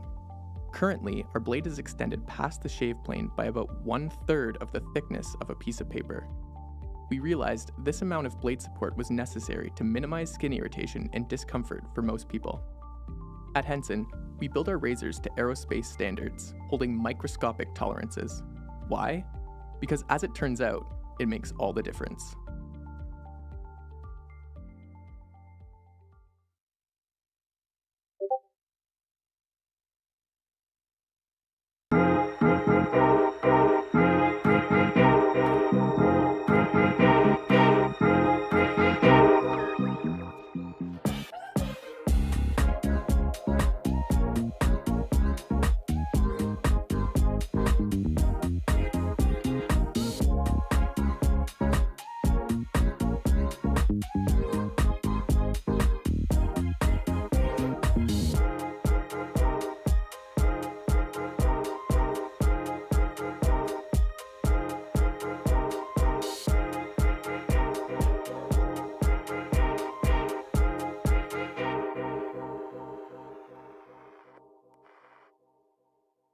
Are you ready to take your communication to the next level?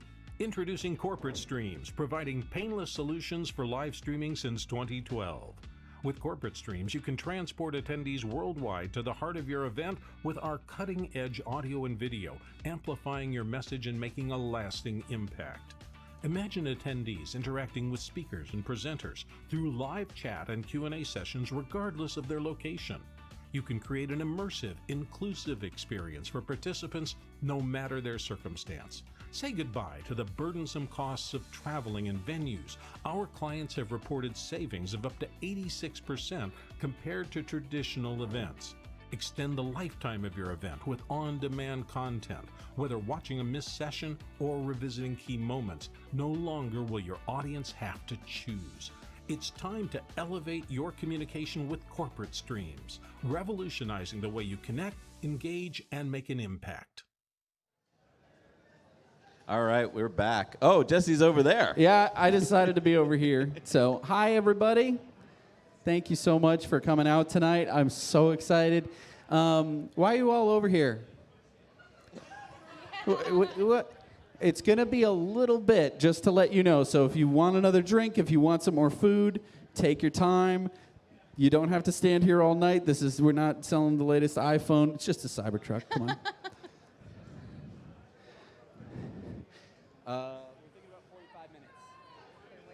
Yeah, we're thinking about maybe 45 minutes until something comes. I don't know. Do you think people are excited about Cybertruck? Is that why? I don't know. Maybe after kind of the initial sticker shock, maybe we're coming back to thinking about, hey, I want to see a Cybertruck in my driveway, huh? No? I mean, there was one here earlier, so. Yeah, and I guess there's that space over there for another one to come. Yeah, this is it's quite a nice space over here. I guess the big question is who it. would be in that next Cybertruck? I don't know. I might know. Oh. I might know. Ellie might know who's coming in the Cybertruck. Interesting. Zip. If we pull enough of these off of you, will you tell us? They are fun. I'm so sorry. I'm littering your stage. Well, Jesse, since there's nothing going on over there, come back over here and let's talk some more about Cybertruck. Let's talk some more. So we just got an interesting question from the audience, which was, why did Tesla not tell us more about this, in the months that passed? Why are they not telling us more about it now? Because I think we're all just Tesla nerds and we want to know everything. Why isn't Elon telling us everything? Well, I think we had the same questions after the Tesla Semi event. Well, you know what's interesting? Elon owns another little company. I forget what it's called. Something to do with space. You would know because you cover them. SpaceX. And on SpaceX, they seem to give us more information than you can possibly hold in your head. It seems like all the time, if there's new information about a rocket engine, how much thrust, we get it, right? And it's so much information. Like you're telling us all the time about stuff that I'm like, I can't even fathom all of this information. Why is it different, do you think, between SpaceX and Tesla, where Tesla, it's like mum's the word? I know. Okay. I can't buy a rocket. I can't buy a rocket. I'm too poor. I can't buy a rocket. So I think that's why, right? Like, no big deal. I mean, who's buying the rockets, or at least the rides on the rockets? Right. They already know all this stuff, right? So me, the average consumer, doesn't matter. Doesn't matter if I know about the rockets, right? What do you think? I think you might be right. I honestly don't know the answer. I think I was worried that they weren't going to give us the price today, so I'm glad that we got that. But it's hard to know. It's hard to know what's going on behind the scenes. Unlike SpaceX, we see a lot of what they're doing because it's publicly accessible pretty much. And so what's going on behind closed doors at Giga Texas, we don't really know. Well, and another thing is, SpaceX is a privately owned company.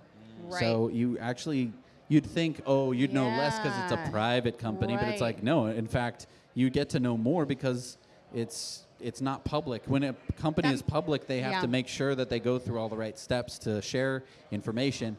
And so Elon has to be very careful when he's tweeting to make sure that he doesn't share too much information. Otherwise, you end up with a funding secured tweet and the SEC breathing But we down also his get neck. this interesting thing where we feel like we're getting information, right? Because Joe Tegmeyer and others are covering the drones, and you get to see, a Cybertruck just pulled out of the factory. What does that mean?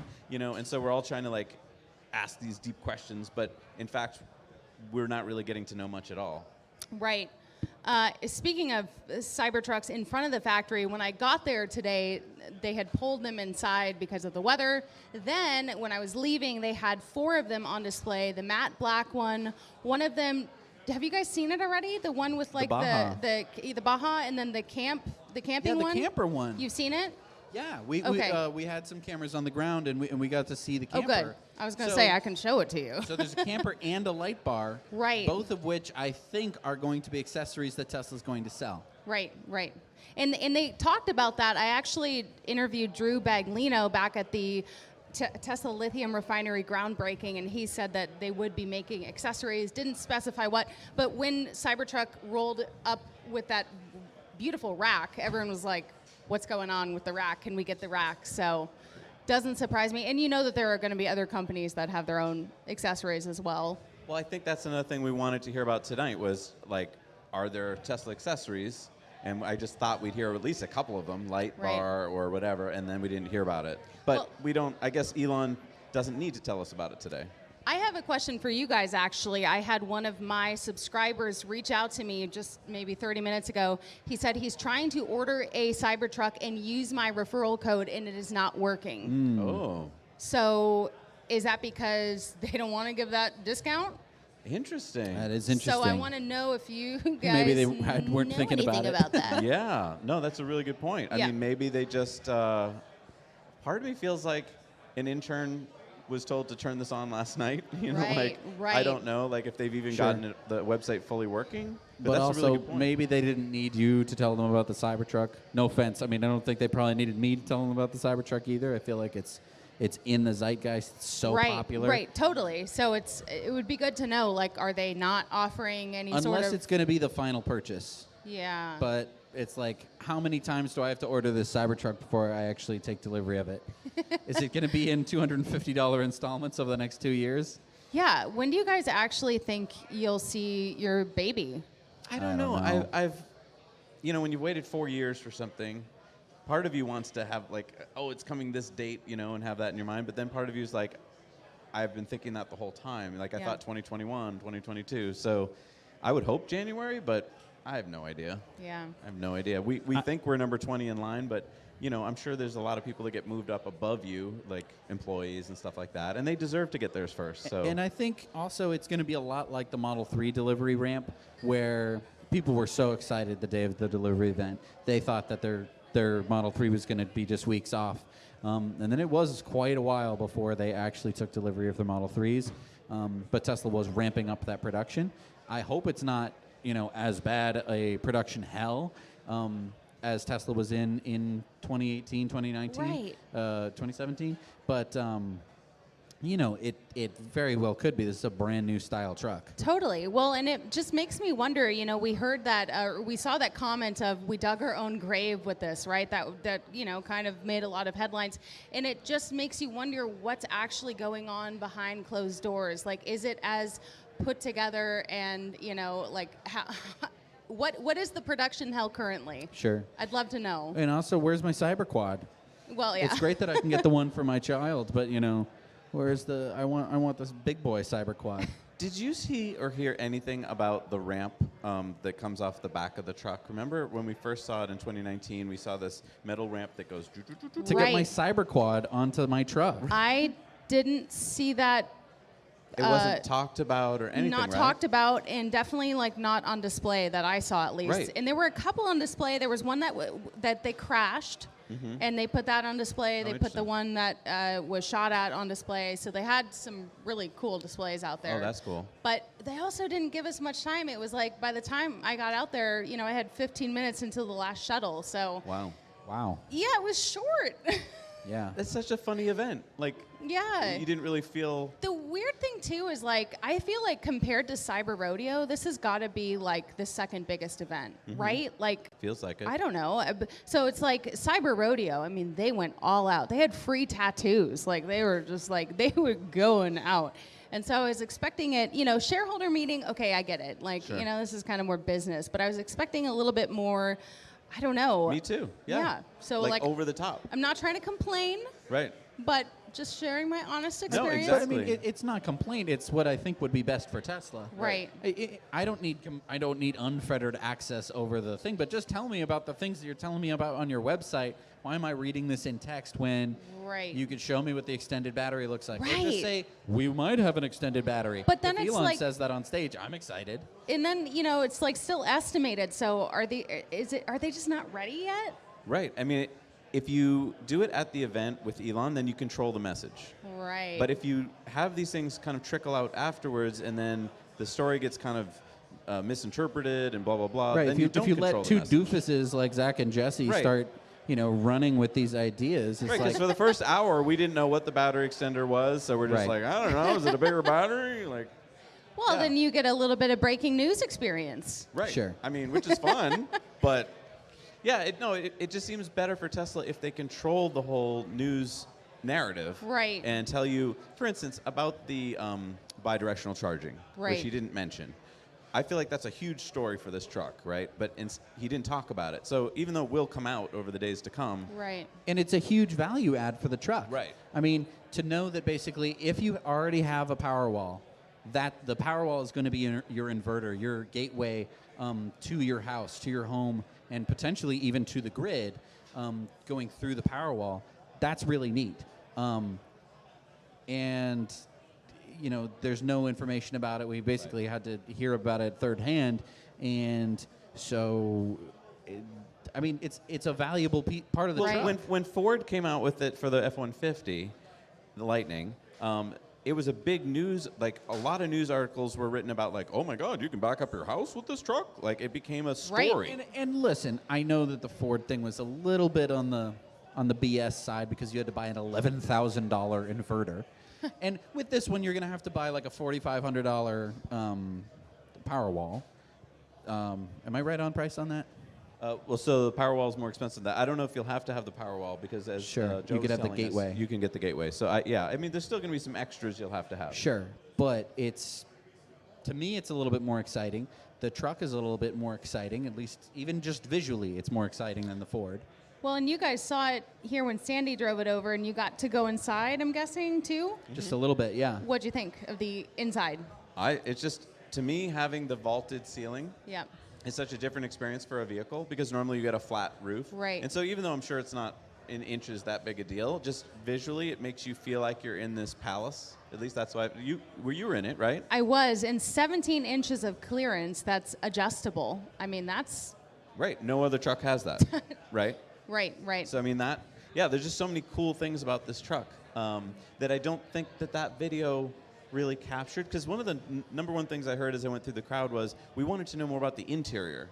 Right. And like that was their chance to kind of give us some of that as well. But it yeah. wasn't really in the video that I saw. And especially this was not a out of the clear blue sky kind of event, right? We all had, I'm not going to say preconceived notions about the Cybertruck, but we were all told Cybertruck was going to seat 6. I don't think it's going to seat 6, right? Well, and they didn't let us inside any of them at the event. So Right. Sandy, thank goodness for him. Sure. And, you know, we had a release candidate here. I think it was a release candidate. And so, right, like, there's just a lot of things that we thought this truck would do, like having the ramp, like having 6 seats. And so I totally get it, having to like go on stage and be like, actually, we're not going to have this and we're not going to have that. That's no Right. fun. I get that. Right. But giving a full tour of it, giving a full explanation of what it is, telling us the prices, since it's not like you weren't going to tell us the prices, it's kind of interesting. Part of me wonders if they couldn't do that because of some kind of SEC thing where they couldn't release any information while the markets were still open. But then also, why hold it at this time of day? Right. Why is it right now? Why isn't it at night? Why aren't they having a big old party? Why are we having the big old party? Well, it wouldn't have been so hot at the Giga Texas factory if it had been tonight, right? it was, I'm not kidding. Like, I'm sorry I keep saying that, but it was so hot in Yeah, there. they're melting aluminum in there. People were sweating, you know what? What was I going to say? Well, good. That makes me feel a little better like- about not getting a ticket. Honestly, no chairs, super hot. I was like, But they did serve you water, didn't they? they sure did. Was there beggars pumping can't be DJ choosers. music while you were there? They were playing music, and like I said, I mean, it was really great to be able to take video. Mhm. I'm going to be releasing a video on my channel, Ellie in Space, Nice. of the production line, and I interviewed a couple people there, Dr. Know-It-All, Sawyer Merritt, some people that hadn't met before. So so make sure to tune into my coverage. Awesome. Yeah. Ellie in Space. Make sure you do subscribe. And hey, thanks for, I think we're running on almost 4 months of. Yeah, you're on our show every week now. It's so Yeah. great that you give us all of what's going on SpaceX every week. Which, it's crazy. This November, we had a Starship launch, and now this. What did you think about Starship Launch, by the way? Made out of the same material as Cybertruck. Right. Or vice versa. Right. Right. It was awesome. It was definitely way more promising than the first one, especially just that initial launch with How did it feel when it turned around and started coming back to base? Like when the the Went booster. for the flip. It didn't necessarily make it. Well, it didn't make it back, but I mean, It's when hard for me to see at that point from where I was. Yeah.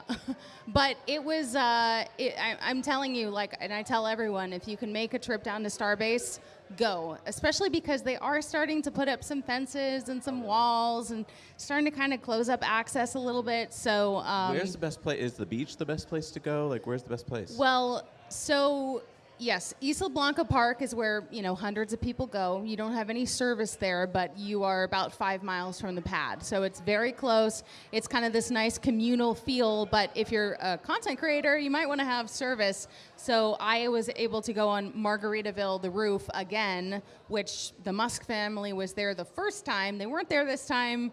But they're not doing that for everyone. So I think if you go to the Holiday Inn, you can pay $50 and get on the roof. So, but even if you get a hotel room that's facing and you have a balcony, it's still a really great view. It just kind of depends on what kind of experience you want. And it was loud. Oh, it was super loud. Yeah, and you know what? I really can't wait until we have a Starship launch at night because that blue is going to look incredible. I mean, even during the day, because I've seen SLS and I've seen Falcon 9s, and it's just so incredibly bright, so loud, like deafening loud. Apparently some people on, you know, you guys get trolls too online. They're like, you shouldn't have been screaming and cheering during the launch. What do you mean I'm human, dude? Everyone was. So I was busy weeping, by the way. I was just I was crying. tears were running Yeah, down my face. yeah. So good on you for actually like being excited. I mean, I was excited, but I was just like, I was crying. Yeah, well, I have actually cried. They're emotional. Have you? Yeah. I forgot. Have you guys seen a launch? Not in person, no. What are you doing? I know, right? What are we doing? What are we doing? Like literally, what are you doing? We have to go. Is it like, come on? I know. That's why we're getting the solar trailer so we can go down Yeah. for that. How is that going? It's good. Yeah, it's getting really Okay. close. Looks a lot nicer on the inside than on the Okay. side. Well, yeah, it was a little under construction, Yeah. but Yeah. you guys got to go. And I would say definitely go to a Starship launch if you can. The problem with the Starship launches is that, as we know, the date can be They get such a pushed, moving right. target, and even if you're there, it can get scrubbed last second. It's the most frustrating thing, but you just have to. If you're a Rocket fan, you know, you that's part of the deal. Yep. So I was surprised actually that it went, because for some reason I was expecting a last second. Kind of like there was with the first one, but And we might have another one within weeks, right? that's what they say. But you know, You don't think so? I think it's possible. I think it's possible, especially if they have like a capped number of launches they can do next year. Of course, they want to get another one under their belt. They want to get as much data as possible. So they said maybe next month, which is what, tomorrow? Yeah, tomorrow. Right. So All right. maybe. Be ready. Maybe, but Now, so they have a bunch of version 1 starships left over. Like, I or think not. he said 3. Are those 3 or 4. Does he actually want to launch those, or has he already moved past those? Good question. I'm not sure if those are in the queue as something that they could just, you know, Or are they just use going to in weld December. them into Cybertrucks? Like, Well, probably not that. A lot of weirdly round Cybertrucks. Yeah, but flatten it. it's definitely worth seeing. It's an incredible experience, and you know, people come from all around the world. I have to say something too about this event. We're here at the Luster Pearl. So many people flew in just to be at this after party. I know. I mean, that's incredible. You're talking plane tickets, hotel, rental Yeah. car. They didn't even get into the event, and that's how powerful the Tesla community is. It Yes. really is incredible. You know, And- the SpaceX community is powerful too, but I think the Tesla community is like even deeper. Well, we get I to really we get to do. drive the cars every day. We get to feel what it's like to launch in a rocket Right. every day. Well, there you Whenever go. That's want. true. That's the true. push of a pedal. And hey, if you are in Austin or if you're around and you can make it, we're gonna be here till pretty late. So if you want to join us, we're at the Luster Pearl East. Feel free to join us. We had an Eventbrite with tickets, but we didn't pay. We didn't ask for any money. So I don't know. We can probably get you in. Right now, we are definitely under capacity. So There's come on plenty of down. room. Lots of people are standing, waiting for something. I don't know what they're it's- waiting for over I there. love that crowd mentality. Some people went over there, and then everyone followed. I think like and 4 people had to go to the bathroom, and then all of a sudden we're left with a crowd sitting over there. So that's pretty funny. that's because everyone wants to see the Cybertruck. Exactly, and It's, it is coming at some point. Very invisible-looking Cybertruck over there at the moment. But Yeah, no, it should be here very soon, I think. So Yes. that's going to be What exciting. time is it right now? It is 30? It's pink o'clock. It is Oh, pink o'clock? What time is it? It is. Oh, and I think I see 5:30. somebody I recognize. 5:30. Who is that I recognize right there? Oh, the teardown titan himself, Sandy Munro. Looks like Welcome Sandy's to the making his way through the party. crowd. Sandy's in the As Jehu house. says, Sandy's in the Woo! house. Yep. Nice. He's so nice. I love Sandy. Sandy's got to be tired. Yeah. He's been doing a lot. Yeah. Somebody let Sandy know we can pull a seat up here for him. I mean, Wow. you guys have got to be tired too. Yeah, but you see, I got to sit down Yeah. all day. I will say. You're standing, you're walking around, you're Oh, getting my shuffled from here to back there. hurts. In a hot, Like, hot for real, my factory. back hurts. But yeah, and it as you was can worth it. as you can see, we're showing you some shots of Sandy making his way through the crowd over here. So that's great. He was here earlier in a Cybertruck. They let him drive it, by the way. Yes. How cool! How badass is that? Yes. The Tesla lets you drive a That was Cybertruck, really cool. And he loves it. and he loves it. Yeah. Yep. I want to drive it. Especially since he gave them a whole list of things to do better. Remember during Model 3, and he's like, Right. Elon, So- Right. here's some things to fix. Right. We're gonna have to ask him his list for the. I was going to say, Cybertruck. do we know any of his list? Let's ask him. We'll see. Sandy. Psst. All right. Psst. Yeah. Paging Sandy All right, so Munro. Let's see. Hey Faye says, yes, someone said steel origami when they saw the Cybertruck. I swooned. Nice. Thanks for commenting, you guys. I Feel know. free to comment and engage with us because we Oh. have the technology to see your And comments. hey, hit the like button. That's Hit right. the like button because you know what? This is gonna get Someone a whole buy lot Sandy more a exciting cold in just a few beer. minutes. Because I don't know that the crowd is over there for some reason. I don't know why. So And if you want to you're comment, not gonna want to miss it. If you want to comment, by the way, make sure that you subscribe to whatever channel you're on right now. If you aren't, because that'll let you comment. I think it'll take you a minute before you can on some of the channels, but just go subscribe. Really important. Well, let's check this out. Tons of Cybertruck accessories on the website now. Should we see what they are? Yes, All right. please. Get out your phones, everyone. Okay, let's see what we can get. Okay. I want a light bar, please, And for Christmas. Sawyer said that it'll still have that tax credit available. Yeah. Oh, good. That's what he said. And Okay. it's heavy if I enough for interpreted the it for the Hummer correctly. tax credit as well. Okay. For Yeah, for the- businesses. yeah. And I think it's going to be pretty popular. Accessories. Loading on the Tesla website, allegedly. We definitely saw some kind of a camper. Oh. It said that it Okay. inflated. Do Oh, I yeah, go what's under that? vehicles or do I Okay, go under? so we have Cybertruck color paint film, $6,500. Ooh. So there's your wrap. Nice. Cybertruck spare tire and tool kit, $1,250. Okay. We have Cybertruck floor mats. We have an all-weather interior liner for $295. Or you can have some Cybertruck carpet interior mats, $155. For your interior, available early 2024, not too far away, Cybertruck underseat storage bin for $250. There's also going to be a Cybertruck glass roof sunshade, $115. Going once, going twice. I know, right? These are great stocking stuffers. Yeah. Cybertruck center console tray, $40. Cybertruck vault cargo bins, $225. Interesting. And then we have this Cybertruck base camp, almost $3,000. Let's see what this. Let's learn a little bit more about this base camp. Yeah. You can purchase it in the Tesla app. Description: bring your campsite with you on the road, featuring an ultralight geodesic airframe design. The Cybertruck base camp tent can be inflated in minutes using a manual pump without the need for any structural pulls. A tactical gray kaleidoscope patterned nylon interior keeps you safe from the elements, while screen windows allow for airflow to keep you comfortable. Relax on an ultra soft mattress, okay. While taking in a view of the stars, use the truck's bed outlet to keep your devices charged even while you're off grid. A weather-resistant outer shell with an extendable awning offers added protection. The fully collapsible, self-contained pack is mounted above the truck bed, but below the, how do you say this? Tonneau cover. Tonneau cover. Conserving bed storage space and range while on the road. Engage in tent mode, tent mode on your vehicle's touchscreen for an enhanced camping experience. So. Huh. But so it looks metallic, but it's basically a canvasy kind of like material. Right, and this was the one that was on display actually at the event. Oh, okay. Did it look roomy? At least it looked like that. It did look pretty nice. Why are people yelling? Jesse's going to go check it out. Jesse is going to go out investigate. What's going on over here? Oh my goodness! It sounds I think like we have a Cybertruck over here, folks. Sounds like a Cybertruck. Oh, there it is. Let's go check it out. Oh my goodness!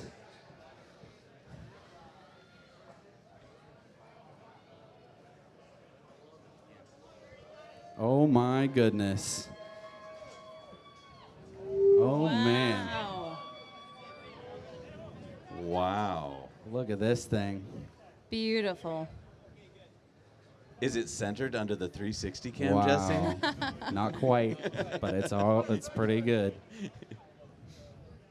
Now, who is this in the driver's seat? I don't know. Is this someone who took delivery?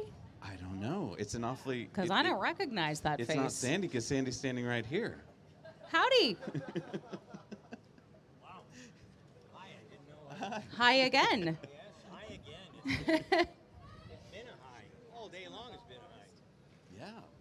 Oh, it's leaving. Uh-oh. I'm just kidding. Cheer if you want it to come back. Yeah. Don't go, Cybertruck. We love you. I think we're just turning it around, so don't worry, folks. Okay. We just want the best view for all of you guys who showed up. I know, no tank turn, huh?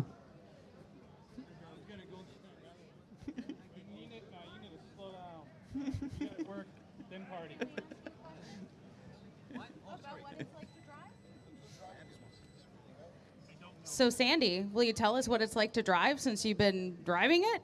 Yeah, I got a chance to drive it for about 2 hours. I would tell you that when you're in a tight situation like that, you should be able to turn on a dime because it's got rear wheel and front wheel steering, and with the basically drive-by-wire system, it's really a dream to drive. It's uber quiet, and this looks like the same view I just saw. I could be wrong, but this doesn't look like the back end. Oh, I see. They're going to run over Eric. Okay, let's get out of here. You've already had problems with getting your legs broken. Yeah.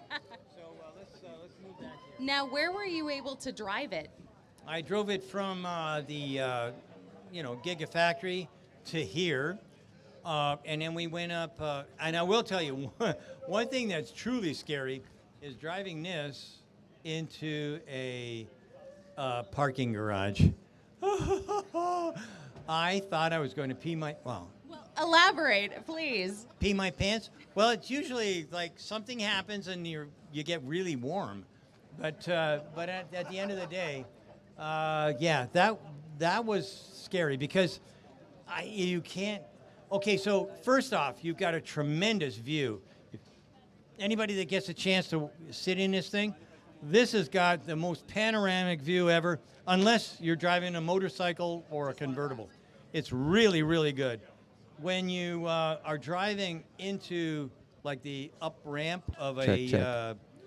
If you're driving up the up ramp of a parking garage, wow! All of a sudden, where the hell is my corners? I don't know. And because it can turn really tight when it's moving slowly, it scares the crap out of you. It did for me.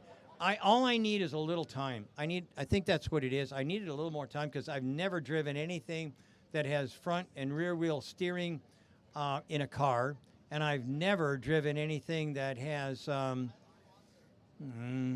kind of finesse that this car has. But I will tell you, it's quiet as a tomb. When you drive it, there's no noise. we drove by cement mixers and characters that, revving their diesel engines and whatnot. But this is super duper quiet. I can't begin to tell you what a thrill it was to drive. It's probably the apex of the day. And being as I was at the Tesla release and everything, that was pretty good. But driving this is superior.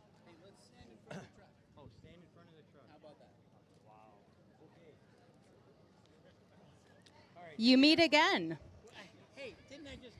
Oh, a mic too. Now I've got my own mic. There we go. There's no telling what's going to happen now. Yeah. Hey. Oh, yeah. They're yelling. Oh my This gosh, lady- getting heckled here. I wasn't expecting that. Oh, huh? okay. Well, there you are. I'm not exactly sure what she said, but she seems angry. So Uh-oh. that must be you, not me. I'm gonna get You what? quality tech.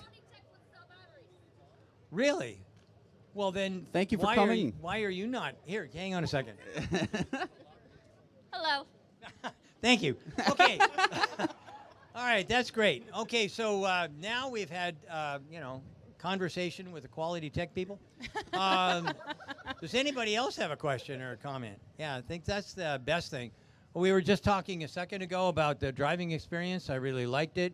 I think that Tesla has a kick-ass product, and I've driven everything.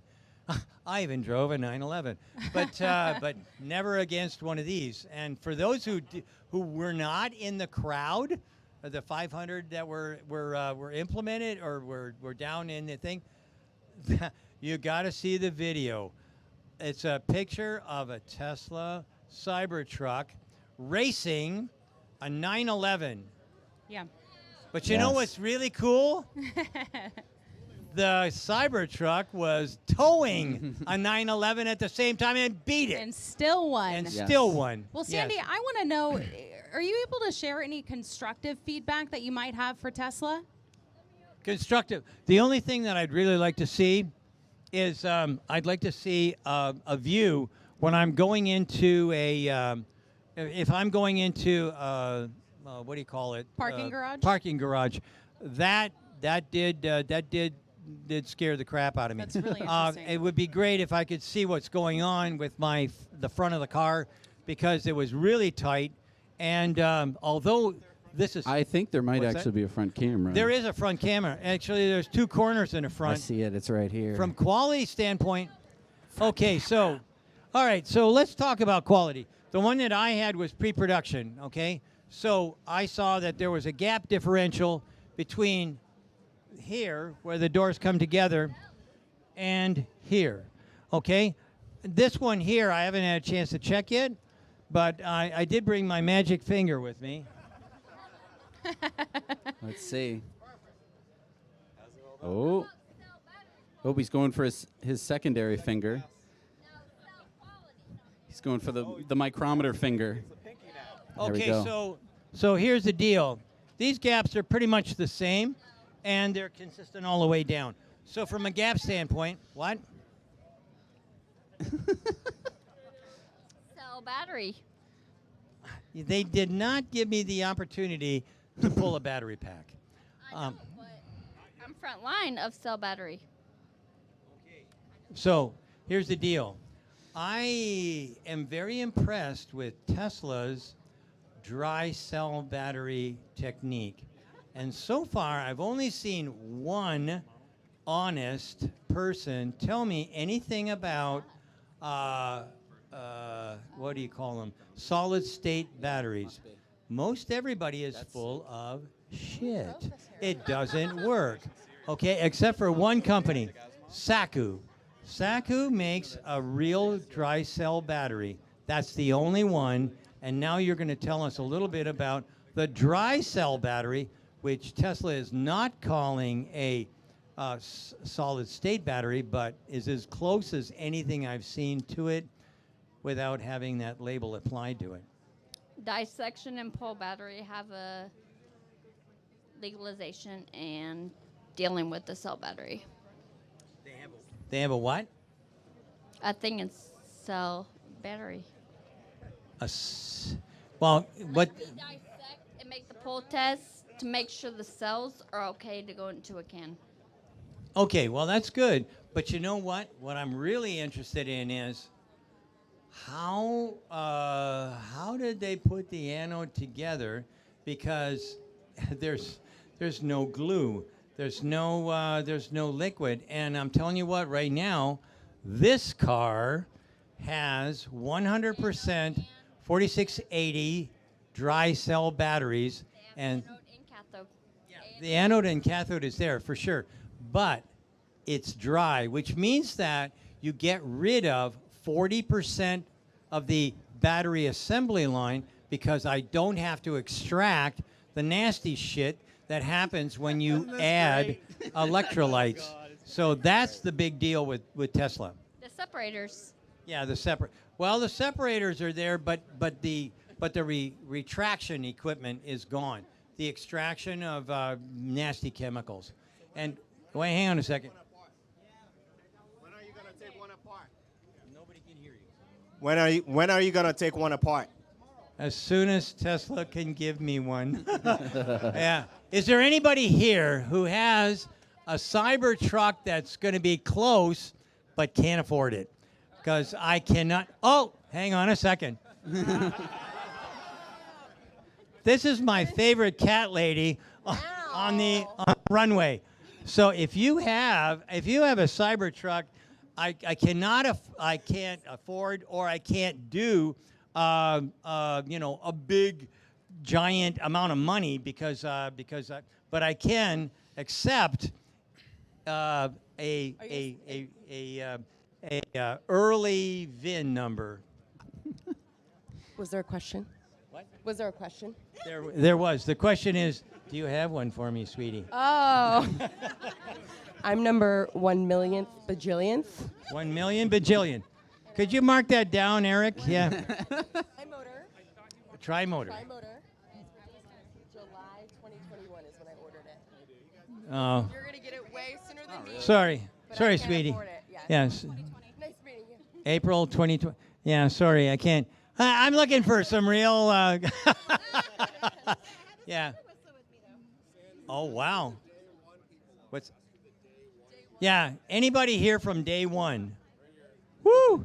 Anybody that can't afford this truck or doesn't want the truck from day one? Oh, that's what I thought. Okay, so long. I'm done now. What? Hey, Sandy. No, actually, what we were doing was we were selling bottle openers because this truck's a lot more expensive. And everybody said, "Oh, screw you! I don't want a bottle opener. Too expensive." So now we have a lot of bottle openers. Maybe what we'll have is a sale. I'm not sure. Hey, Sandy, I wanted to take a look at the truck for a second. Yeah. There's something on this one in particular that I think is pretty interesting. And it's right here, and it says that this is a Foundation series. And now the Foundation series, of course, is a book series by Isaac Asimov, but so of course I that's have like no idea, but it how'd they says do that? stainless steel. That's stainless steel. Yeah. So is that laser? Is that It oxidized? could be. It could be blemish as well. So it's SSR. Oh, you got to move back. Sorry. SSRI. SSRI. I think it's Foundation series, but it's of course Stainless in steel. the I Tesla don't know. font. so No it's right idea here. what that is. Thank you for humiliating me in front of a I mean, how 1,000 many people. cars are made out of stainless steel, right? None. Uh, There are none made out of steel. I'm not What? trying to humiliate you, but what about the DeLorean? Take a picture with which? I got a whole videos. I drove it for 2 hours. Yeah, I don't got worry, tons. he's sick of it. No, I'm not sick of it. I want it, but this guy's taking pictures. Oh, let people take pictures. Yes, well, this is not our truck, so Okay, we are this- being very polite. Oh, yes, it does. It's like people coming in and staring into your bedroom window. It matters. It absolutely matters. Yes. Yeah. So, I don't know. I never used the brake. How about that? I mean, it's got regen braking and drive-by-wire. It brake by, yeah. So there's Brembo brakes on this, but most people who have Brembo brakes, like on their Model S and things like that, they never use them. Brakes never wear out. Why do you think that the media hates Tesla? Anybody got an idea why they hate Tesla? Because they never advertise. They don't sell anything extra. There's no maintenance. You know how many? Okay, so see this thing, this finger? See it's got a burn mark on it? That's because I changed the oil in my wife's tractor. Yeah. The thing is that when you buy something like this, the quality is built in, no question about it. That's probably why they held back on a lot of the reviews. But I tell you, at the end of the day, what you're looking at here is something that does not need repair. Okay? It doesn't need repair. It doesn't get hot. I'm an engine engineer. Okay? Your engine creates 43 to 45% efficiency. 43 to 45. How much do you think it is for an electric motor? 97. So why in the world would I ever have to change anything? I don't have to change the oil. I don't have to change the brakes. You can change the HEPA filter. Oh, pop the hood. We're going to show you how to. Yeah. Can we lift this up a bit? It's locked. We're being informed that it is locked. What? It's locked. Okay, sorry. Here's the deal. So HEPA filters, if you've got kids that get sick and whatnot, there's a HEPA filter in here. Normally, they're miserable. You got to take the instrument panel off in order to get to them. But here you do. It lifts up. You pull off a panel. You slide it out. You put the panel back on. Boom, you're in business. I'm telling you flat. This thing is fabulous. Yeah. What? Does it have FSD 12? What's the what? Full self-driving version beta 12. Okay, I did not have full self-driving, and a reason for that was because I was driving a pre-production vehicle. So there were a few things. They said it, then I guess that's true, but I don't. Elon doesn't text me for these kinds of things. It's hard to believe, but yeah. I beg your pardon?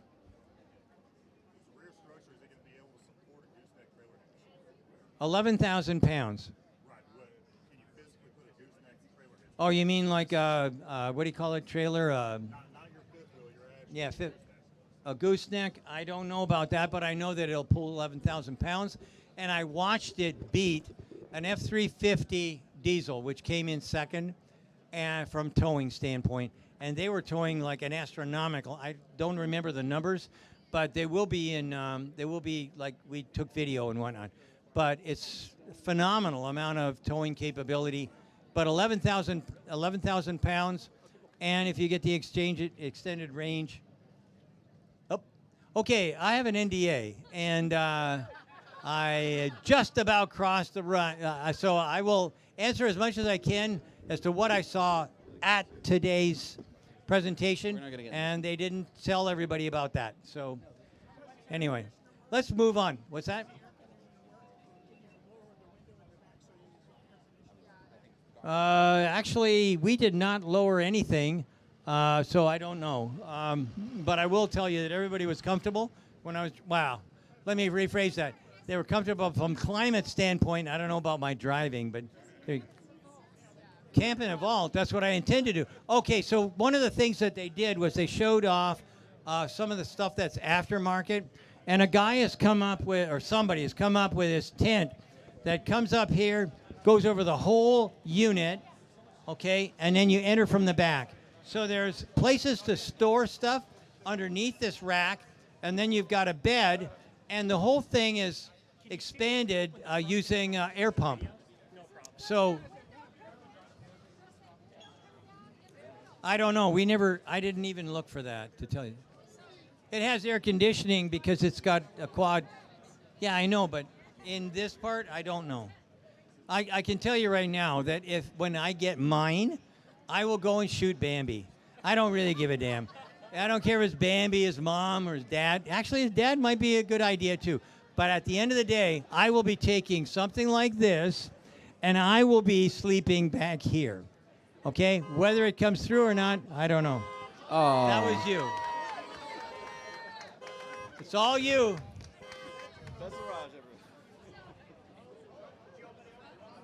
What? Yeah. As long as you don't set it off again. I believe we're going to be keeping this one locked, What? unfortunately. Elon's here. I'm surrendering my. Did you? There is no ramp in the tailgate, okay? I can tell you that for sure because I tried. There is no ramp in the tailgate. It's too heavy. But here's the deal. For those who can see, let me see if I can. There you go. Here we go. We got the frunk, everybody. Okay, so there you go. So you can see what this is, and quite frankly, this is good. It's about 5.5 feet of cargo. When you add this, it's about maybe six or whatever, 6 and a bit feet. That shows. So you can put in 4x8 plywood. You can do all kinds of stuff. You certainly can haul what? No, but you know what's nice? What's really nice is this has a clock spring, okay? And this is really nice because watch this. Bear in mind, I'm 75 years old. Is that cool or what? I really like that. I mean, having that clock spring in there makes a big-ass difference because what happens here is when it goes down, it coils up, and then when you want to close it, you can lift it, and you've got that spring action working against the weight to clock it in place. No, I did not see any battery stuff. But I know there is one. That's about as far as I can go. Any other questions? You know what? I'm going down here. These guys here, these guys look kinder to me than you guys. Any questions here? Hi, how are you? You can't hear us? Oh my God. Well, the speaker is way down there. We need more speakers. Where's Anwar Beck? He's our speaker guy. There he is. Oh. Sign your truck? What are you shitting me? You might. Oh, I'll tell you what. I'll buy your truck. Holy shit! You're kidding. Is this? Oh. Okay, so let's go to the signing while I try and talk this guy into letting me buy his truck. Wowzers. Well, I tell you what. Let's do this. Can you do me a favor? What I'd like to do is show you where the Philip. Hi, Philip. Sandy, how are you? I'm well. How's it going? Yeah, it's been. You having a good so day? far. So let's open your. Working sometime. Okay, what? No, it will not float. Okay. Okay, so let's open this up. Hey, Sandy. Did you know about your HEPA filter? I'm gonna swap you out. There you go. Hello. Oh, wow. This is much louder. I've been just yelling at these guys. Nobody heard me down there. Okay, so actually, if you get in and open it from the inside. Oh, never mind. Okay, so hold this. Hold your breath.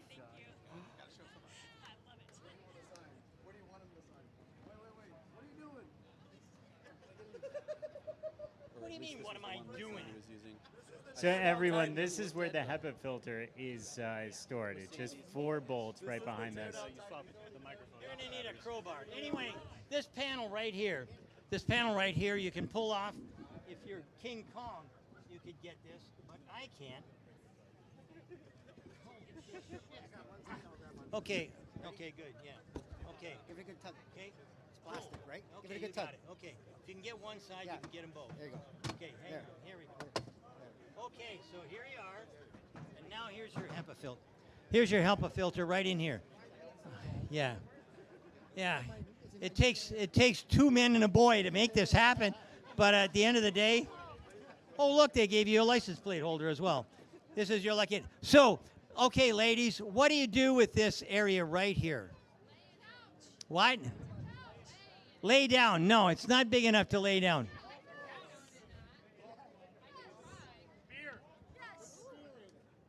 Jump the fence, Speedy. I'd like to see you. No, you cannot do that. I can't make that happen, but I can tell you, you won't lay down. But you can put at least 3 shotguns in there with ammo, okay? So what we've got here is the ultimate. This is, as far as I'm concerned, this is the ultimate hunting machine. This is the ultimate for quad. This is the ultimate for if you got 2 or 3 motorcycles that you need to bring in. And by the way, Tesla does have. There's no such thing as a ramp inside the tailgate. However, Tesla is going to be selling tailgates, ramps for the tailgate, and you'll be able to get it in that way. But I tell you what, this is. Wait a minute. There's something else I need to see. Open that back up again. Press the button. Oh yeah. Well, that's where I was. See the green light? I can't see anything. Oh, there we go. Okay. That's what I'm here for. Okay, so how many people here drink beer? Anybody? Okay. So you're out in the middle of the woods, and you want to drink beer, but you don't want to get rained on. Yeah, just throw the shotguns on the floor. See this? I can now drink without getting wet. And for those who do outdoor kind of stuff, it's a good idea. There you go. Okay, now we can lower it. What's that? Oh, yeah, this guy can. Where is the owner of this vehicle? Okay. Black hat on the phone.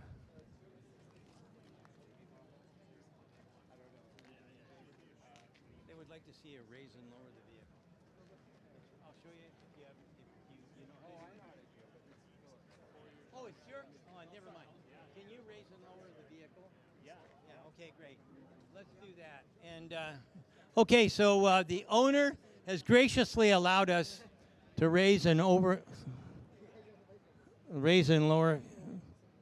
the. Don't put your hand in there; it'll bite it off. Okay, so this is probably in kneel mode, or I don't know what they call it, but this is probably in the lowest mode because that's what you do when you get into the vehicle. But now it's going to raise up probably somewhere around 10 inches, 10 or 12 inches. And that's for your off-roading kind of stuff. By the way, you got to have the doors closed. What?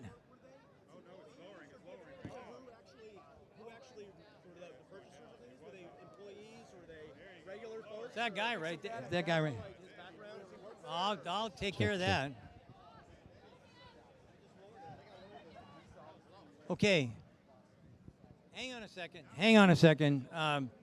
People want to talk to you, Philip. Can you swing by here? You are now a star. And you know what that means? It means I can go get a drink. Hang on to that. Okay, come on right up here. Big car is a star. Well, cars are. You own the star. You own the spot. Okay. No, I got a random phone call from a guy named Franz von Holzhausen, and he said, hey, can you be in Austin on Thursday? And if you can, you'll get one of the first 20 vehicles. That was on Tuesday. Thanks so much for coming. This is so exciting. Yeah, I had to pay for it Wednesday. Yeah. Yesterday. Yep. Yes. Yeah. Tri-motor. And there's a laser engraved 3-headed Cerberus on the back that designates the tri-motor. Wow. A really cool logo. Sorry? The tonneau cover goes down. The back window, I don't believe it does. Yeah. How was your trip here? It may. I'm not sure. This back window? Yeah, go for it. Wait 1 second. I'm trying to do it. Not. Yeah. Bring your we flew out. No, I haven't. Thank you. All right, we're going to find out, does the glass go down? Really? I don't think so. I can't tell. I can't tell if the back glass goes down. There's a seam that can fit my finger in just a little bit, but I don't know if the back glass goes down. I'm going to go with no. I'm going to go with the back glass does not go down. Observing it here. I'm going to go with no. I got a thumbs up from the owner. Everybody heard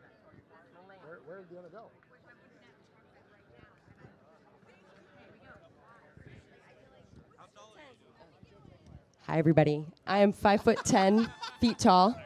Hello. And I'm just going to lay in the back of this to see how I fit. I don't know if you can see my feet here. Whoop. Dangling.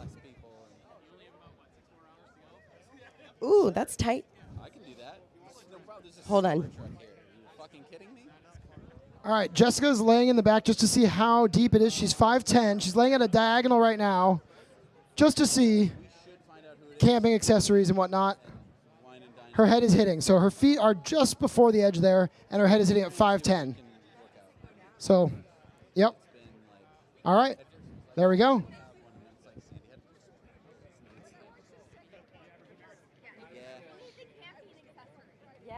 Camping accessories for sure.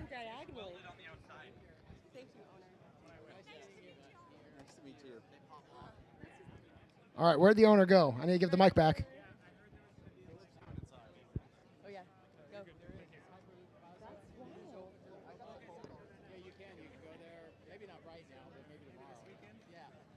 Actually, they've had an explosion of number of people visiting there since I did a video last week and with this event, so they've been going, what the hell?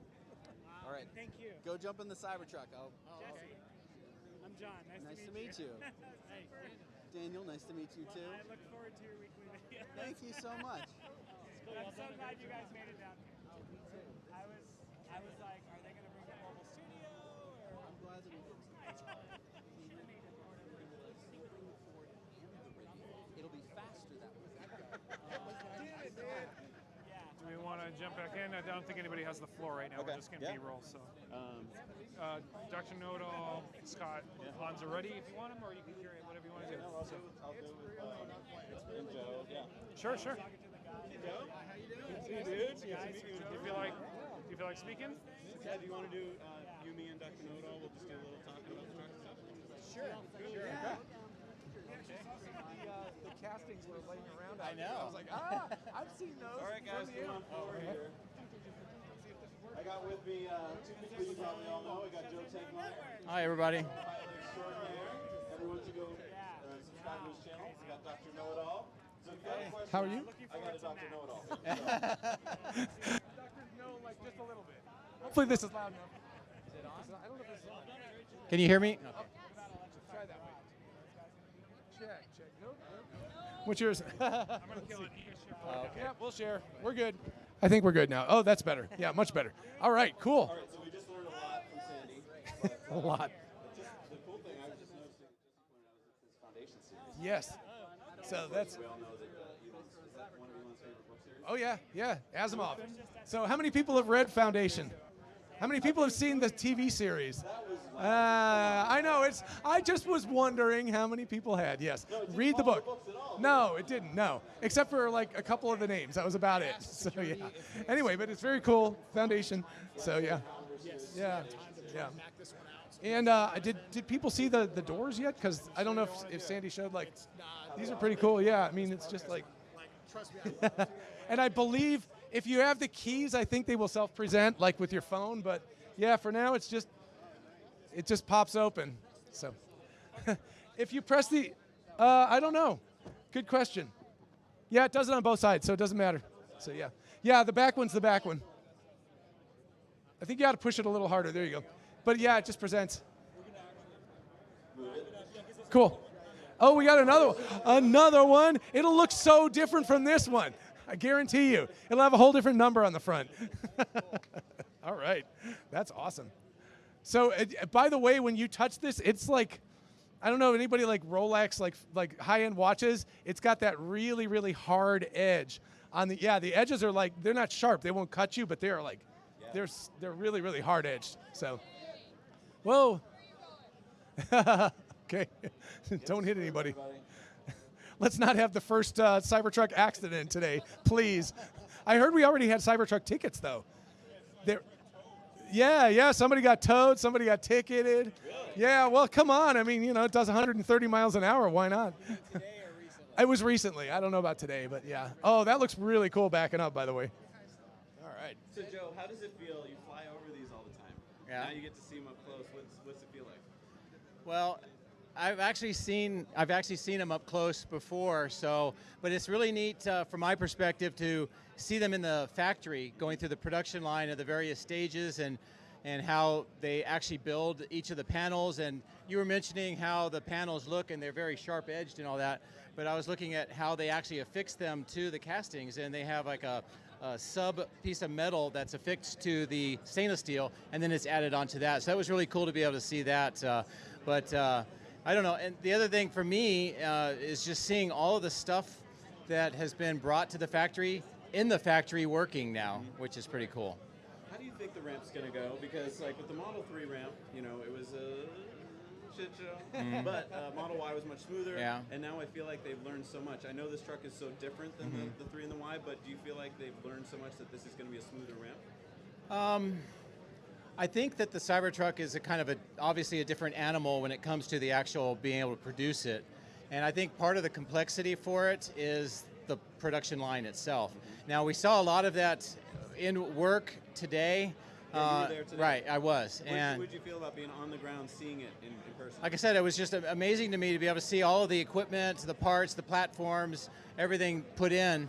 I was also really happy to see how much of the factory we were able to see, because we went from about midpoint of the factory all the way to the south wall, and all of the production lines, at least on the first floor. There's a lot more on the second and third floors. But I think it was just amazing to see how all that is working. The amount of automation, I wasn't sure if they were going to be able to do that with this or not, but it seemed like they had a lot of really great automation on it. As far as what they need to do, I was looking at the factory layout, and it looks like there's still a lot of room for more assembly of equipment, more testing, and to maybe make those lines more complete. So I think, going to your question about the ramp, I think they're battling getting the production line, and then they're battling making the car. Two different things, and I think that the ramp is going to be maybe slower than everybody would like, but I think they're going to be able to start, hitting their stride maybe the first quarter of next year, and then building from there. Gotcha. I can actually throw in just real quick. I think one thing is that Tesla's managed expectations a little better. With the Model 3, they were like, yeah, you'll get it soon. And now they're saying it's going to be slow. The second thing is just, it's not insider baseball or anything really, but I was asking one of the people on the line, and he said, he's like, I can't give you a number. I can't tell you how many come across, obviously. But he was like, when it's flowing really well. But then because it's ramping, a part will be missing, or a sequence will get out, and then it'll, so the whole thing will shut down, and then they're like scrambling. So it's, it's like this right now. But he says it's working really well so far. When we see all of the Giga castings that are starting to stack up, is that a good sign? Does that mean that we can kind of almost judge the ramp by that, or do you think that has nothing to do with it? I think to some degree, yes, because obviously you're going to need a front and rear casting to make the vehicle, so you're going to be looking at what castings are showing up. Right now, it looks to me, and from what I've kind of been hearing, is that they go in groups of rears for a while and then fronts for a while. And I think that has more to do with what's going into the casting machine structure, with the setting up of the gigapresses, and also there's a huge ventilation system that they're adding in there, partly because of a furnace, but also because of the oil that they use to help make sure that the castings can be removed from the gigapress, and it's caused kind of some environmental issues. So they've been adding this huge ventilation system. You can see it on the roof with the ducted fans, and you also see where the windows were with a kind of a grate to let the air come through. So they're working through that as well. So they need to get, I think probably the first quarter that'll be resolved, and they'll have both of the gigapresses fully operational, and then we should start seeing a increase in the castings. And for me, looking at indicators, that will be something I'm looking for. Now, how about crash testing? Because a lot of people, we haven't really got any official crash test numbers, but we know they have a crash test facility at Giga Texas. Right. I think they've been crashing some of them, right? You've seen some. Right. There were actually 3 crash tests. Sorry, was it 2 crash tests and 1 bullet hole one? So anyway, up at the front. yeah. There's 8 more over by the Right. Yeah. So anyway, so they were out there, and the front crash test was, again, I spoke to one of the engineers who was there, and he was showing me that they've colored parts and everything for the crash tests, so that they can see exactly what happens as the crash happens, and they have cameras underneath it, high-speed cameras, all sorts of stuff. he was telling me that their simulators, that the software that they've created to simulate their crash tests is so accurate that he was like, it was 1-to-1. Yeah, he was like, it's 1-to-1, there's no difference when we do it. So he's like, basically, we can run 1 million crash tests in simulation before we even do a real one because we know it's going to be just like that. And he was showing me how the motor, which is very heavy, you know, it's on a sled, and obviously it just goes down and it just hits the ground as the front end gets crumpled. So it's really impressive stuff. Now, I did ask him about other people, and he said, you probably don't want to be in the other car if you get in an accident with the Cybertruck. He's like, it's probably going to win, so yeah. That's interesting, because I mean, I feel like if this can match some of the other cars and be the safest pickup truck, that would be just a huge benefit. Yeah, just the fact that it doesn't roll over. They show that side rollover thing, so yeah, that's very impressive. So what were some of your thoughts today? You were at the event. Were you at the event as well? Did you Yes, I was. So what were your thoughts at the event in terms of the just the whole delivery of it? Like to us here, I think it felt very quick. Is that how it felt to you guys as well? I think it was truly a delivery event. There was a lot of people wondering, are we going to get test drives? Are we going to see demos? Are we going to do whatever? But it turned out it was pretty much a delivery event as it was explained. And from that standpoint, I think it was outstanding, and the presentation was good. They did it in the end of line for the Cybertruck, which is really neat to see, because I don't know if anybody has actually seen that part of the factory before inside. Certainly not from inside. But I think for what it was billed as and what they did, I thought it was fine. And I think maybe some people were hoping for more, but I think it was really much on line with that. So I don't know what you have. Yeah, I think the part that you didn't get to see was we got in a little after 1, maybe 1:10, and so we spent 50 minutes walking through the factory first. So unfortunately, the most interesting part of the entire tour was the part that you guys didn't get to see. Which was all the factory stuff. But I did film the entire thing as a walkthrough all the way through. Yeah, so we're going to we will be releasing that stuff. In fact, hopefully Scott and Hans and I will be up there in a little bit to talk about a small section of that. Oh, great. Just a bit, yeah. That'd be we great. were just trying to get the piece of the video out. But as far as the actual event was concerned, it was a little disappointing because it was just kind of like this, but there were 10 rows deep, and you couldn't see anything. So we like, you could barely see Elon's head sticking up over the crowd, and so it was fine. The energy was great. It did feel fast, but it was a delivery event. It was as it was billed. What did you guys think about the pricing? We found out like right after the event was over, kind of on the website. We got the prices for the 3 models. Right. Was it what you expected? Anything not expected? I think because we'd gotten a leak that the expensive one was going to be $100,000. It was like that was expected. And then I don't know. I think my wife and I were really happy with the 2-motor one for $80,000, which means you get the $7,500 tax credit, which is a big deal, which makes it about $72,500. So I was like, yeah, that sounds like a pretty good deal to me. I think the single motor version, if they ever make it, is going to be a little underwhelming. But they're also like 2025, and we'll see, someday.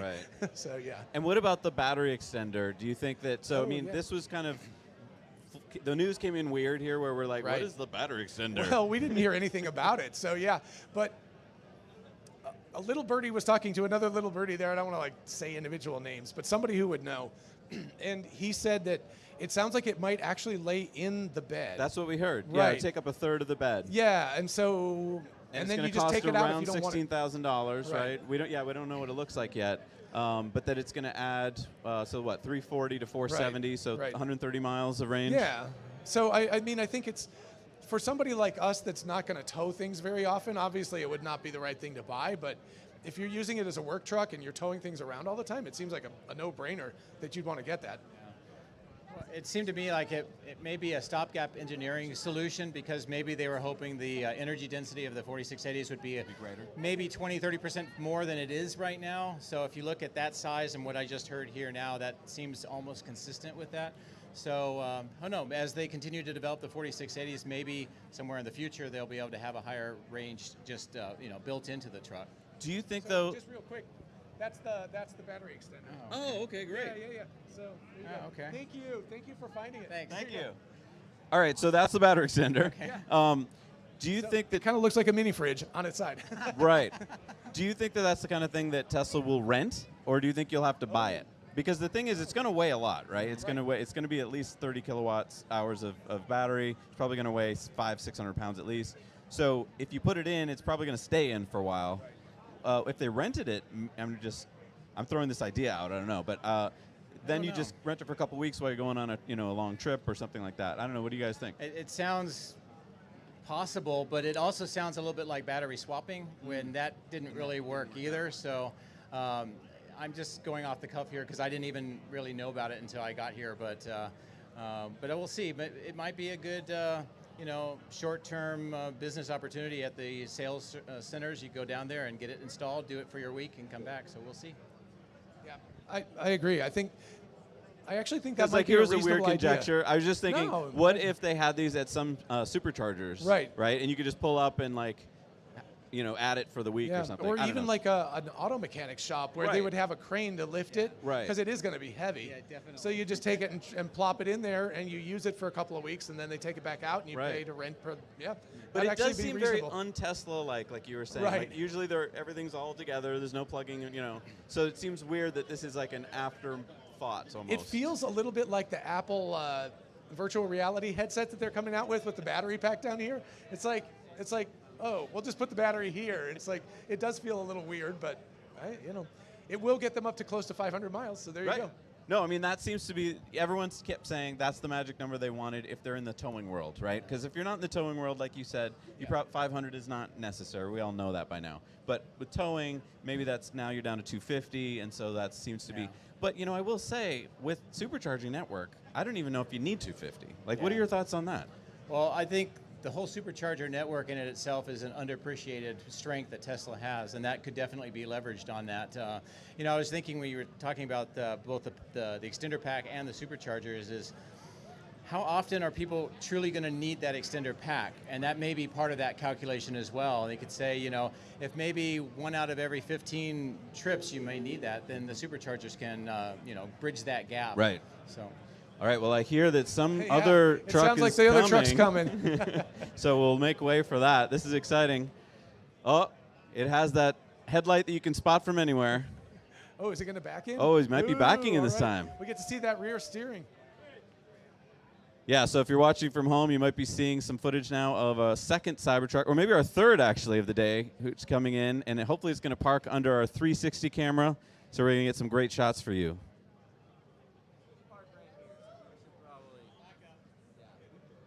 Looks like we're moving some cars out of the way or something. I know.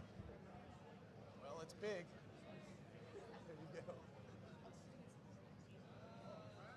And if you're in the Austin area and you want to come on down, we're going to be here for quite some time. We're at the Luster Pearl East on Linden Street in Austin, so come on down if you want to see a Cybertruck.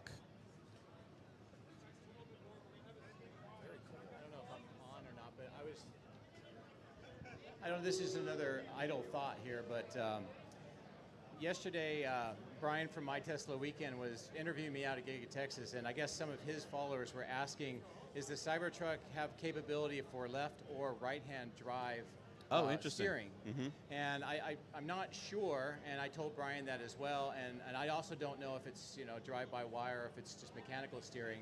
But today, when we were looking at that Cybertruck that was in the lobby, I was looking at the firewall because it was available. They have a cutout that's the same shape on both sides. Oh. So that seems like that may be an opportunity. Yeah.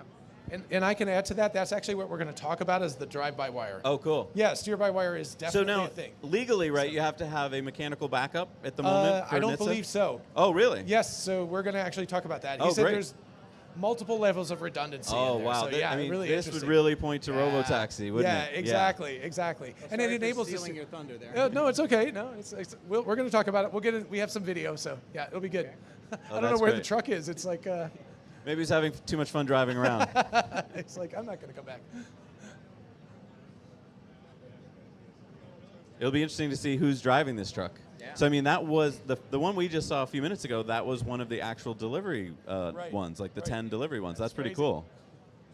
Maybe And it'll be really good Elon. to hear that he just got a call from Franz on Tuesday and said, can you make it down here on Thursday to Austin? And Yeah, if so, and oh, by the way, come up with $100,000 Right, tomorrow.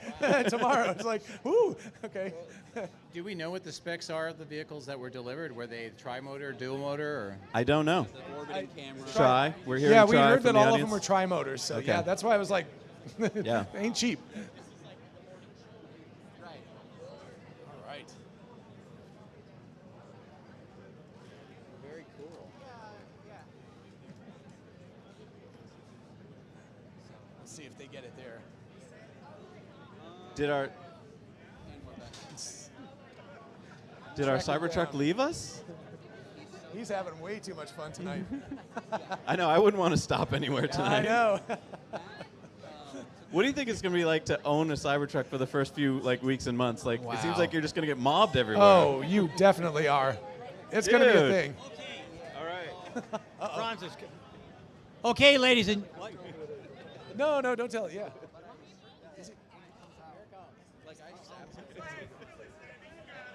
Ooh. Seriously? Welcome the art creator himself, chief designer Franz van Holhausen.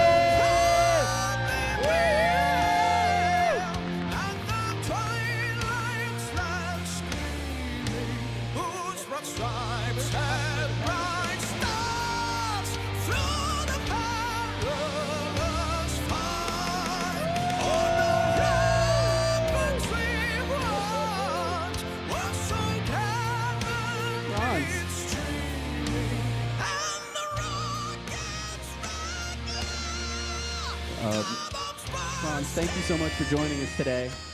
This is a momentous day, and we all want to thank you so much for designing this thing.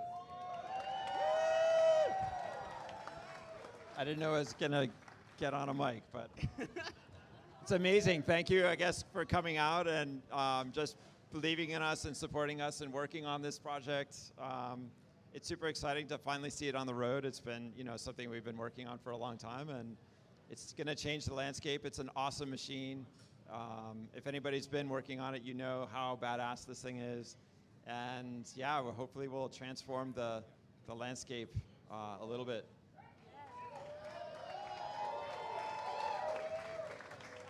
If you have a minute, I would love to ask you some questions. All right, one minute. Okay, here we go. Go. So when you were designing this truck, there had to be at one point where you drew this truck and Elon was like, yes. Were you happy or were you a little afraid when that happened? No, I mean, when I came up with the design, Sure. When I came up with the design, we made it into a model before we even showed it to Elon, and it was, instantaneous. Yes, this is what we're doing. So that's fantastic. Thank I mean, you you have so to, Elon believed in this project from day one. There was a lot of people that didn't. This is super polarizing, and it's tough to, it's so radically different. And Tesla could do anything, and could have done a normal looking pickup truck and killed it, of course. But this is also an opportunity to really change change the paradigm a little bit and bring the future forward. And thanks to Elon for really believing in this and what we do, and trying to make special products. We care about the products. He cares incredibly about the product and wants to get the best thing to the people. So, Franz, thank you so much. Yeah, thank you. Have a wonderful night.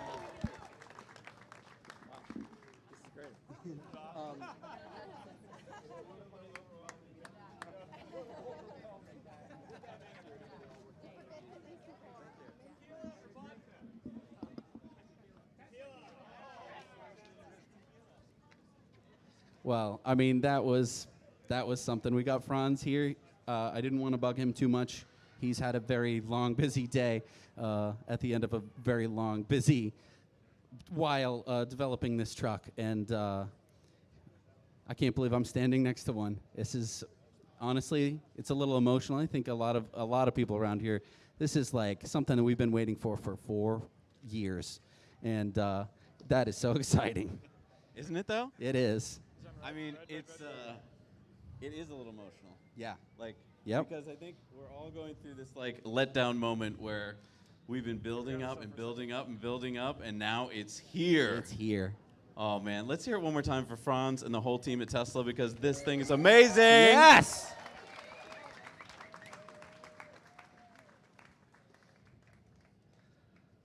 Let's just take a moment to take it in, huh? Yeah. Just take it all in. What I'm so excited about is that in the span of the next year, in the next 2 years, this is going to be driving around every American city. And there are going to be people who have not heard about this truck or haven't heard about Tesla. And they're going to see this driving on the road. And their reaction is going to vary. It is going to vary from, oh my God, that is the coolest thing, to we are being invaded by aliens, to that's the ugliest thing I've ever seen. And I hate it, right? But it is going to elicit a reaction, is it not? And I think that is probably the most important thing. No one can look at this truck and go like, whatever. Yes, exactly. Whatever, who cares? I don't need to know more about that thing. This screams, it demands attention, doesn't it? And it's got quite a few little tricks up its sleeve. First bulletproof truck you can buy. First truck you can up armor with like a little bit of welding experience, which is pretty cool. And it's gonna be amazing, isn't it? Who is so excited right now? I am so excited. Yes. Hey, everyone here, Yes. thank you so much for coming. This is just a dream come true. We put together this whole event in about 30 days. So 30 days ago, we were like, what if we had a party and we invited a whole bunch of people and maybe what if a there would be Cybertruck came? What if that would be crazy? And maybe we could get Franz. I don't know. And so we were able to pull this together. I want to What thank. if Sandy would come? I really want to thank our sponsors: Lex.art, Light Horse, Henson Shaving, and Expel. Thank you so much for helping to support this, for keeping us out of the rain. We would have been drenched. All of our camera gear would have been ruined. And thank you so much to Corporate Streams for putting this together. Everything that you see here, from this orbiting camera to the Steadicam, all came from them. So thank you so much for being here. And this is so exciting. Also, thank you. Thank you.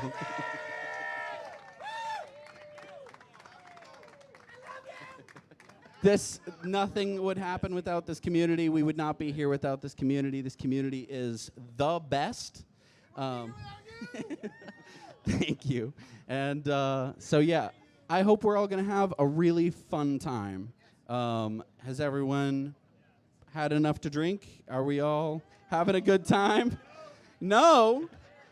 Well, I think you've seen your fill of the Cybertruck. Maybe it's time to Yeah, so we're going to go to think and drink about commercial, it. and then we're going to have Sandy join us up on the stage. We're going to have some fun with Sandy. So we'll see you guys in a minute over there. See you right over there. In the heart of nature, where the symphony of the wild plays, a new performer quietly steps onto the stage, rewriting the rules of off-road adventure with zero emissions and infinite possibilities. Light Horse, a tale of power told in electric whispers. Are you ready to take your communication to the next level? Introducing Corporate Streams, providing painless solutions for live streaming since 2012.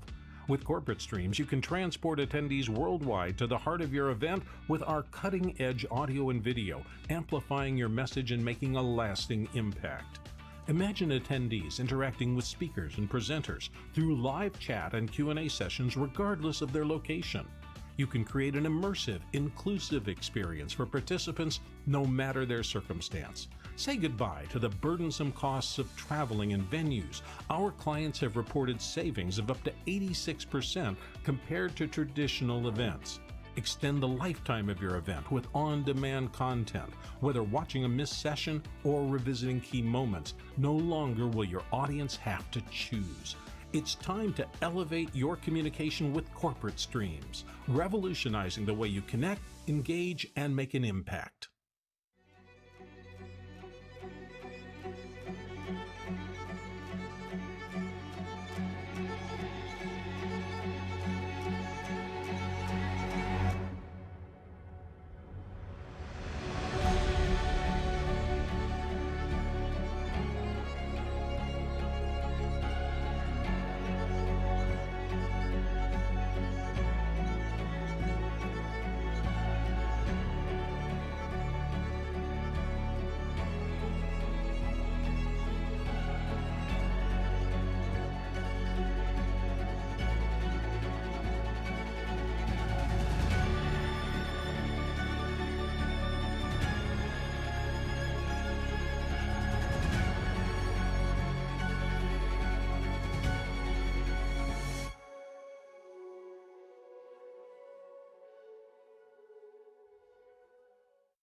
A good shave is a precise shave.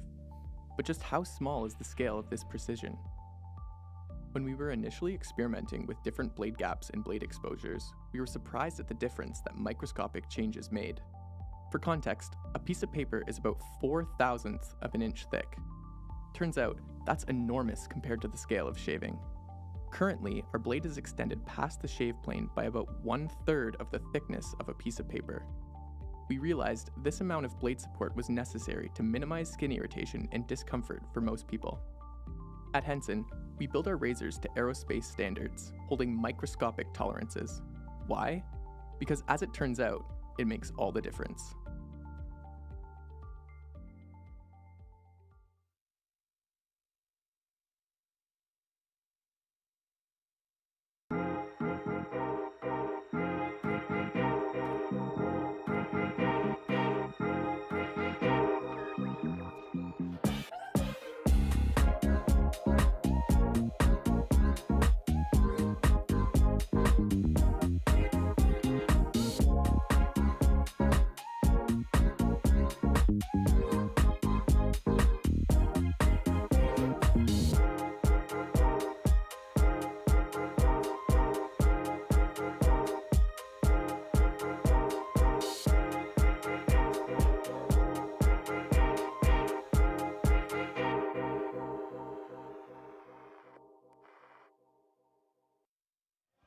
And we're back.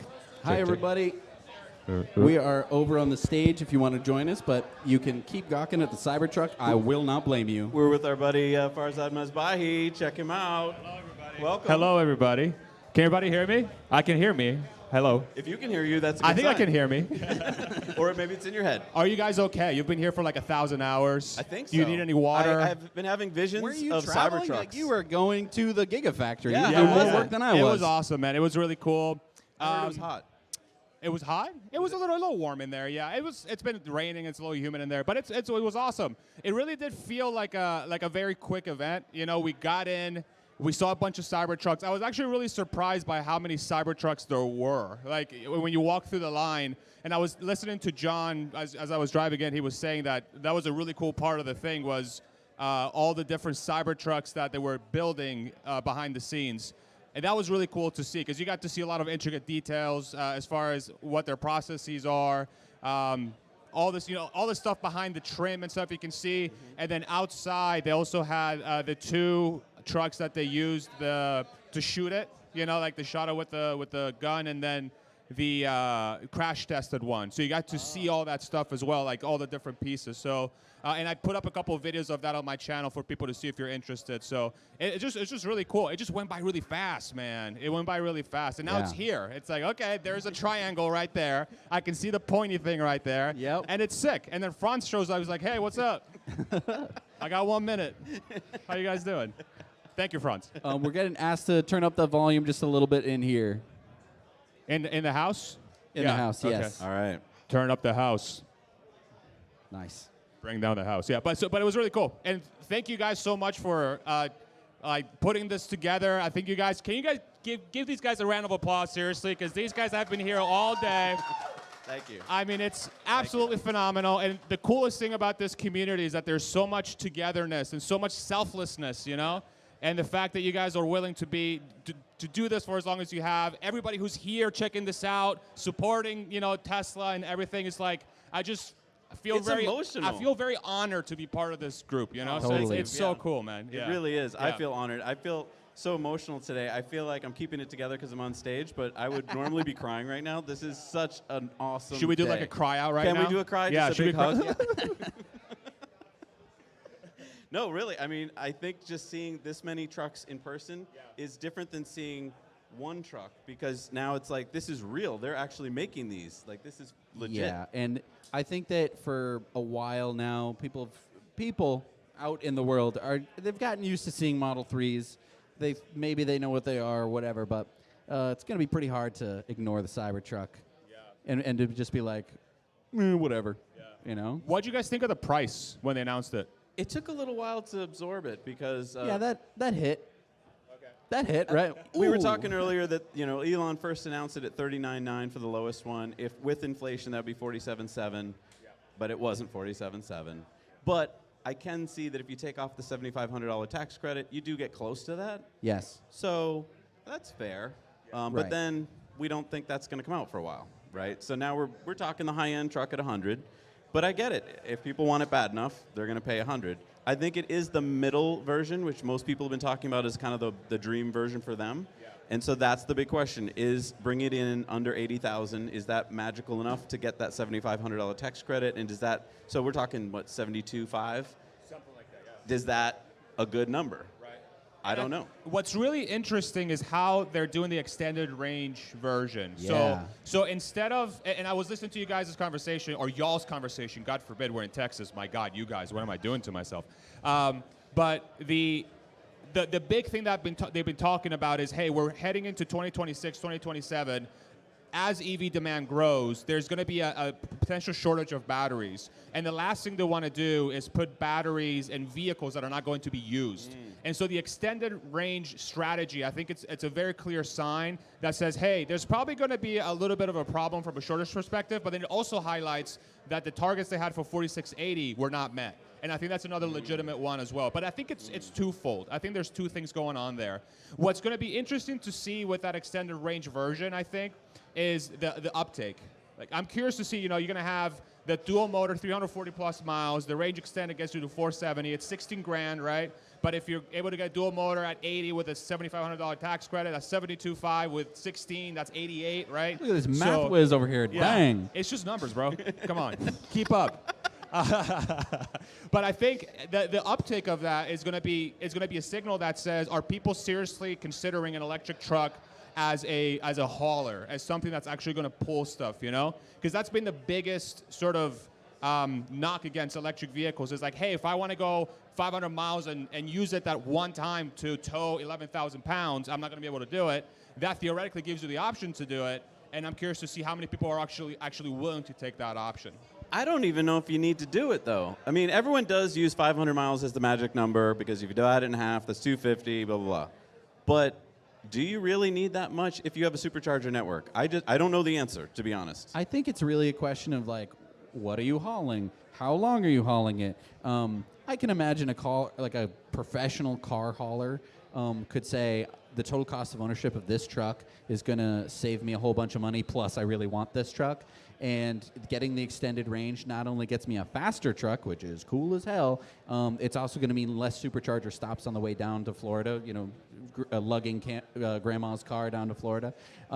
So I can see how, for that sort of aspect where you're going to be towing long range all the time, totally makes sense to have an extended range. If they didn't have an extended range, you can't get the truck. Now you can. It's 16 grand more, but you're probably using it professionally. Yeah, and I think it's two separate things. It's like the ability to do it is one thing, and then the affordability of it is like a separate thing. And right now we're not there, right? It's obvious that we're not there. You can't have like an affordable EV with a lot of range, and like 500 plus. And we don't have any Tesla trucks on the road we don't have any electric trucks that can use the supercharger network at the moment. I feel like somebody who gets that dual motor and starts towing with it is going to find that there are enough superchargers. It might be a pain because you're going to have to stop more frequently, but it's doable. So when the family wants to go to Yosemite or whatever, they're going to be able to make it. Yeah. It's just a question of like, how much longer is that trip going to take, and is it worth $16,000 to get the extended range to make that trip a little bit faster? Yeah, I think the other thing too to think about is like, is this truck a traditional buyer's truck, or is it going to create its own market, right? Because if you think about the traditional truck market and how they think about, so one of my really good friends in Texas, his name's Travis, and he has an F-250, and ever since I showed him the Cybertruck, he's like, this thing's a piece of shit. What the, it's like, he's just going on it. Like, my F-250 will kick its ass. I can't wait to show him the videos for today, today, you know what I'm saying? But the one thing, and this is how, like, I don't want to create stereotypes, but I think that there is a certain truck buyer out there that says, my truck, I can spend 60, 65, 70 on an F-250 or a low-end 350 or whatever, and I can do that once in a while, 500-mile trip towing, right? And that gives them a sense of security, because that's what I feel like being American is that. It's like, I want to do that one thing at that one time when I'm alive, right? Yep. And so, like, good is point. that what it's going for? Is that going to be its key market, or is it going to create its own market? I you know? think that being able to say it could do it really answers that question, I think, for a lot of people, and it'll shut them up. That stereotype where it's like, yeah, but what if I want to tow blah, blah, blah? And it's like, well, you can get the extended range one. And sure, there's a comeback to that, but I don't think that it really matters. I think there's also going to create a new dynamic because I think many of us, it's so expensive to think about doing something like that, where the gas and so forth. I feel like with electric, they're going to see how cheap it is, and I feel like maybe not towing a big camper, but these new campers like space campers, I feel like are going to be so efficient that a lot of people are going to discover that way of camping, and maybe that'll create like a new paradigm shift in all this. And it's like, okay, yeah, we're going to talk about towing all day. It's, again, something you're going to do probably less than 1% of the time. The rest of the time, you're going to be driving around a truck. And the gas mileage isn't that much better towing. If you have a gas truck, it's going to be that much more expensive to fuel. And so do you really want to own that F-250 or whatever just in case? Or would you rather have the Cybertruck every day and it still can tow, damn it? Yeah. I think the other thing, too, is by the time Tesla's able to make enough trucks to potentially start eating away that market, like 2026, 2027, then we have to take into account savings from economies of scale. You have to take into account savings from the 4680 going to the next few generations, right? Maybe new manufacturing practices. Maybe, we have some sort of deflationary thing happening because of automation and artificial intelligence. So I think that's where the story gets really, really interesting. It's like today's pricing, it came higher than I expected. I thought 70,000 for a dual motor, 3 to 350 miles, and then beast mode was 89. That was like my final prediction. It was 10 above, right? Plus the extended range that took it a little bit further on the top. So you were really off. I was very off. On the top too. end, I was But you very were hoping off. like I was. I think I was optimistic. I mean, and I was also, falsely using the initial specs that we got from 2019, and I did that inflation factor on top, and I'm like, well, it's also going to be more because there's going to be more demand. But of course, it turned out to be even more than that. But I would be like 2 to 3 years from now. I'm not going to say that 79,000 won't be the price forever for a dual motor, but I wouldn't be surprised if, like the rest of the lineup, they either add more range or they lower the price over time. Well, because I think Tesla has a demand problem. They have too much demand. They have 2 million people signed up for this vehicle. Yeah, it's all your fault. Maybe that number is lower, blah, blah, blah, but that's a big problem because they're not going to be able to deliver 2 million trucks in a reasonable amount of time. So you have high demand, you're going to do what the market demands you do and raise the price. But I do think that 2 million is going to be less after this pricing came out Of course. today. Yeah, but that's what they need. It'll be, I 100% agree. It can't stay 2 million. They're Correct. in trouble. They're actually going to have a place to sell. It's a demand problem. Very true. 100%. On the opposite end of the spectrum, as of course, when can we doofus start Gordon talking Johnson. about the robots making the trucks? I feel like when we talk about it now, nobody believes us, but I feel like it is going to happen very soon. And I think the thing I want to talk about is, for me, a robot seems impossible. It seems like, I don't even know where you begin, but I think for Elon, it's a bunch of motors and some actuators and some software that he's already figured out, and he knows that it's going to cost him, $30,000 or something. So when he can turn that part on, isn't this whole game change? Yeah, if it works, absolutely. There's no reason why it wouldn't change, right? So the promising thing there, Andrei Karpathy put out a video a couple of days ago where he was explaining a large language model for dummies, right? And then he was also using the work they were doing with FSD and the Tesla bot and figuring out how to kind of bring those two things together. And it's becoming really obvious that what Tesla has created with FSD, the foundation, and they've said it before, but it's quite obvious that all they have to do is just feed data from the bot for it to work. They don't have to build anything else from scratch. It's already there. The foundation's there. So now it just becomes a matter of having the bot learn how to do the motions and then figuring out a manufacturing process so that your bot is less than outfitting an entire factory full of robots, right? And that seems, from a mathematical perspective, you sit down and do the math from a raw materials perspective, you're like, of course this is going to work. But the bot has to do the motions. They have to do the movements. Optimistically, if you want to be optimistic about it. I do. Me too.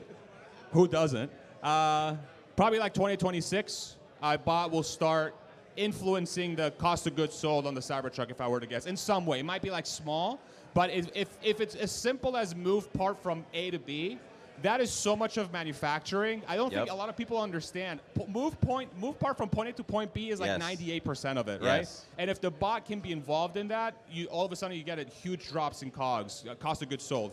That's what it stands for. So, but it might take a while to get enough bots in there to be a part of the process. Yeah. But I mean, that starts solving a whole lot of other problems, right? Because right now, Tesla is ramping up, and they're going to have labor problems, labor shortage problems, right? And then you don't have to deal with the whole UAW problem if you're. I don't think they can unionize yet, right? Bots. Last time I heard, that's not the case. And if they can, boy, are we. Yeah. When your smart TV has to go on a union break. I don't feel like watching Netflix right now. Yeah. I'm on my break. There's one other thing too with the Cybertruck is that the thing we have to remember is that the manufacturing process for the Cybertruck is supposedly, from what we've seen so far from Tesla, what I saw at the factory, significantly less parts than a traditional truck, but significantly less parts than, say, a Model S or even a Model 3. Yeah, I mean, if you think about it, everything's casted. It's just a bunch of castings. It's 48-volt architecture, which reduces how much wiring you're going to put in there, and like they're going to streamline the harnesses. The new technology is going to come from the manufacturing processes and the type of equipment that they put in the truck. But it's a huge simplification of the process. So that is also going to help with manufacturing. Let's talk about the 48 volts, because I think for a lot of us who don't know much about cars, 12 volts, 48 volts, who cares? But this is the first production vehicle that we know of that's done 48 volts. Can you kind of give us an idea of why that's such a big deal? Yeah, so this is where I'm actually very excited to talk to Sandy about once we bring him on stage too. And I let him kind of really go deep in this. But really the biggest savings come from huge cost savings and also huge weight savings. So with the 48-volt system, you basically reduce the weight by about 70%. And then with the 48-volt architecture, you're going to have a lot more reliability because you're not sort of depending on this old school 12-volt architecture that's just not going to be nearly as reliable as a 48. So it's a cost and the weight savings, and then when you have the weight savings, it's also a downstream cost savings because that means you need less batteries. Even though it's a little bit of weight, you're still getting a little bit of savings from that side as well. But that's where Sandy's going to be able to give us a lot of insight as to why that's such a big deal. What do you think the other automakers are doing today? Like, do you think they're bothering to watch this, or do you think they already think they know, or do you think they're all going into like bunker mode? I mean, what's interesting about the other automakers is that they've been very upfront about how they're not taking this transition seriously, right? They've already come out and said, we're going to delay our plans to make an EV. GM, Ford, VW is delaying their plans for their battery factories. So there's already a signal out there that says, hey, what we're making already, people don't want. So why would we even try to compete with that thing, right? If I'm an executive that's making that decision already, I don't think there's any planet where that same executive is going to say, yeah, but we're going to make something to go against that thing. What they're going to do is they're going to try to use their existing lineup and try to justify it as a superior product to the Cybertruck, and they'll say, buy our Toyota Tundra hybrid that, is just a truck that has been around forever, but it has a 7 kilowatt-hour battery, and I will get the $7,500 credit, So that's, I think that's the direction legacy automakers are going. They're going to try to use marketing and advertising to try and convince people that their inferior product is actually superior. So, I mean, do you think that they're actually going to regress? Because I feel like we made some progress, right? Like we got some electric vehicles from these companies. We begged and screamed and threatened them, and they finally started to do it. And now they're like regressing, right? Do you think that the arguments that they're going to start pulling out of their hats are going to be the old arguments that we've already debunked? And we're going to have to debunk them again because they've fallen down in the algorithm, and they're going to say like, oh, electric cars actually aren't that good.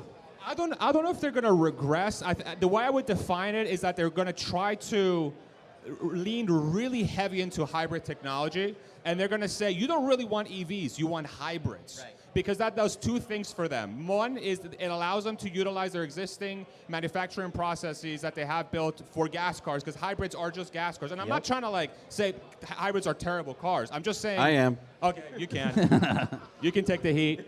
Yeah. Right here, that's your guy. So that's one thing, right? So you're going to be able to leverage your existing manufacturing process to keep your costs down. And then once you put a big enough battery that gets a tax credit in the United States, then you get the other side of it where you have this lever you can pull that's going to allow you to keep your costs competitive versus a competing EV. But what's going to happen over time is that you're going to end up having this shift where you're going to go from gas cars back in 2015, 2020 being cheaper than EVs, and then you're going to go fast forward 5 years, you're going to have hybrids that are going to be more expensive than EVs because people are just shifting away from pure gas cars. That's what I mean, it seems quite obvious that's what's happening.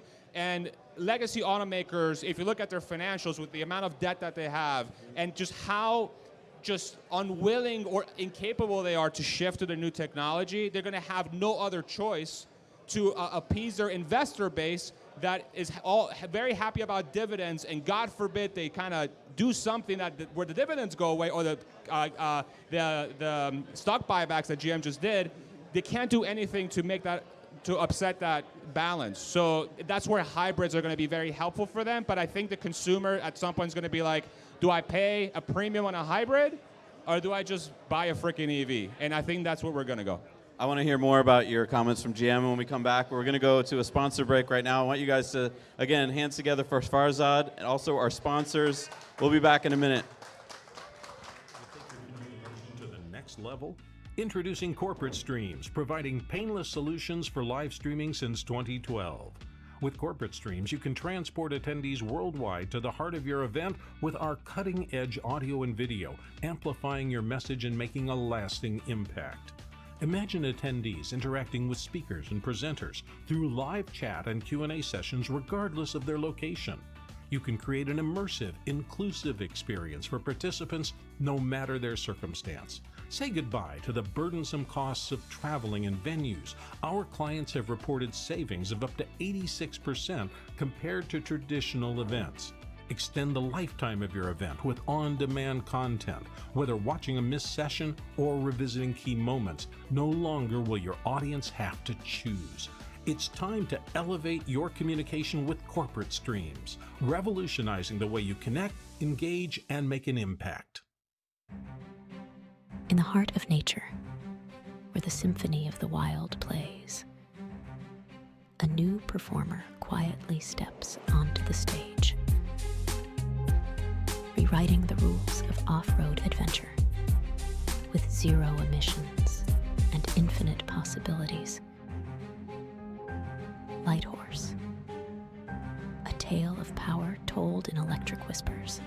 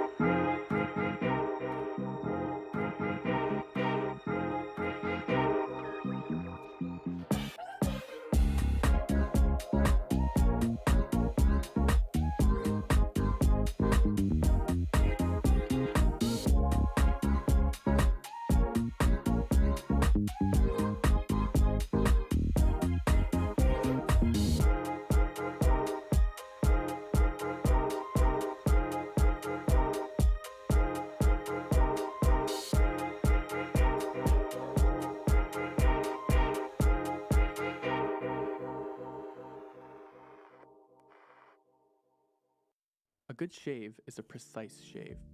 But just how small is the scale of this precision? When we were initially experimenting with different blade gaps and blade exposures, we were surprised at the difference that microscopic changes made. For context, a piece of paper is about 4/1000th of an inch thick. Turns out, that's enormous compared to the scale of shaving. Currently, our blade is extended past the shave plane by about 1/3 of the thickness of a piece of paper.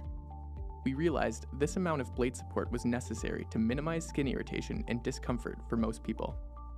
At Henson, we build our razors to aerospace standards, holding microscopic tolerances. Why? Because as it turns out, it makes all the difference.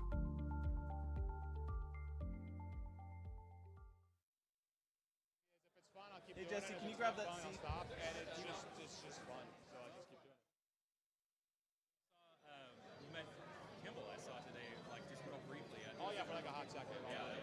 All right, everybody. Well, I am so pleased. We're going to be having a panel here with Eli, Starman, and we are also going to be having Sandy Munro up on the stage. So please welcome Starman.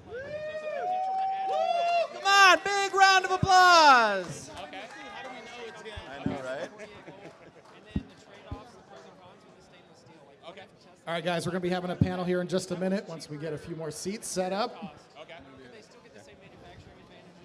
How you guys doing tonight? Did everybody get a photo with Franz von Holthausen?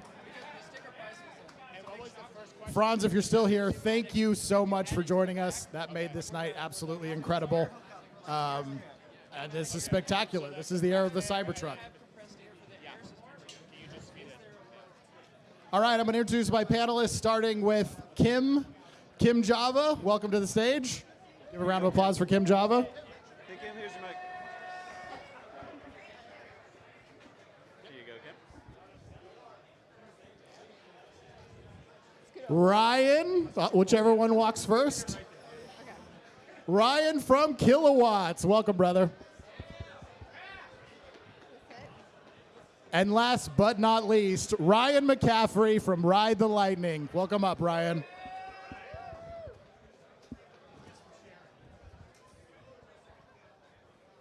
All right, so guys, the topic of this conversation is going to be the disruptive power of the Cybertruck. As Elon Musk said tonight, and all of us very well know, there has never been a vehicle made quite like the Cybertruck.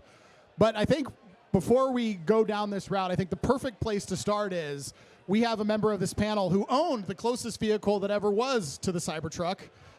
Then that is the DeLorean. So Ryan McCaffrey, I'm going to give it away with you.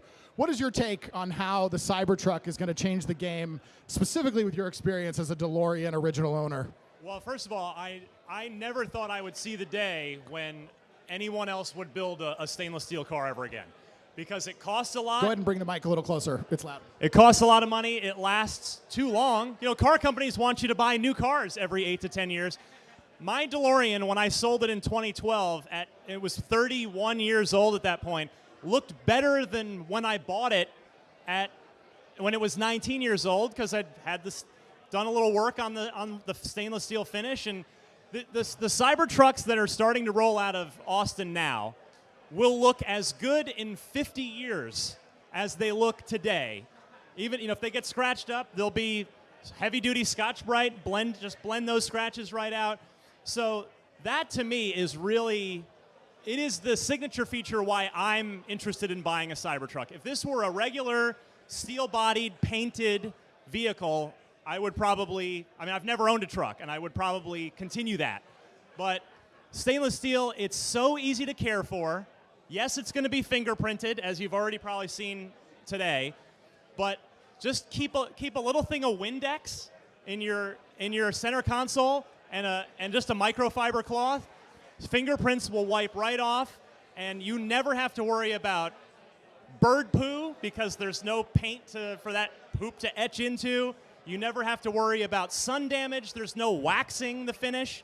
So it is just going to be the easiest vehicle to maintain in terms of its fit and finish that you've ever had, and that's what I love about it.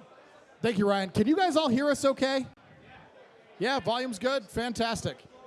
All right, so one of the big numbers, and I'll let anybody who wants to field this one take it, one of the big numbers that we surprisingly didn't hear on the live stream, but we had to go find on the website, was range. So what do you guys think about range, and how does that impact your buying decision and your use case for the vehicle?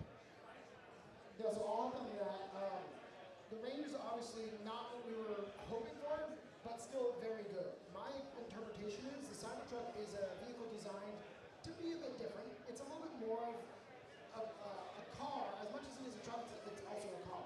And so my use as someone who focuses on car sharing, on basically, using other people's cars around town, it's obviously still more than satisfactory. You still have supercharging up to 250 kilowatts. We may even see that get better over time. I think that the range is very good, especially, again, supercharging network. But yes, anyone who wants to tow, that's kind of where this started to become slightly less interesting. So range extender for towing is meaningful and different. Otherwise, 300 miles for most people's use of a SUV that just so happens to be a truck, it's awesome. 300 plus miles is still awesome, but yes, I know there's gonna be a lot of people that do tow that are either gonna need that range extender or are gonna seek other vehicles. So let's talk about you specifically, because I remember you initially pre-ordered 20 Cybertrucks because you were going to include these as part of your rental fleet. So now that you have these specs, what's your plan? What configuration are you gonna go with? And who do you think's gonna wanna rent that vehicle, right? So for context, guys, Ryan is in the San Francisco Bay Area. He runs a large fleet of Teslas that's on Turo and his own platform that I'll let him tell you about to compete with Turo, because Turo sucks. But yeah, very interested to hear of who you think is going to be the customer for that. Who isn't going to want to rent them? Yeah, no, this is arguably the best vehicle out there when you just consider a vehicle. When you consider a truck, it's maybe not the best truck. Again, I think it might be the best vehicle out there. So as Ryan McCaffrey said, yes, this is a very desirable vehicle at $60,000 starting price for the rear-wheel drive. Honestly, again, in the San Francisco Bay Area, maybe other than going to Tahoe, it's going to be a phenomenal rental vehicle. So on dispatch, we're going to host any and all electric vehicles. And yeah, I think this will be absolutely the best out there, especially all-wheel drive.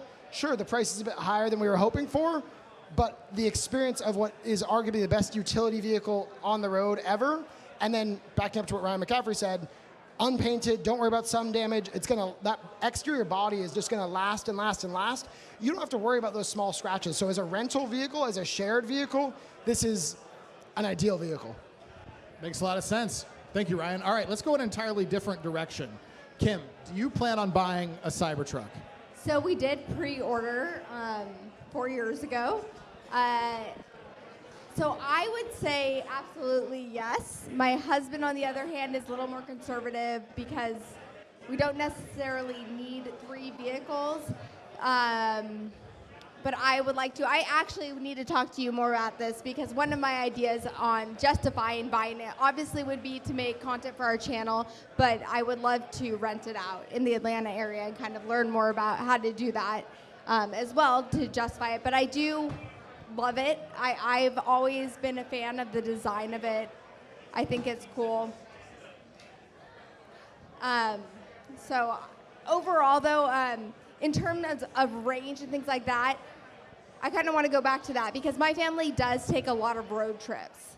And I was a little bit disappointed, to be honest, about the range. I wanted more range. 300 miles, it has to be that. But more, to me, is always better. There's a lot of times we drive places and we don't have good destination charging. And it would be nice not to have to worry about that. So to me, more range is always a plus. The range extender itself, we were looking, I was talking with Ryan earlier, and it's the design of where it fits in the truck. It really takes up a lot of space. It doesn't look like what I imagined Tesla would have. Careful, the lead designer's here. That's true. But to me, it's I don't know. It doesn't. This is my opinion. These are just my opinions. But I mean, I love the truck. The range extender. Okay, so here's my question. Will you use the Cybertruck differently than you would already, like, let's say, take a road trip on your Model X? So would this be like in place of your Model X, or will you go places with it that maybe you couldn't on the Model X? Like, have you thought that through yet? Yeah. So we like to travel and bring our bikes with us when we travel. And right now we throw them on the back of the Model X. And we also have electric bikes, and they're really heavy. So I would like to be able to when we go on those kind of road trips with the kids and the family, be able to just put all that stuff in the back of a truck and not have to worry about it at all. Also, sometimes there's a lot of lakes in Georgia where I live. We could pull like a jet ski or something. All that utility that we don't necessarily, with our X, we don't have it. Now, the X I will still use as my main car because it has 3 rows and I need that with 3 kids. But I think the Cybertruck, there's so much, that second row today was the first time I got to go inside and like see it, and there's so much space in there and it's so comfortable. Even for an adult to sit in that second row was fantastic. Fantastic. Thank you, Kim. So one of the big things tonight that Tesla unveiled that is actually very out of character for Tesla is range has always been part of the main battery pack. Tesla tonight, for the first time, has offered a secondary range upgrade that is going to be apparently available after you take initial delivery of the vehicle. And I'll let whoever wants to take this. What's your take on that? Because this is like a new product format for Tesla that we have never seen before. So we've heard Elon say a lot about how you only want to go so far with range because otherwise people are just kind of hauling around a bunch of batteries that they'll never actually use. And I think that's exactly why they've done this range extender, is because it's saying they're gonna only ship the number of batteries, the minimum number of batteries that they absolutely need to. So they're saying effectively, if you want the full maximum range that we can offer, you need to opt into this as an aftermarket accessory, and that way, you're not just forcing every tri-motor customer or every dual motor customer to buy a 470 mile range vehicle when probably the majority of those customers are never going to need anywhere close to that range. So they're effectively having you opt in, thus saving their, as of now, limited 4680 battery cell supply by quite a bit. I think my main question is, how easy is it going to be to remove and add that back in? Is that something you can do at home, even with like a winch? Like, how is that going to be possible? I was doing the rough math with somebody earlier off stage, and it seems like it's probably going to be on the order of 50 kilowatt hours or so when you kind of look at, it's 130 miles of range, and it's about a third of the pack. So I can't imagine it will be light enough for a normal more than a person. couple hundred pounds. Yeah, I think you're going to need service center installation on this, and I'm not sure it's coming out unless you take it back to the service center. We don't know, but I can't imagine it's just going to be a thing that you lift out and keep in your garage when you're not using it, because that invites all sorts of fun other problems, like what if water is flowing through your garage, and so that's going to be. It does seem like it's going to be a service center situation in my eyes. Absolutely. And then if that's in there all the time, you lose some of the utility and the space that you would have in the bed of your truck. Absolutely. So let's talk about the other piece of this, which is price, right? So that was probably the biggest change since the unveiling, is the price to range to capability. How do you think the market is going to respond in general? How do you think this is going to impact the reservation list, right? Because reservations were under a certain set of assumptions. And Tesla's not entirely to blame for the assumptions that have changed, right? Everybody's been impacted by inflation. I mean, interest rates are 7% to buy a home. The world's a different place. But like, how do you think the average buyer who's thinking about buying a Cybertruck today is going to be impacted by these new numbers and these new metrics? I'll briefly jump on this first, just as someone that previously had a Rivian R1T. I think that other than the certain things that make this a unique vehicle, the stainless steel and like how long it'll last, it is a more competitively in-line vehicle. And I think we were all kind of thinking it was going to be blowing everything out of the water. If you look just at the spec sheet, it's more competitively in line, which I think will encourage other people to, do I like the way certain things look better? Or it's more in line, and I think that as a result, some people that were on the fence are going to go for other vehicles. That's good. But those of us who are here are probably people that really want it now will actually get it, and the people that don't want it, well, someone else can take your reservation and move up the line faster. I do think it was priced a little bit higher than I was expecting. I'm not going to lie. I wish it was less and make it a little more affordable. But I think also we kind of have to disregard some of the numbers that we all heard 4 years ago, because it's a completely different time. So much has happened since that event. So much things that no one could have ever expected. And we have, COVID and war that we're about, all this stuff. So it's completely different climate that we're in right now. And when you look at other trucks, it's competitively priced, like what Ryan said. I agree.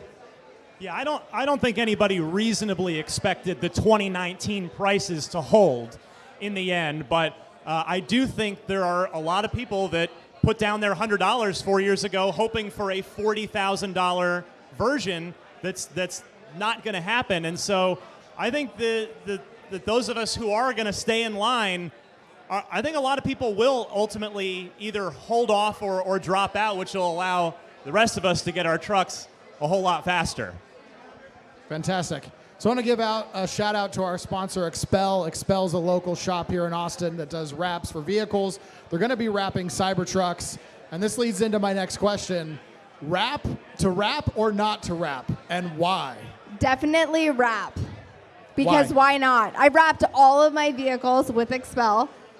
It's so much fun. I mean, I feel like that's one of the reasons why I love the Cybertruck. To me, is that it is a completely clean slate, and there's so much you can do with it. Like, I'm already thinking of all these mods you could do with that truck and really customize it to whatever you want. So for me, it's a definite 100%.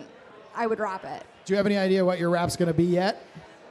I'm not sure yet. I really don't know. I have to kind of play around, look at the deck. All right, we'll see it on Instagram. So, having owned a DeLorean, I have no intention of ruining all the advantages of stainless steel by wrapping it. A wrap requires care and maintenance. Stainless steel does not. Also, on a similar note, on the way over here, I saw that a ton of Cybertruck accessories went on to the shop.tesla.com page. One of those, some of them are the wraps. There's a black color-changing PPF and a white one. Great. But there's also a clear one that's $5,000. Please, no one waste $5,000 on clear PPF for your Cybertruck, because it doesn't need to be wrapped. It's scratch resistant. You're not protecting anything with a stainless steel finish with clear PPF. If you're going to wrap it, change the damn color of it and personalize it, but do not do clear, I beg of you. As someone that has wrapped multiple vehicles myself, multiple Tesla vehicles, wraps are very interesting. I'm just going to quick overview. So there is vinyl wrap that mostly just changes the color. It's very thin, not meant to protect the vehicle. There's PPF. That is, as you were just saying, generally clear. And lasts longer. Thicker, lasts longer. Expel, the sponsor, they are well known as being one of the best, if not the best, at providing that. And then there's colored PPF, what Tesla just recently started rolling out. You can buy, so yes, you can buy black and white colored PPF, which is going to last the longest. Unlike vinyl, it's not going to get cut as easily. So I do understand why they're choosing colored PPF, because it's roughly as tough. Definitely not, no, I shouldn't say that. It's not as tough as stainless steel, obviously, but it's more tough. Vinyl tears easily. If you run a key through it, you're going to cut it. PPF, you run a key through it, you can actually it's fine. So all that is to say, I think a lot of people should customize it. If you want to wrap it yourself, it's a fun thing to learn. On flat surfaces, it's easier. Am I there? On flatter surfaces, it's easier. So vinyl, if you want to do it yourself, go for it. Colored PPF, it's harder, but it'll last more like the material. And as Ryan said, at the end of the day, you can't go wrong with just plain stainless steel. It is a beautiful vehicle. It's just going to look like every other single Cybertruck in the parking lot. That's a great point. Cybertruck is going to be a vehicle that is the best case for a DIY wrap. The curves on a Model S, an X, a Y, it's incredibly difficult. I mean, I had mine professionally done right before Cybertruck came out, as it turned out. Brushed steel, they had to redo so many panels, and they were professionals. I would never do that myself. But Cybertruck, I bet you there's some members in this audience even here that are going to successfully be able to do that themselves. That's going to be fun. And just specifically, so what makes wrapping a car hard is rounded surfaces. Anything more like a ball, think about putting a piece of paper on a beach ball versus putting a piece of paper on a wall. the Cybertruck is much more like a wall than a beach ball. It's going to be so easy to wrap. I encourage people, try it. Get a little bit of material, try it on a panel, and decide whether or not you want to do the whole vehicle. I agree with everything Ryan's saying 100%. Especially with like the vinyl would tear pretty easy, so you do want to either put a PPF over it or do the combination wrap, for sure. So we know now all the features that the Cybertruck has, but let's talk about now. I want to hear from you guys the features, the functionalities that you were hoping to see that is, from all we know to date, not made it into the final production vehicle. Boat. I wanted to see it go on water. I wanted to see the Cybertruck swim. I was kind of disappointed. So do you think it doesn't have boat mode based on the presentation? I don't know. It could. I think it might still, but it hasn't been announced, so I don't know. I don't know. I'll be honest. Who's going to be the first YouTuber to put it to the test? They'll probably, even if they sink their truck, they'll probably make enough money off the views to buy another one. That's a good point. I think out of spec, maybe, or whistling diesel. I could see them doing it, but someone should definitely do it. So what about the two of you? What features were missing in the vehicle that you wanted to see that aren't there? People are not going to like me for this one. I wanted the Cybertruck to be dead simple. I don't necessarily, while I love that it can turn quickly and easily, I would have been fine without rear wheel steer if it would save me a couple $1,000. So given, again, I'm a car sharing focused guy, I want people to experience the best vehicles out there. For car sharing, I think rear wheel steer introduces potentially more risk than it benefits, but I do think it also makes it. I do think it also makes it a better vehicle. I mean, the obvious one is the tailgate ramp, right? That's that is one of the accessories on the shop, although it's not the same ramp on the prototype. It's like a ladder-looking thing to actually it's not something you're going to drive a little ATV or something up, but. Outside of that, it's kind of hard to complain about the feature set of this truck. The air suspension, we all knew it had an air suspension, but tonight we got to see how quick it is. Some cars, the air suspension takes forever to make it, up and down. Cybertruck, it gets up and down quick when you need it to. It's nice to have the little accent LED light strip in there, which now the Highland 3 has, of course, too, and I'm guessing the S and the X will have it any minute now, probably. And steer-by-wire, that's something that from just various videos of all the engineers driving release candidates around, a lot of us suspected when they're pulling in and out of supercharger stalls, and you see the wheels turn really fast. You go, well, that's in a regular, manual steering wheel turn. That's not how it goes. So steer by wire should be really comfortable, I would think, in practice. And that's another thing where the S and X will probably also get steer by wire sooner rather than later, which will make the yoke option on those vehicles a little more appealing maybe than they have been so far. I've got a question. Do you think that alludes to a potential Plaid Plus, or would that just be put on the Plaid for Model S and X? Well, I think you're getting into four-motor territory at that point. If you're talking about, I don't know what to call it, but I mean that's Roadster territory. Maybe Roadster. Hey, Franz, can you build my Roadster, please? Where are you, buddy? Franz, get us I need a the Roadster. next-gen Roadster. That's next, and that'll have steer-by-wire too, and four motors, no doubt. That was fantastic. Thank you, guys. So let's talk about it for this final point about how we know the way the mainstream media is going to go after this vehicle. It's going to be Tesla Cybertruck versus the F-150 versus the Ford Lightning. How do you think that's actually going to stack up, and where do you think the market understanding of this vehicle is going to get it wrong? I think all of mainstream media is going to get it wrong, I for sure. I think it's just right to be torn apart because people are going to say it's too expensive and blah, blah, blah. I already saw a meme where they're like how it started versus how it's going, and it showed the steel ball versus like the baseball. I mean, we already know this. It's all the FUD that just surrounds Tesla, and it's, yeah. I'll say, Elon is known for overpromising and overpromising and delivering, underpromising, over-delivering. Both happen. I think in this case, we've had so much expectation that if you just take the vehicle for what it is, it's an incredible vehicle. But as you're saying, the mainstream media is going to look at the promise versus the reality and say, yes, certain things were missed, range, cost. But if you look at what this vehicle is, there's a lot of things, LED lighting, rear wheel steering, drive-by-wire. I think its tow capacity is greater than what it was initially rated for. So yes, you can pick it apart for the things that it's not. You can pick it apart for the things that it's not, or you can look at what it is, and it's an incredible, maybe the best vehicle, as I said earlier.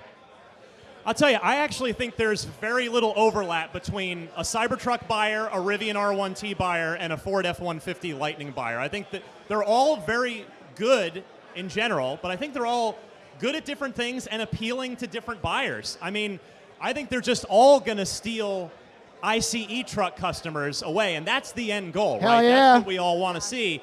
So, yeah, I mean, I just think they each speak to a different type of buyer in a very good way. I mean, our Rivian's kind of got that Land Rover lifestyle outdoor thing going on. The Lightning is very much a utilitarian work truck, and the Cybertruck kind of blends it all, but you've got to be willing to accept super bold styling, which not everybody will. But I'd be happy driving any of the three of them. But obviously, given my Tesla history, yeah, I mean, I'm all in on a Cybertruck. I want the second stainless steel vehicle ever made after being lucky enough to own the first one that was ever made. So I can't wait to get mine. And on that note, like with what you're saying about the different buyers for each vehicle, the one thing I think that Cybertruck has that maybe the other ones don't have is that you're going to get a lot of crossover between people who have never owned a truck and are not buying a truck for a truck with Cybertruck. Great point. So, Fantastic, guys. Before we wrap this up, starting with Kim, please tell everyone where your channel is here and watching this on the live stream, where they can find you, what you do. my channel is on YouTube. It's called Kim Java. So that's me. We try to post maybe 2, sometimes 3 times a week. And you can find me on Instagram, X, it's Kim Java. I'm Ryan from the Kilowatts. We're all over the place, but mostly now focusing on dispatch. That's what these shirts are for. So focusing on car sharing, a brand new company. I've got my 3 engineers out here with me, and we're starting, again, as you mentioned earlier, a Turo competitor focused on EV car sharing. Fantastic. And my name's Ryan McCaffrey. I've hosted Ride the Lightning, the unofficial Tesla podcast, every single Sunday for the last 8 years and counting. I have no intention of stopping ever because I'm just that crazy about all things Tesla. You can find me on all the major podcast services. Just search Ride the Lightning Tesla, because if you just search Ride the Lightning, you'll get Metallica coming up. And so add the Tesla in there, you'll find me. Well, Ryan, and Kim, thank you so much for being part of this panel. And everyone in the audience, please give a round of applause for our panelists. Thanks, everybody. Thanks, Eli. Thank you. We're going to go to a commercial break. Zac and Jesse are going to come up for a little bit after, followed by our headliner, Sandy Munro.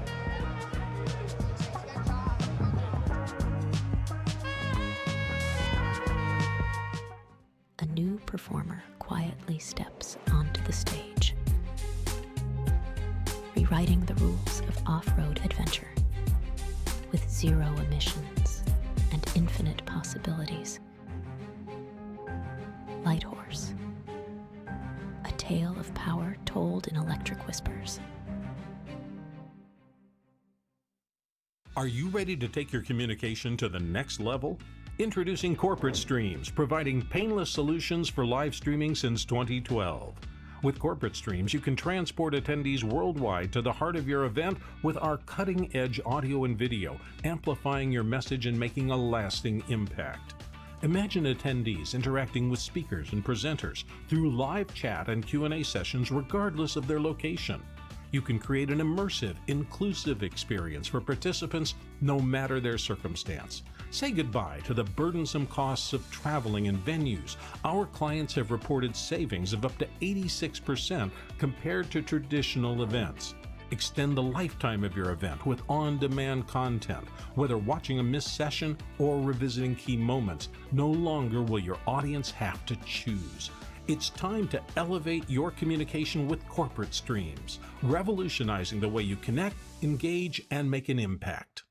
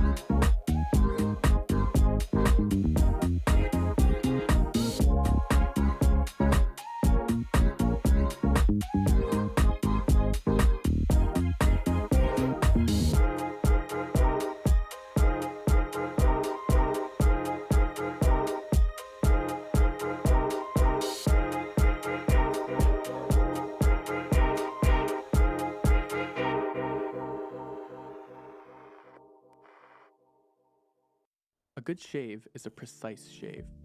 But just how small is the scale of this precision? When we were initially experimenting with different blade gaps and blade exposures, we were surprised at the difference that microscopic changes made. For context, a piece of paper is about 4/1000th of an inch thick. Turns out, that's enormous compared to the scale of shaving. Currently, our blade is extended past the shave plane by about 1/3 of the thickness of a piece of paper. We realized this amount of blade support was necessary to minimize skin irritation and discomfort for most people. At Henson, we build our razors to aerospace standards, holding microscopic tolerances. Why? Because as it turns out, it makes all the difference.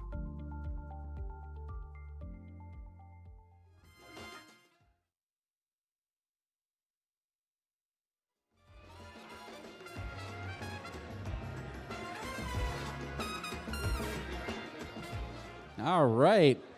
Who is excited to be here tonight, huh? Me. All right. That is awesome. We are joined on stage with Daniel from Henson Shaving and, of course... Who's this guy? Who let him on stage? I busted this party. I'm just here to get free hot dogs, and somebody has been giving me booze, so there we are. The rule is if you show up in a Cybertruck, you're in, right? Yeah, kind of. But I had to drive away, and then I don't have a Cybertruck anymore.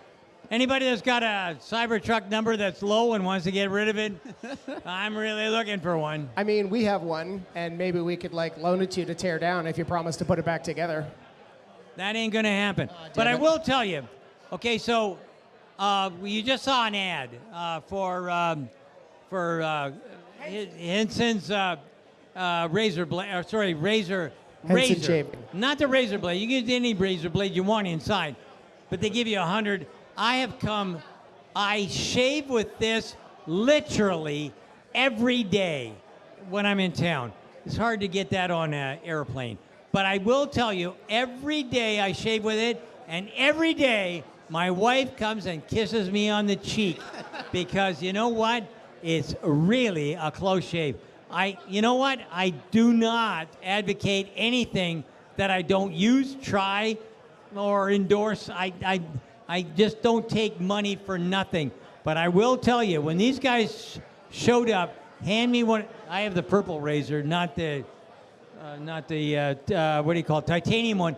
But I have a purple razor, and I'm telling you, I love that damn thing. And so does my wife. So here you go. It's all yours now. Yeah. Thanks so much. Jesse likes it so much that he's just been complaining all month because... I have, yeah. Well, it'll take that beard down. It'll actually... I know, and that's the problem. It's okay, we were going to do a live... Oh, check. We were going to do a live shave on camera. There's just so much opportunity for that to go horribly wrong. I mean, you know what I mean? pretty tired, so yeah. I don't think I should be driving. We wanted to let get alone shaving. drunk and shave on camera. Yeah, exactly. Is that a good Okay, idea? but wait, can you just tell me why it works? Because I don't use it, obviously, but Jesse does every week, and I know he loves it. Yeah, But why does it work so well? It's literally blade grip. If you look at the razor, how it holds the blade, imagine a diving board. Okay. As you walk away from the fulcrum, the diving board gets more bouncy. If you walk further out, it gets bouncy. So if you look at the way we hold the blade, it's just got a bend on it and a torsion, and it's only held about 1.3 thousandths of an inch of total exposure. Okay. So it's as compared to a diving board, it's more like a cliff. It's more of like it shears the hair than cuts it. The idea was, my brothers are not tool makers, but my brothers are aerospace machinists, and they came up to me one day and said, hey, we thought if we made a razor that held the blade well, it could get an experience that would be noticeably different. And I think we're at this event because products that are noticeably different are rare and awesome and dope, and we were like, well, if we can make something that doesn't suck, we'll be kind of off to the races, and the feedback so far is it doesn't suck as much. Jesse, you wanted to do a poll, I think. Does anyone here use a Henson razor? You can just raise your hand. Let's see, anyone here use a Henson razor? I'm seeing a few. Oh, hands. I see a bunch. We got 1, 2, 3. A couple maybe happy customers. That's great. So put it this way, everybody else in the audience, there's a statistically a high likelihood that if you tried it, you would think that it's legitimately amazing. It's a well-made product that just seems to work in many different scenarios by many different approaches or different people. It doesn't matter color or gender or any of that or where you use it on your body. we're kind of just here trying to get the word out that we've got a legitimately well-made product that works as advertised. That's our hope. Yeah, and I just love that it's sustainable. I mean, instead of having to throw away all this plastic and metal when you're done, you just got a recyclable steel blade. You can use it many times before you need to recycle it. And you're on your first box, I think, of blades. I still am, yeah. It's going to be a while. Sustainable and, like, I don't want to say pride of ownership, but, like, it's nice owning things for a long time. Do you know what I mean? Yep. Like, when you look back at something, we were originally going to do this, like, ad of, like, a razor and it, like, lasting throughout a marriage. And then it would, like, show a wife who's, like, in a fight with her husband. And she's in a fight with her husband, and then she, like, looks down at the razor, and she, like, remembers him giving it to her 10 years ago, and she's like, what am we doing fighting? This is stupid. You know, like, there's a timelessness to it that we think it just lasts, you know? Yeah. So, no, I mean, anyway, I we love don't need to mine. plug for a long time. You guys want to talk to Sandy, I don't need to be here. Point is, we want you guys to buy our razor, no joke, and hope you guys love the show. Thanks so much to Zac and Jesse. Well, hang on 1 second. See this guy over here with his hat off? I jumped off the stage and whatnot. We got to talk to the guys who've got kind of like close to balding heads. Sir, yeah, here we go. See? He needs his head shaved. There you go. So you can shave your face like this and get kissed by your wife, or you can shave your head and Get kissed on not the head. have any friends. I don't know. But Allegedly, anyways, head shavers say there's nothing like it. I've never shaved my head before, but the head shavers tell me there's nothing like it. So anyway, I'm gonna hop off. Thanks so much to everybody. Honestly, buy our products. And I'll Thank talk you to so later. much, Daniel. Thank you, Big Hanson round for Shaving, Hanson everybody. Shaving. We They couldn't helped have make done this this event possible. without him. Please give him a warm thank you. okay, so I have one request. Is Tesla Boomer Mama here? Because this is your hat. This is the hat I promised to give you. Where? That you're not Tesla Boomer Mama. Okay, so hang on. Is Tesla Boomer Mama here somewhere? I gotta hang on to it then. Okay, fine. I'm gonna wear a pink hat. Anyway, I'm gonna move over closer. What do you got there, Sandy? You got cyber glasses? I have cyber glasses, but I wore them out. Whoa. To the people who gave me these glasses, the battery's worn out. I don't know what happened. But anyway, I don't know how to turn them on if they're. I forgot mine at home. But anyway, they're really special for a minute or two. What? Ah, there we go. Woo! Oh man. Oh my goodness. Obviously, there's somebody here that knows Everyone what the look hell they're out. talking about. Thank you so much. Okay, that's enough of this shit because I can't see. Okay, good, excellent. Alrighty. Now, I'm not going to be up here by myself. Kyle, get your ass out here. Get your yellow shirt over here on this stage. Where in the hell did he go? He ran away. I can't believe it. I can't believe it. You try and get friends and then they leave you. Okay, so I'll have to live with you guys until. All right. We'll have to do. Yeah, you'll have to do. Yeah. Okay. All right, Sandy. I know you can't tell us anything of what you learned inside, but tell us just one little thing. You can tell us one little thing. Yeah. Okay, no one's so, listening. So don't here's the worry. deal. There's things that I can't talk about because I have an NDA until midnight. I think it is midnight. Is it 11:59? You are a Isn't it? liar. You guys are lying. You're trying to get me. Yeah. Midnight I'm somewhere. good. It's not midnight. These guys are lying. It's midnight, basically somewhere in the middle of the Atlantic. But I can tell you one thing for sure. Okay. I really enjoyed driving that car. I'm telling you what, the four-wheel steer, the drive-by-wire, everything about that car, the vision, everything is just absolutely brilliant. And it's quite a bit easier than driving a Model Y, a Model X, a Model S. It's easier to drive because the screen is slightly different, and I like the deal. I don't have to wiggle stock sticks and stuff like that. It's just up and down. And by the way, there's another thing that's kind of cool. When you want to take off, it's like the Model S. If it sees there's nothing in front of you, it assumes you want to go forward. Now this, for those folks who've ever had a brain fart, and you decide you're going to put it in drive when really you should be in reverse, this is going to be perfect for you. I personally never have that problem. But at the end of the day, this is the kind of stuff that you can expect from the Cybertruck. I love everything about it. I loved it from the first time I saw it. I only made one small mistake, and that was not putting my name on the reservations. I don't want to get into that, but at the end of the day, this is a fine truck. Tesla is going to just kick so much ass. It's iconic. Yeah. Think about it. Think about it. If I say Beetle, what car do you think of? If I say Mini, what car do you think of? This is going to be a car like that. It's an iconic vehicle that's going to continuously be in the public's eye, always. How is the visibility with not having that normal pickup truck frunk?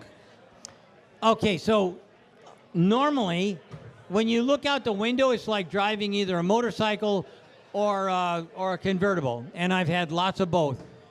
But there's one thing I really scared the shit out of me, and that's going into a parking garage with really tight turns. I've already suggested this to Tesla.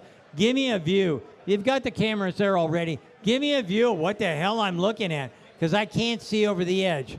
The good news is there is no rear view mirror. Hallelujah. Finally, somebody grew some balls and actually got rid of the rear view mirror. They haven't got rid of the side mirrors, the wing mirrors, but the rear view mirror is gone, and you get a nice view of what's in back of you.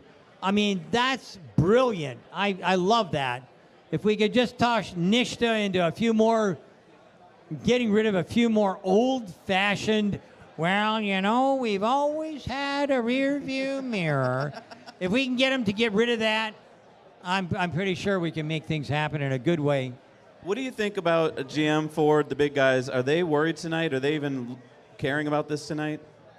Okay, so in order of priority from the guys that are probably the most worried to least, I'd say number one on the hit parade is Volkswagen. Holy mackerel. If I've ever made a bad prediction, it was when I said Volkswagen may be the only competitor to Tesla. I was so wrong. I mean, I'm not going to take a flogging or anything, but I will tell you, I was so wrong, it was incredible. I cannot believe how how VW is, I don't know how they're still alive. They've got to reduce, okay, so I hear a lot from different people, and some of the Volkswagen people have told me they've got to get rid of 40% of their production capability. And it's all going to be in Germany, Slovakia, and wherever. Their Chinese companies are the only ones making money. So at the end of the, what are they waving at me over there? Hey, you with the yellow shirt, get over here. Uh-oh. Come on, Get up let's go. here. I Get can't up. believe What are you it. afraid to sit Come next to on. Sandy or something? There we are.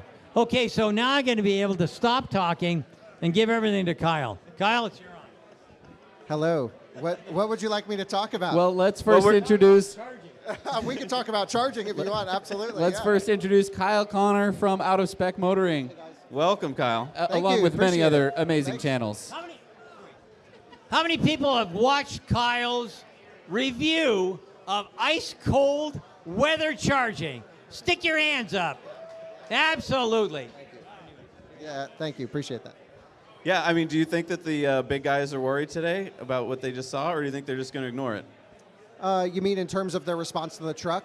Yeah, I honestly think the first reaction for most people in the automotive industry, whether it's from like an OE or other media outlets, is going to be to make fun of it and not to take it seriously.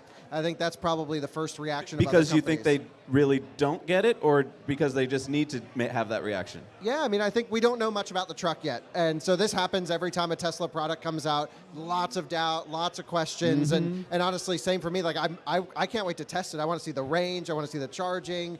We got to do, this versus Rivian versus Lightning versus Silverado. Yep. And I'm super pumped for all the videos we're going to do with it. And yeah, so if anyone's got one, send it to me before he tears it down.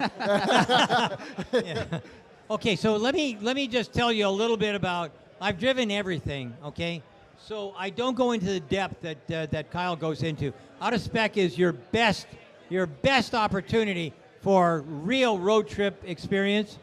But I can tell you, my wife owns a Rivian. I don't own anything. The company owns a Model 3, a Ford F-150 Lightning, and we got a couple of Chinese cars and some other stuff. But I will tell you that what I drove today is different than a Lightning. Totally different. Because when you're trying to park a Lightning, you're parking a beast. Okay. However, if I compare it to the Rivian, I don't see me as a buyer of an off-road vehicle. I don't see me wanting the Rivian. My wife loves it, but I want a Cybertruck. And then we look at, if we look at the F-150, for those who watch my channel, you know that I wound up with a whole bunch of people coming from all over the world to show up in Auburn Hills with no electricity. How in the world did I save that? I plugged in the Lightning, and son of a gun, they just saved me literally $1 million. So it's hard for me to throw rocks at an F-150 Lightning. Now the good news is that, pretty sure I heard this today. I hope I heard this today. But here's the deal. The Cybertruck is bi-directional. So that means that it's got the attributes of the Lightning, so you can charge you can not just charge, but you can run your household on the Lightning, you can light it on the Lightning, but you can run it on the Cybertruck, and the Cybertruck has got a much bigger battery than what the Lightning does. So as far as I'm concerned, if we're looking at the guys that are going to lose, we're looking at Volkswagen. Down a long ways comes General Motors. A little ways further down is Toyota. They're going to get smaller. And then you've got a whole myriad of folks that are in between. And that would include the Rivian, the Lightning, the Hyundais, the Hondas, the Teslas, the Toyotas. All these guys are making the direction that they should make, that they have to make if they're going to survive in the next 10 years. The guys at the really top, like they've got, I have no, how do I do this without saying fucking? I can't remember how. But anyways, they have no chance of really surviving. And so they will shrink. They'll shrink in size considerably. Now, the question is, who's going to be the biggest car manufacturer on the planet in 5 years? 5 years. Who said BYD? Stick your hand up.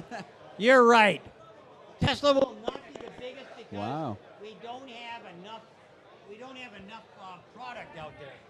Oh, sorry. We don't have enough product out there. There's no way that Tesla can compete with BYD because BYD is so huge. They are double. And because everybody should know that China is the biggest market for cars, period. They're double the next closest competitor in the EV world, double. They are taking over, dominating Europe. They are moving into, they already have bus companies in Los Angeles. They're moving into China.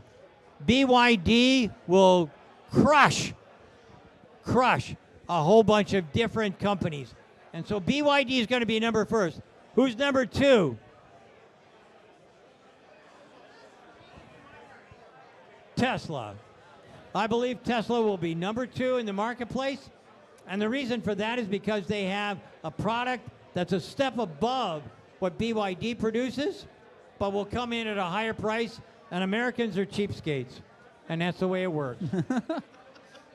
Awesome. Now, okay, there's one question that I have for the two of you, and I think you're probably both uniquely qualified to answer. I want to talk about the windshield wiper.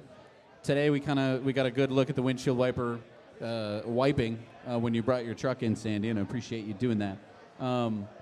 Is this going to be a problem? Everyone's always worried about how long this windshield wiper is on the Cybertruck. What do you think?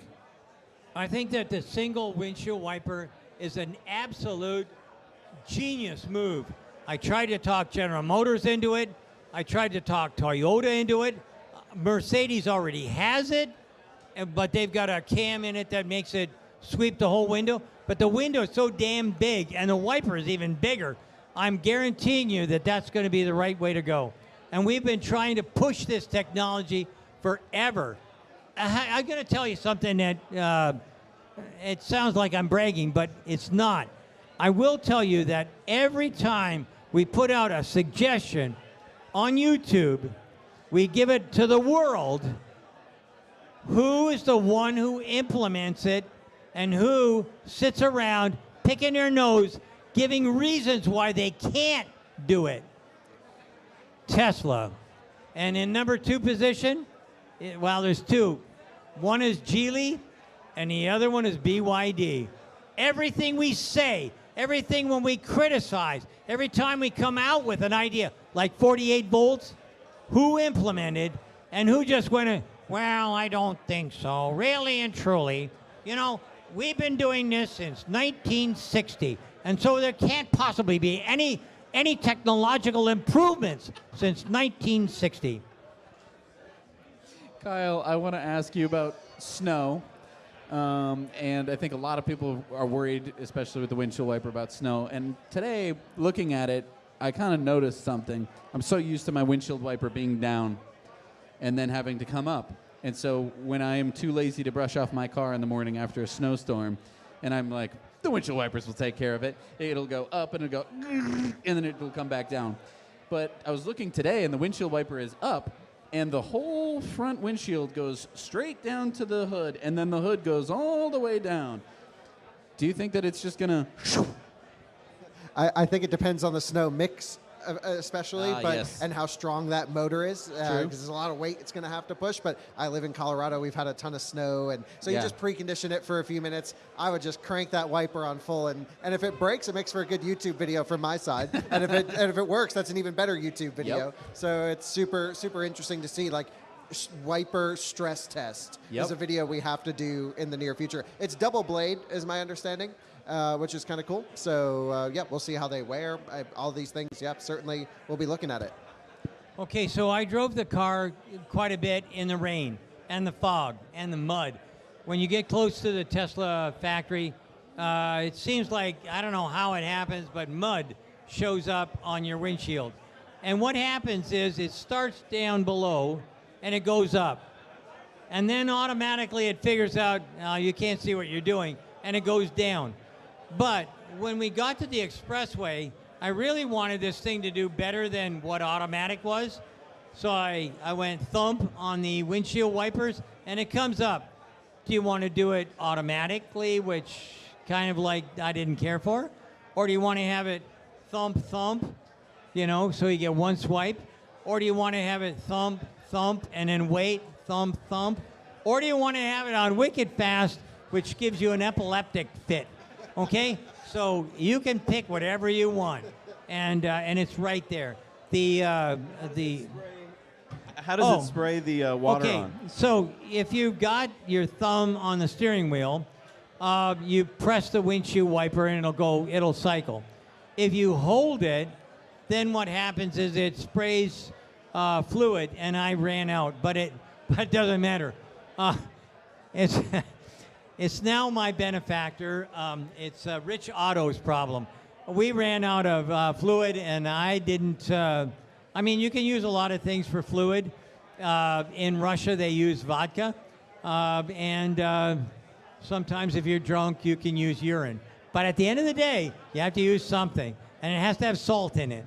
So again, this is where men have an advantage. So at the end of the day, I had no problems with the windshield wiper at all. Just push the button, or actually with your thumbs. So you've got your right and left turn signals, 2 buttons on the steering wheel. You've got front, forward, reverse, and park. Actually, it's on the screen, but you don't have to use that. You can push a little button, and there's a small. I don't know what to describe it as. It's like a beam, and you press the button, and you've got a Prindle for all the old timers that I'm quite caught on, you can push that thing on and you can hit park, reverse, drive, whatever you want. It's all right there, and neutral. So it's kind of cool. The windshield washers and whatnot everything's right by your thumb. And because you've got we did not have self-driving on that car. It was pre-production. But if you've got the what do you call it, steer-by-wire kind of stuff, everything is, I mean, you'd have to really try hard to crash this car, really. Can I ask you guys about steer-by-wire? So I was under the impression that NHTSA required a mechanical backup system, but has that rule been changed so you don't? No. The NHTSA rule is that if you go by steer-by-wire, you have to have double redundancy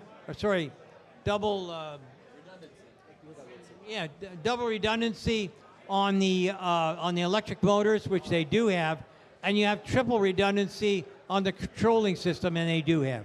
It's just that everybody was too damn cheap and too lacking of foresight to make that happen. Because remember, every major aircraft you've ever been on, ever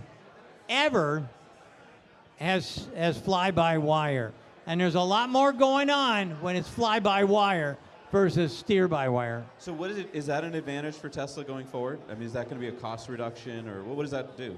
Well, from a driving standpoint, it leads to a unique driving experience, right? Yeah, so that's can what you we explain focus on. that? So there's something about when you're at slow speeds than fast speeds?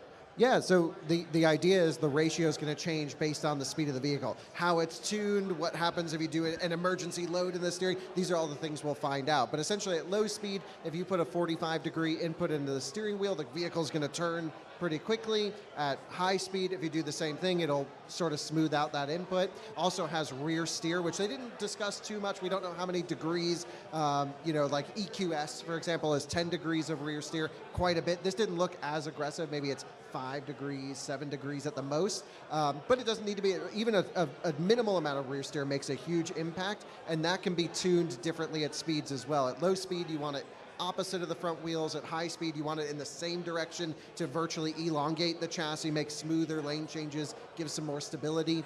And so we got to play around with all that too. You drove it with steer-by-wire, so what was your impression of the inputs at the different speeds? Was it natural to drive?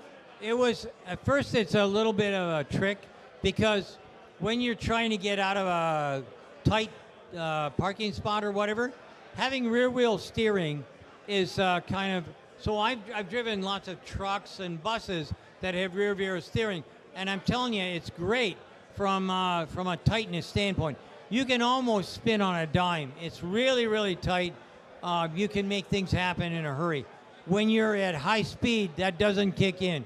You definitely don't want rear wheel steering from something that's moving too quick. But that has I think 10%, 10 degrees, I should say, of rear wheel steering.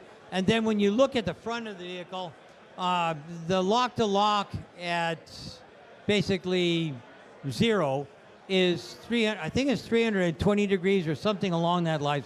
It's been out in the market for a bit. They've talked about that. So, Sandy, when you had a chance to drive the vehicle, did you drive the tri-motor version? And what was your impression of the performance? I spoke with the powertrain guys today for some amount of time, so happy to share some impressions. But what did you think of the quietness of the motors, the powertrain calibration? Was it smooth? What was that all like? Okay, so I drove it in beast mode. Beast mode is probably not for everyone, but I did use to race cars and whatever. But at the end of the day, I didn't find anything that was overwhelming.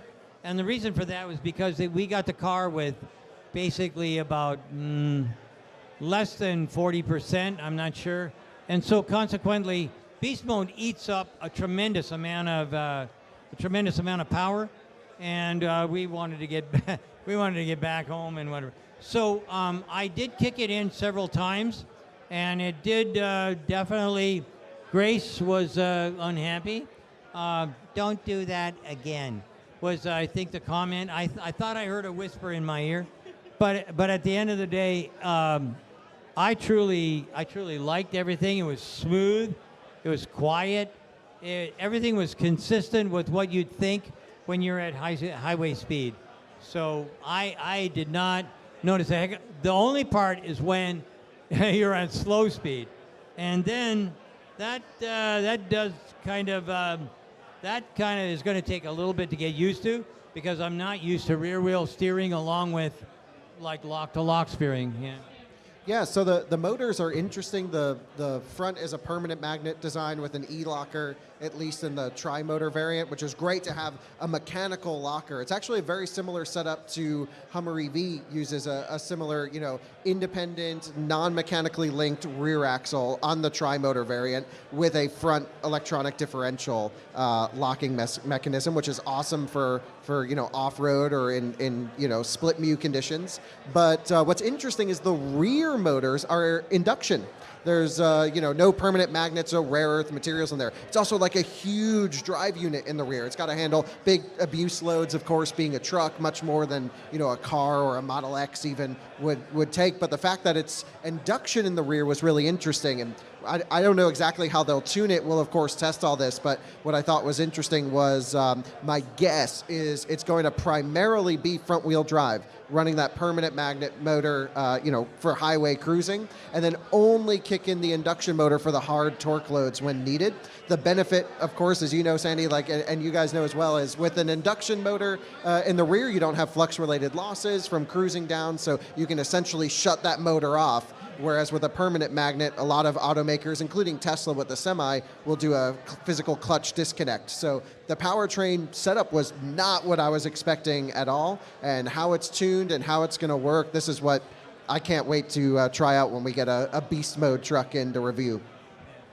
So I got a chance to talk to some folks who've got a new inverter converter that would allow me to get away from, I'm sure I'm going to make enemies here, but I'd really like to get rid of permanent magnet motors and move toward induction motors. And there's a company that's come up with a new trick, and I cannot remember the name, but anyways, these guys, everybody's looking at them right now, and what they're doing is a vastly different way of controlling the electric motor. And they can make a PM motor they can make an induction motor do everything a PM motor can do. And now what do I get? Well, it's lighter. Well, it might not be lighter because what they're advocating is staying with copper. I'd like to see it go to aluminum if I could. But they have, with a copper design, they can do anything that a PM motor can do, and they can do it more consistently. When I first saw their graphs and whatnot, I thought, these are bullshit artists. I really don't like magic. There's no such thing.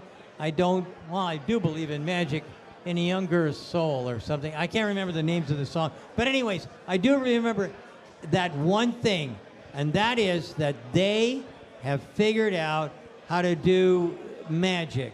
So the torque curve that you get with a PM motor can be replicated.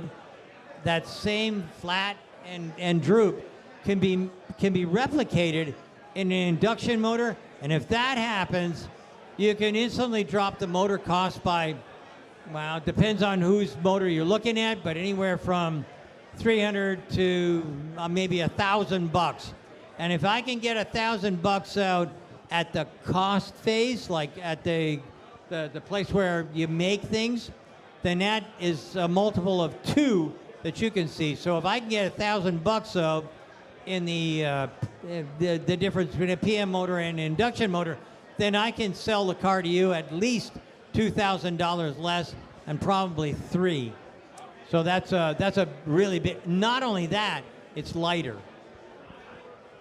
Well, I wanted to ask you guys both about the range extender battery, because it really kind of shocked me today when I heard about it. I was like, what? I've never heard of a Tesla product with a range extender. So this is going to sit in the bed of the truck, right? Take up a third of the space of the truck.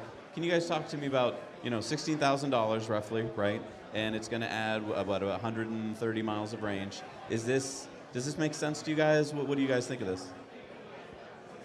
Okay. Well, I'm not actually 100% sure how it's going to work, if it's going to be hot swappable. Like, a few things come to mind on the battery side of the truck, which is, they're saying around an 800 volt nominal system architecture. The first thing I think about is how is that going to interface with Tesla superchargers that are out today, because both version 2 and version 3 are capped at 500 volts, as well as version 4 dispensers are still hooked up to V3 cabinets. So is the truck going to have an onboard booster, or is it going to split pack down to 400 volts, or is Tesla going to retrofit the existing hardware? Like, I don't know. Do you have an answer on is it going to split pack or not? I do have a slight answer, a fairly good answer. First off, if you are fooling around with the range extender, you're probably going to want to go to 800 volts. 800 volts is what this car is coming out with. It'll do 800 or 400. When you have 800 volts, that just moves the amps.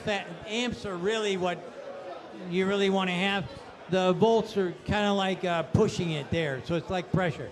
So this vehicle with the range extender would be better suited for an 800 volt charger than 400 volts.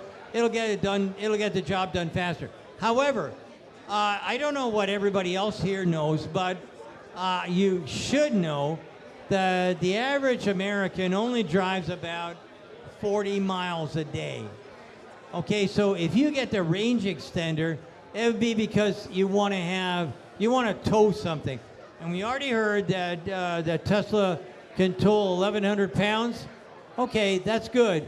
But if you want to have it 1,100 pounds with the same range, then you're going to have to get the range extender.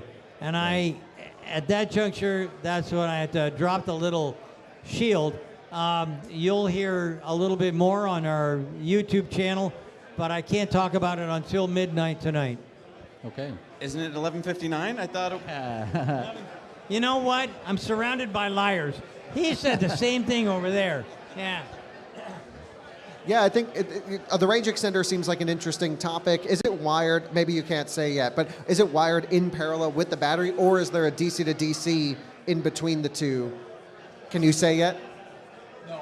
Okay. Any other questions? How about you, sir? Any other questions?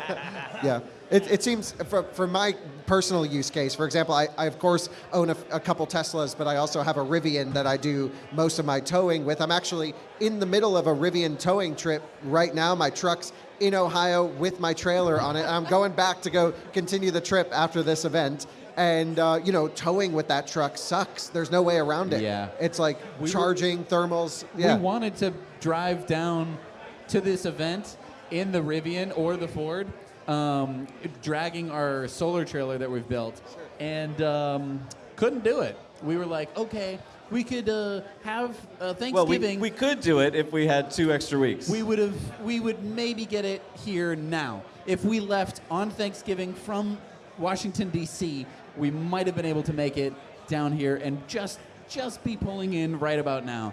And, I mean, that is where I don't know what the NACS rollout is going to look like for the Rivian and the Ford and every other car.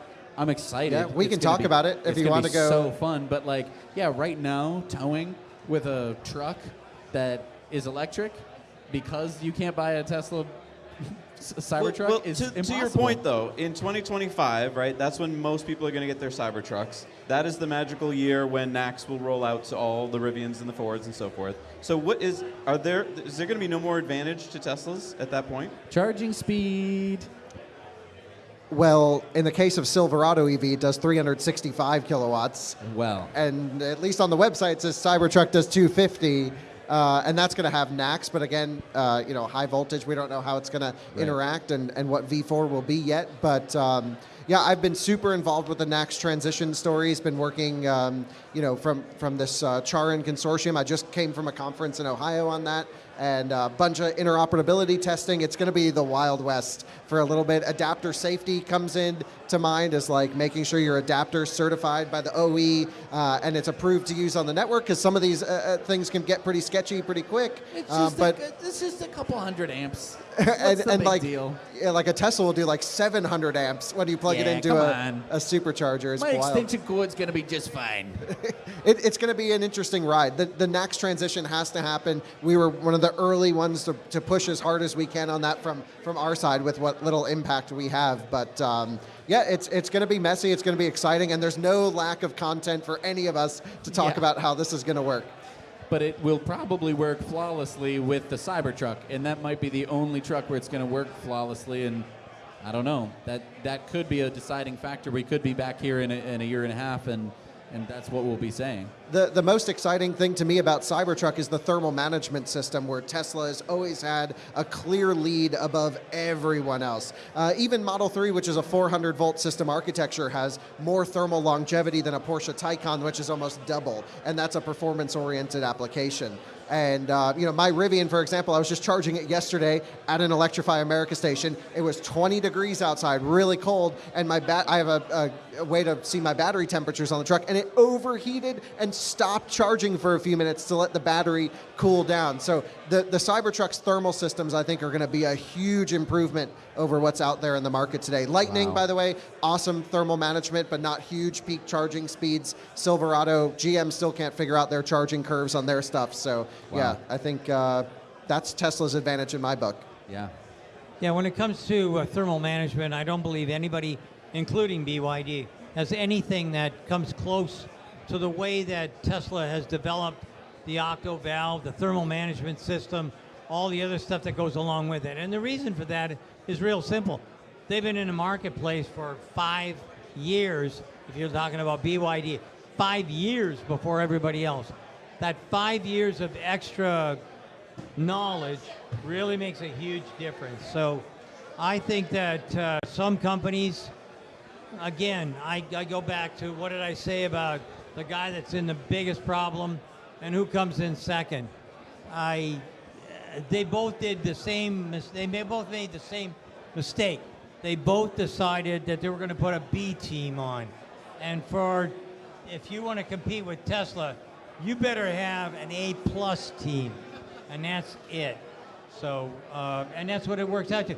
I mean, for those of you who are in the tour today that went around through Tesla and talked to any of the guys that were on the factory floor, these guys are devoted.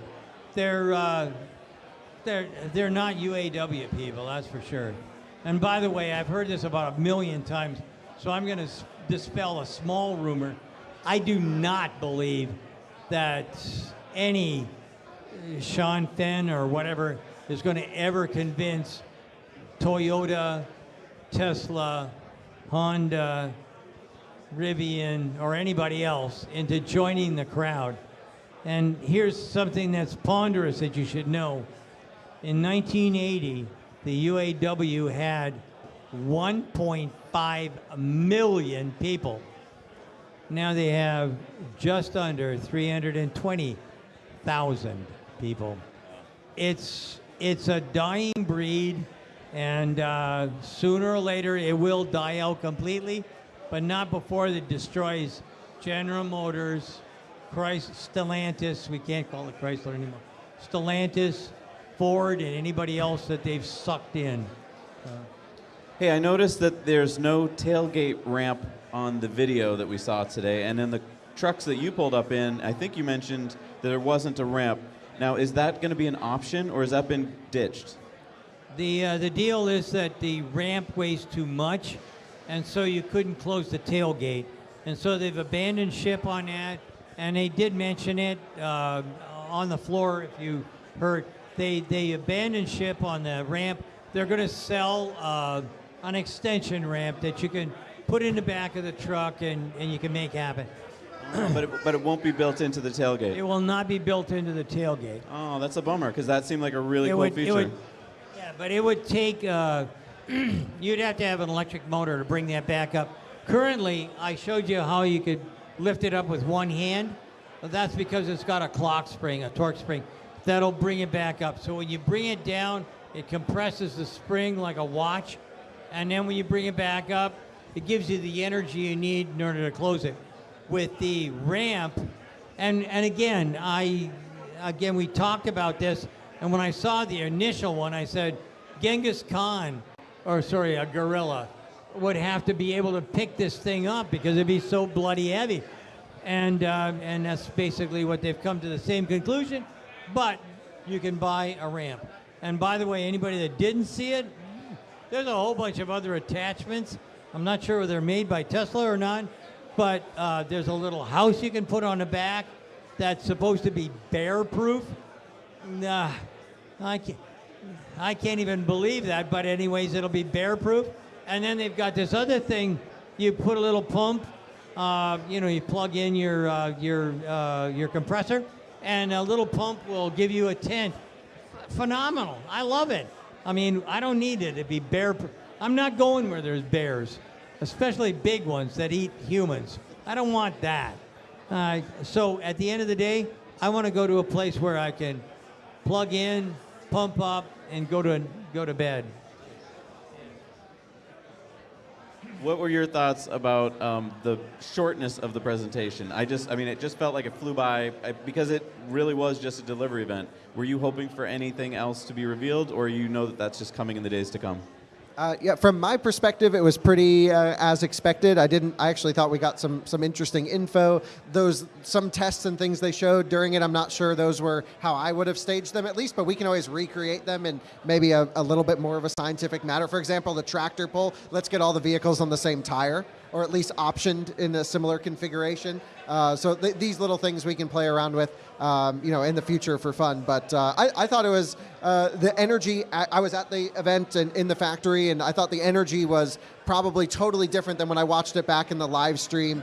People were excited. It was great. Like Sandy mentioned, they had literally the engineers of each component as you walk down the factory line explaining what their methodology was through their engineering process, the testing procedures they went through. Like I mentioned, I spent a lot of time with the powertrain guys, and they were just so open about everything, which you never get that access from Tesla. And so I was super thrilled to meet the people working on the thing, see their passion, which is very rare, especially as I'm lucky enough I get to review every new electric car that comes on the market. Very rarely do we get this kind of access right to the engineers to learn about each area that we're interested in. And I honestly, we didn't even pay too much attention during the presentation. We were too busy tweeting and doing other stuff and having fun, but just talking to the people was amazing. And I thought the mood afterwards was a little bit somber. Everyone was like, the price, all these things, and I don't know, I was probably, and normally I'm pretty hard on Tesla. I thought it was priced exactly like I expected it to be, and I was like, that's what I thought, and I was super thrilled. So I'm pleased with the truck. I'll tell you, the guy that put this on, his name is Rich Otto. Is Rich Otto here in the audience? Rich Otto, are you around anywhere? You don't think so? Okay. So the guy, the genius in back of all of this stuff, his name is Rich Otto. I thought he did a brilliant job. I've been to a dozen of these dog and pony shows, more than a dozen, hundreds of these dog and pony shows. Normally there's a girl with long legs and a cute look, and she doesn't know what she's talking about, but hey, she's got long legs and she's cute. But this one was perfect because I got a chance to see what was going on. I got a chance to talk to the people who actually put the car together. I got a chance to not waste my time on a lot of mumbo jumbo. I don't need somebody to tell me their financial position. I don't want to know, who did this, who did that. These guys were all right there, right in front of us. The ability to get the job done is really what's important. And quite frankly, I thought it was the perfect amount of time, because normally you're ready to fall asleep. And quite frankly, the last investor show, shit show comes to mind. I don't know. Anyhow, these guys were all investors, and there was no investors. These guys were all in suits, Nobody was in. Well, there was one guy that had a suit on. These people were interested in what was going on. These other clowns, all they wanted to do was figure out how they were going to write the next short story, as in short Tesla.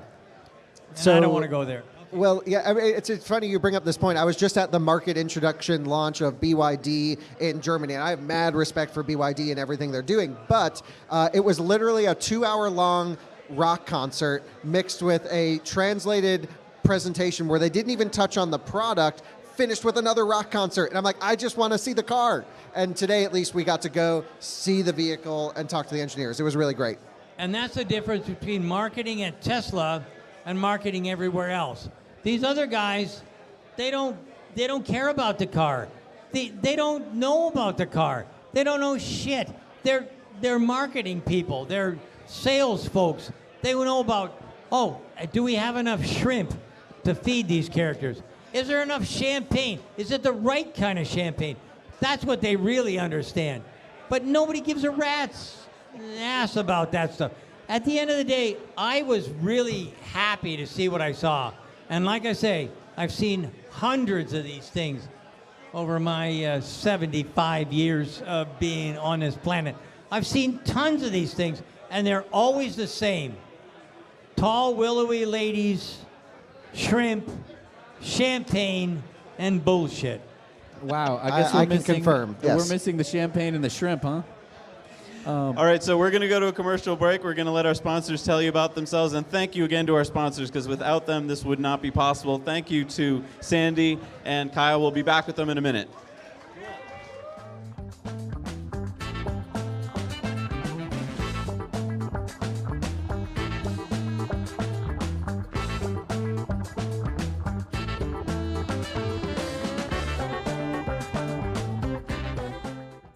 That's enormous compared to the scale of shaving.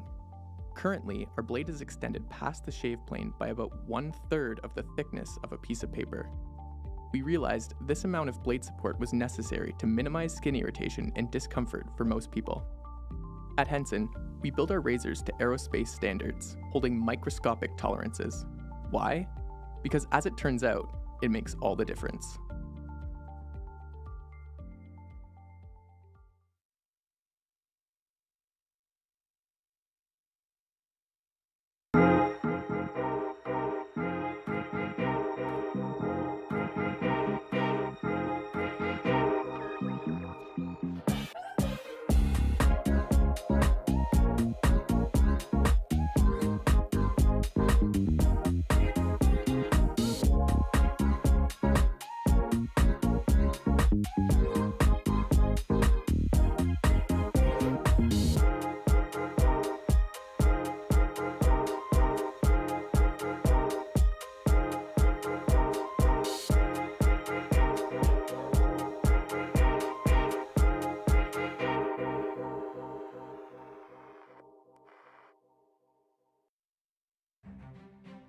In the heart of nature, where the symphony of the wild plays, a new performer quietly steps onto the stage, rewriting the rules of off-road adventure with zero emissions and infinite possibilities. Light Horse, a tale of power told in electric whispers. Are you ready to take your communication to the next level? Introducing Corporate Streams, providing painless solutions for live streaming since 2012. With Corporate Streams, you can transport attendees worldwide to the heart of your event with our cutting-edge audio and video, amplifying your message and making a lasting impact. Imagine attendees interacting with speakers and presenters through live chat and Q&A sessions regardless of their location. You can create an immersive, inclusive experience for participants no matter their circumstance. Say goodbye to the burdensome costs of traveling and venues. Our clients have reported savings of up to 86% compared to traditional events. Extend the lifetime of your event with on-demand content. Whether watching a missed session or revisiting key moments, no longer will your audience have to choose. It's time to elevate your communication with corporate streams, revolutionizing the way you connect, engage, and make an impact.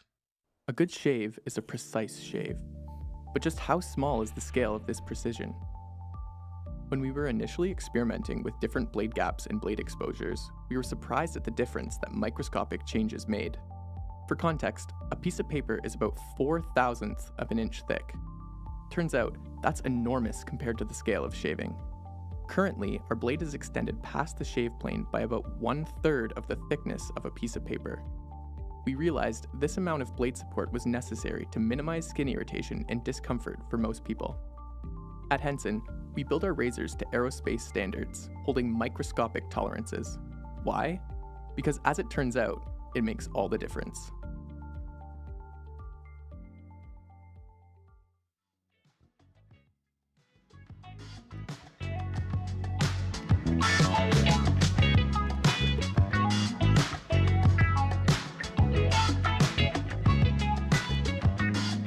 Welcome back, everybody. It is my honor to welcome to the stage right now someone I love following myself, fellow YouTuber, Dr. Know-It-All. Come on up. Let's hear it for Dr. Know-It-All. If he don't know it, nobody does. There we go. Thank you. All right. And I will, I guess I'll sit over here. There we go. Whoa, okay, these are deep seats. And we got, I guess I'll let you guys introduce yourselves, but Scott and Hans. And so, I don't know, say something about yourselves. Does everybody know Scott? Do people know Scott? Yeah, okay, there we go. All right, cool. And Hans? Yeah, my name's Hans Nelson. I also have a YouTube channel, and these guys are frequent guests as well. So, cool. So I had the amazing privilege of being at the delivery event today and was in the Cybertruck, like the factory, as the factory line. And I want to just touch on something today, the amazing steer-by-wire that they've got, which is, it may not sound like a big deal, but it's a big deal. I think Lexus is the only company that's ever made a vehicle before with steer-by-wire, but it was like kind of a concept car, just a few of them came out. And yeah, so I don't know, Scott, why don't you say what steer-by-wire is? Why would you care? Well, the first thing is you don't need all the mechanical linkages that are going to be there. That's the first thing. The other thing is it will allow you to have different kinds of steering depending on the speed that you're going. So if you're going at a very high speed, you just turn the wheel a little bit and it will behave the way you want. And then it'll be a lot easier when you're going slower. You don't have to keep on cranking the wheel around. So it gives you a lot more control. So software can start to do the steering rather than having it being just mechanical linkages. Right, exactly. And so, you know, I guess, I don't know, I'll put you on the spot here. What is the problem? It seems like steer-by-wire is obvious.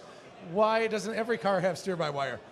well, it's obviously something that there's not a supply base for. No one has decided to tackle this problem.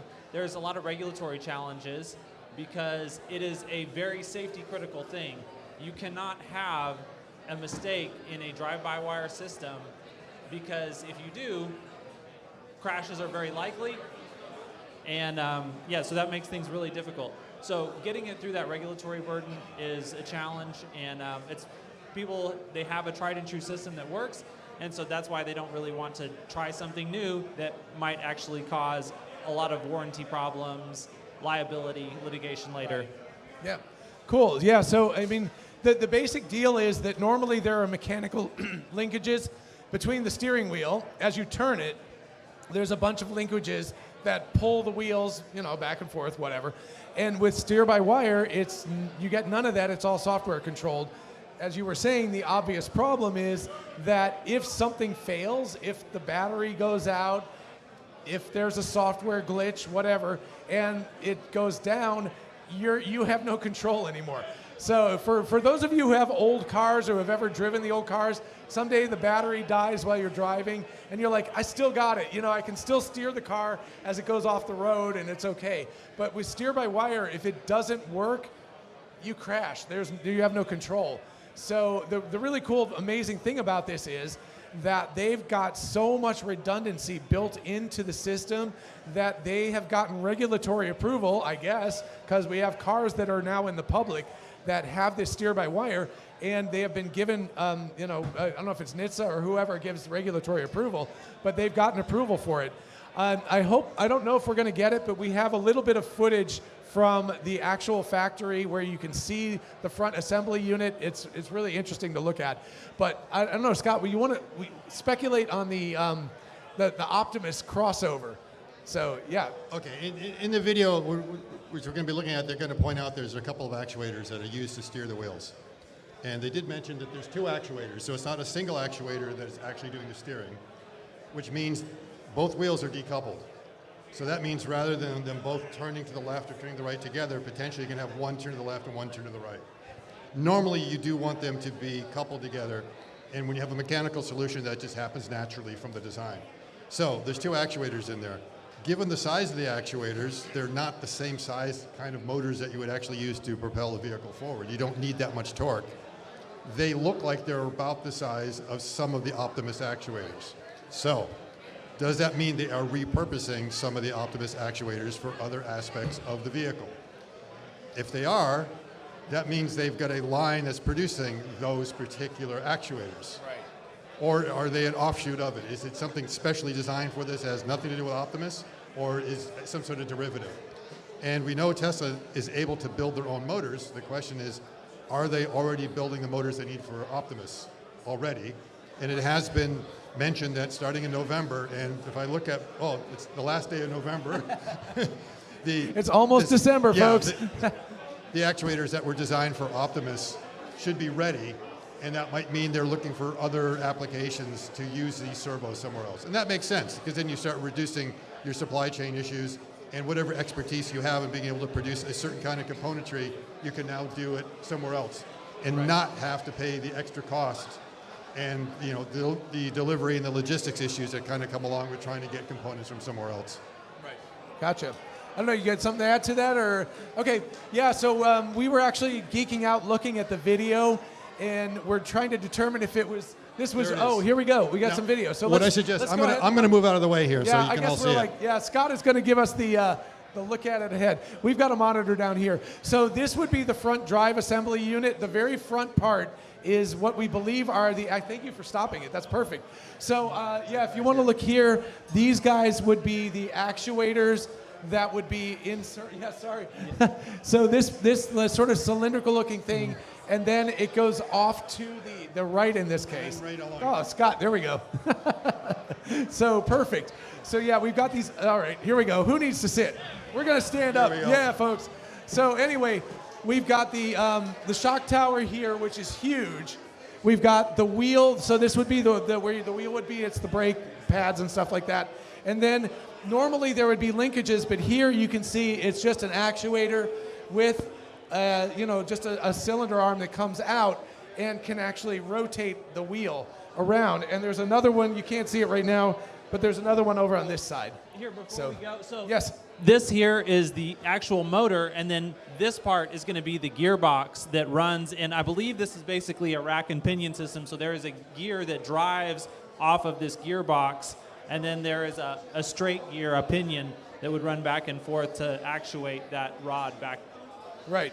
So it's and then you were talking about, Scott, right, that you think there's a joint in here to allow some flexibility for movement. Yeah, exactly. You would need to make sure, because the suspension system is moving up and down, and unless you want this motor to be able to rotate, which is not, it's affixed to the structure, you need to have something here to be able to keep on changing its position. Otherwise, you're going to snap any linkage you have in there. So it's like a universal joint that they probably have in there, and it's hidden. It's covered up by this to protect it. So basically, and you're pretty much of the opinion linear actuator here. So the actuator would rotate, but it would push the the pin out. Yeah, the push rod. Yeah. Yeah. So the really cool part about this is, if you guys are right, here we go. So we can see the other side over here, and it's kind of flipped upside down. So you were noting that they only have to make one skew. They only have to make one part, and they take the part and they flip it 180 degrees, and it works in both directions. So instead of having to make two parts, they make one part, and they just flip it, which is, genius. And I think it's probably so highly instead of making likely. a mirrored version. Right. So right. normally you'd expect that this be a perfect mirror of this or that. Right. They just used rotational symmetry rather than a mirror. And one other really cool part about this is that this could enable right-hand driving very easily. So people in Australia, in Great Britain, etc., it looks like you could easily shift. Sorry about that. Thank you. You could easily shift from left-hand driving to right-hand driving, because it would be, you don't have to have the linkages and everything that go through the vehicle, so you don't have to redo the whole thing. You just move the steering wheel over to the right-hand side. So that would be, for the people who are in Australia, the UK, etc., they're going to be very happy to hear this, because it probably means they'll get the vehicle sooner than they thought they were going to. So yeah, and then of course there is the rest of the drive unit here. And yeah, if we pull out, so yeah, you can see the shock tower here is absolutely huge. It's a really, really large shock tower back there. I guess that's my hand. There was a very kind Tesla factory worker who was going through the whole thing and talking about it. He was talking about the amount of redundancy that they have built into this in order to make sure that nothing can happen. You almost wonder if they have their own independent power supply potentially, with like a small battery that could last for a couple of minutes or something. So, you know, you got to have something that will not fail ever. And it's really not that hard of a challenge when you step back and think about the fact that we've had fly-by-wire in the aircraft industry for a long time. And obviously, you know, these Boeing 737s, 747s, all your Airbus A380s, like all these things are using the exact same type of fly-by-wire system that Tesla's doing. So if it's been done in aviation, there's no reason that it can't be done in automotive. It's just that no one has had the balls to do it. Right, yeah. And of course, this also enables rear wheel steering. If you think about trying to do this mechanically, to go all the way back to the back wheels and have them steer, I don't even want to think about how complicated that is. So doing it steer by wire enables the same situation as we have here on the back. And so you do the same thing and you're able to turn the rear wheels as well. And so that's what would allow them to make those really tight U-turns and everything by partially turning the back wheels as well as the front wheels. But if they had to do that mechanically, it would almost be impossible. It would be very, very, I mean, it's not impossible, but it's just super challenging. Very not Tesla. Well, and it's also likely that the exact same linkage, the exact same motor, so it'll be the same parts that are used for the rear wheels as used for the front wheels, just knowing Tesla and their ability to reuse the same SKU over and over again. And you can also see the motor drive unit is up here as well. So it's not super here, but they have new motors that they've built for the Cybertruck. So not the same as what they have in the Model S or the Model 3 or whatever. New motors. The back unit that has the dual motors is one housing for both motors inside the one housing, with apparently a differential lock that they can do. I don't know how that works, but it's pretty amazing. They're very compact. Like the dual motor system in the back is compact. The front motor system is very compact. So there's a lot of amazing technology that's going on right here. And we're just, I don't know, it was very impressive to see this. I was really surprised to hear that they actually got NHTSA's permission to do steer-by-wire, because it's not something they've ever allowed before in a mass market car. And so it's a really big deal, and this is going to be the future. If you think about, if you want to talk about the robotaxi maybe, and steer-by-wire and why that would matter. Oh, yeah, because then you don't need the steering wheel anymore. You'd be able to, it would not have to be present in there if it's going to be a robotaxi. Maybe it opens up the opportunity to be able to control it remotely if necessary. Right. And then I think the other thing you should say, that what's amazing is not only that they got permission from NHTSA to be able to do this, but that you actually got permission to film this. Yeah, this was and not just this, but the whole line. Yeah, so I've got about 20 minutes worth of video, so my channel, because we're going to go through everything, and we will look at everything. It was unbelievable that they were just like, take video of the whole factory. I was blown away, and I kept asking them, and I was like, are you sure? So it was really amazing to get a chance to not only see this stuff, but actually get it on video as well. And some of the crash tests work that they did, I don't know, I think I talked about this earlier, but that they have a simulator that they do, and the crash test simulator is so accurate that they have a one-to-one comparison. They did the physical crash tests and discovered that it was identical pretty much to the simulated crash test, which means that they can use the simulated crash test to figure out exactly what's going to happen at 35 miles an hour or 50 miles an hour from the side, from the front. All of that kind of stuff is they can run many iterations in simulation and not have to work on individual cars to do that. So it's really exciting what they're doing. We're pretty hyped up. I don't know. We're also hyped up about Optimus, because if this is the actuators that they're using in Optimus, that means that they are ramping scale to be able to produce tens of thousands of these actuators. And that is really good news for a humanoid robot coming soon. Total speculation, but it's very exciting. I don't know if you guys have something else to say. Yeah, okay. I guess we've talked ourselves out. So yeah, we're really excited about this. There's a lot more factory stuff to be talked about, but this is a little teaser. It was one of the most important things, obviously. Getting the steer-by-wire was really cool. And yeah, we're excited about that. I don't know if maybe one or two questions if people have them. I don't know if anybody has a question. If you want to, I don't know if we'll be able to hear, but we'll try. Yes. What? 44? The 48-volt architecture. Oh, 48-volt architecture. Thank you. Yes, says the man. So 48-volt architecture. Why does that matter? I don't know. You want to say why does 48? Yeah. Well, so when you run electronics, there you have voltage, you have amperage, and then you have resistance. And if you go to a higher voltage, what it means that you can do is you actually lower the size of the wire that you need to transmit the same number of watts of power. And so it's a one-to-one correlation. Doing 48 volts means that you can have a system or a wiring system that is 1/4 the weight of the same exact wiring system that you would have to have for 12 volts. So you actually save quite a bit of power, or save quite a bit of weight in the wiring system. And then the other thing is that power over Ethernet runs at 48 volts. And so you can actually use standard Ethernet cable to run all of your peripherals inside of the vehicle. If you don't have enough power, if one Ethernet cable is not able to provide enough power for whatever accessory it is that you're running, you can just double up or triple up additional Ethernet cables. And so it dramatically simplifies the type and the size of wiring that you need. Cool. Yep. Anything to add to that? Or no, you had a look at some of the robots along the line. Was there anything you wanted to talk about that? I mean, that's some of the video that, I don't know if you were able to show that later. Right. I don't know. Supposedly we have time for one more question, so we'll have to table that for future talks. But yeah, do we have one more? Yes.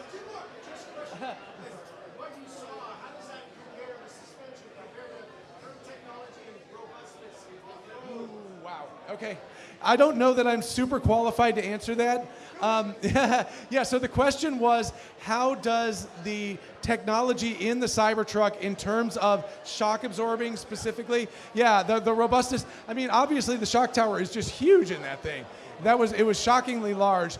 I think the other thing that maybe I could talk to was the structural rigidity of the vehicle, because it has a front gigacasting, which is gigantic, way bigger than a Model Y or Model 3, has a rear one, and those are like the underlying part, but then it also has what looks like gigacastings along the sort of angular back part of it, and that is also gigacast, it appears, I think. And then that's spot welded onto other parts in the back.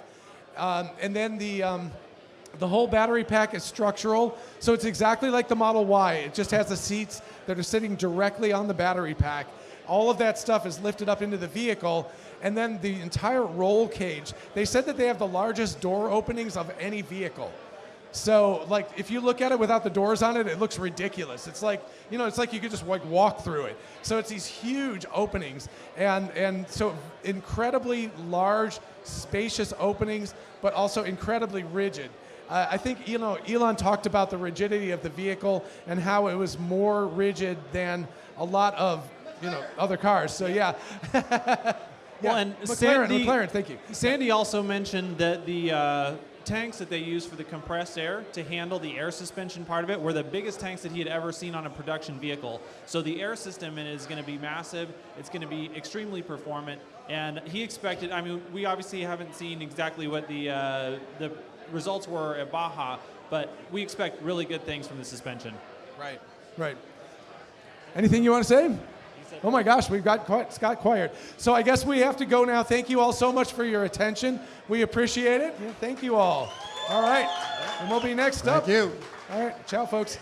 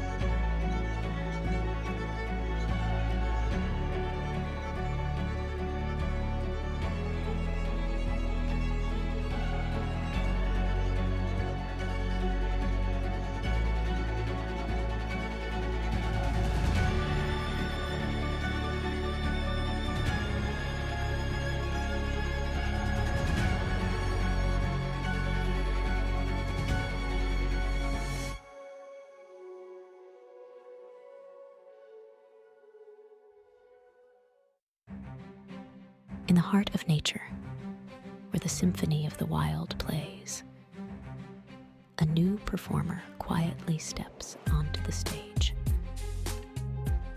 rewriting the rules of off-road adventure with zero emissions and infinite possibilities. Light Horse, a tale of power told in electric whispers.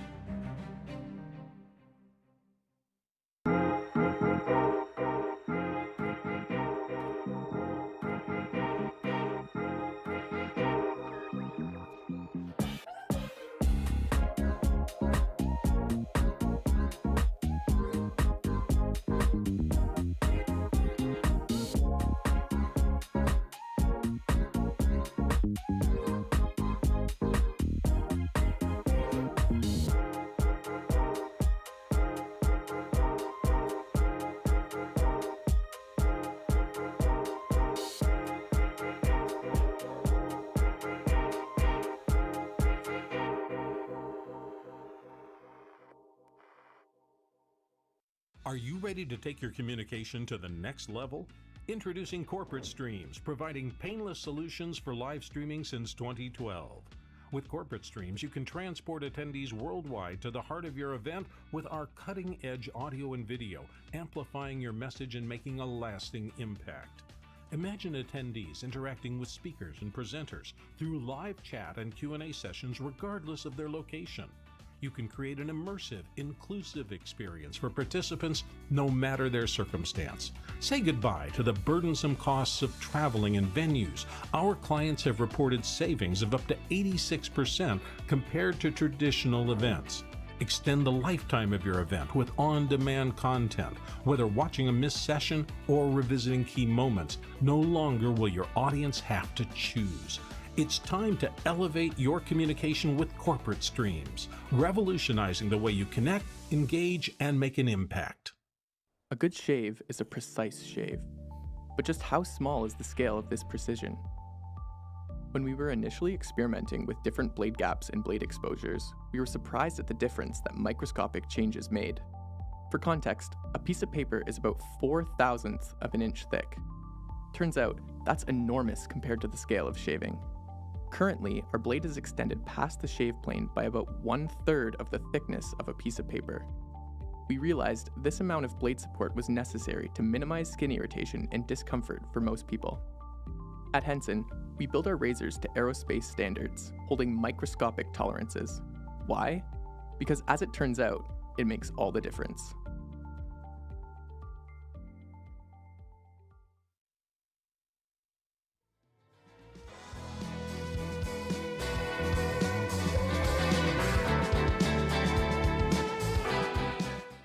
Thank you again to Dr. Know-It-All.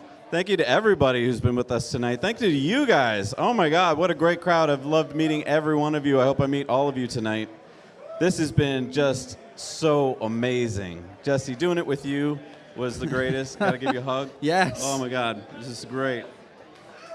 Wow. What an Thank you guys for amazing making time, it so huh? special. I love being part of this community. And you know what the best part is? We're going to be closing down our live stream because, well, it's just time for the after party.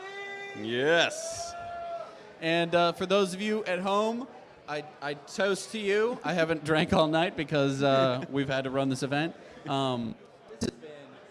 It's just been insanely good. What an amazing group of people who've showed up. I got to interview Franz von Holzhausen. I know, dude. He got out of a Cybertruck and talked to me. Are you kidding me? Fist bump. Yes. Insane. Also, I mean, when we were planning this event, we thought there'd be Cybertrucks here, but to actually have 3 of them show up was just insane. awesome. I got to give a huge shout out to our sponsors. We started about 30 days ago, and they all just jumped on board.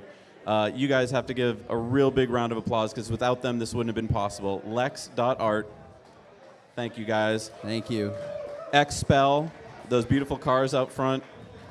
Henson Shaving. Henson Shaving. Jesse's probably going to shave tomorrow and look Yep. a little different because of Henson, his favorite shaver. Yep. And the great folks at Light Horse. What cool-looking machines they've got. So thank you, all of our sponsors. You made this possible. But the biggest group, who we could not have even attempted to do this without, was Noah and Corporate Streams. Your crew has been amazing tonight, taking care of everything, taking care of us.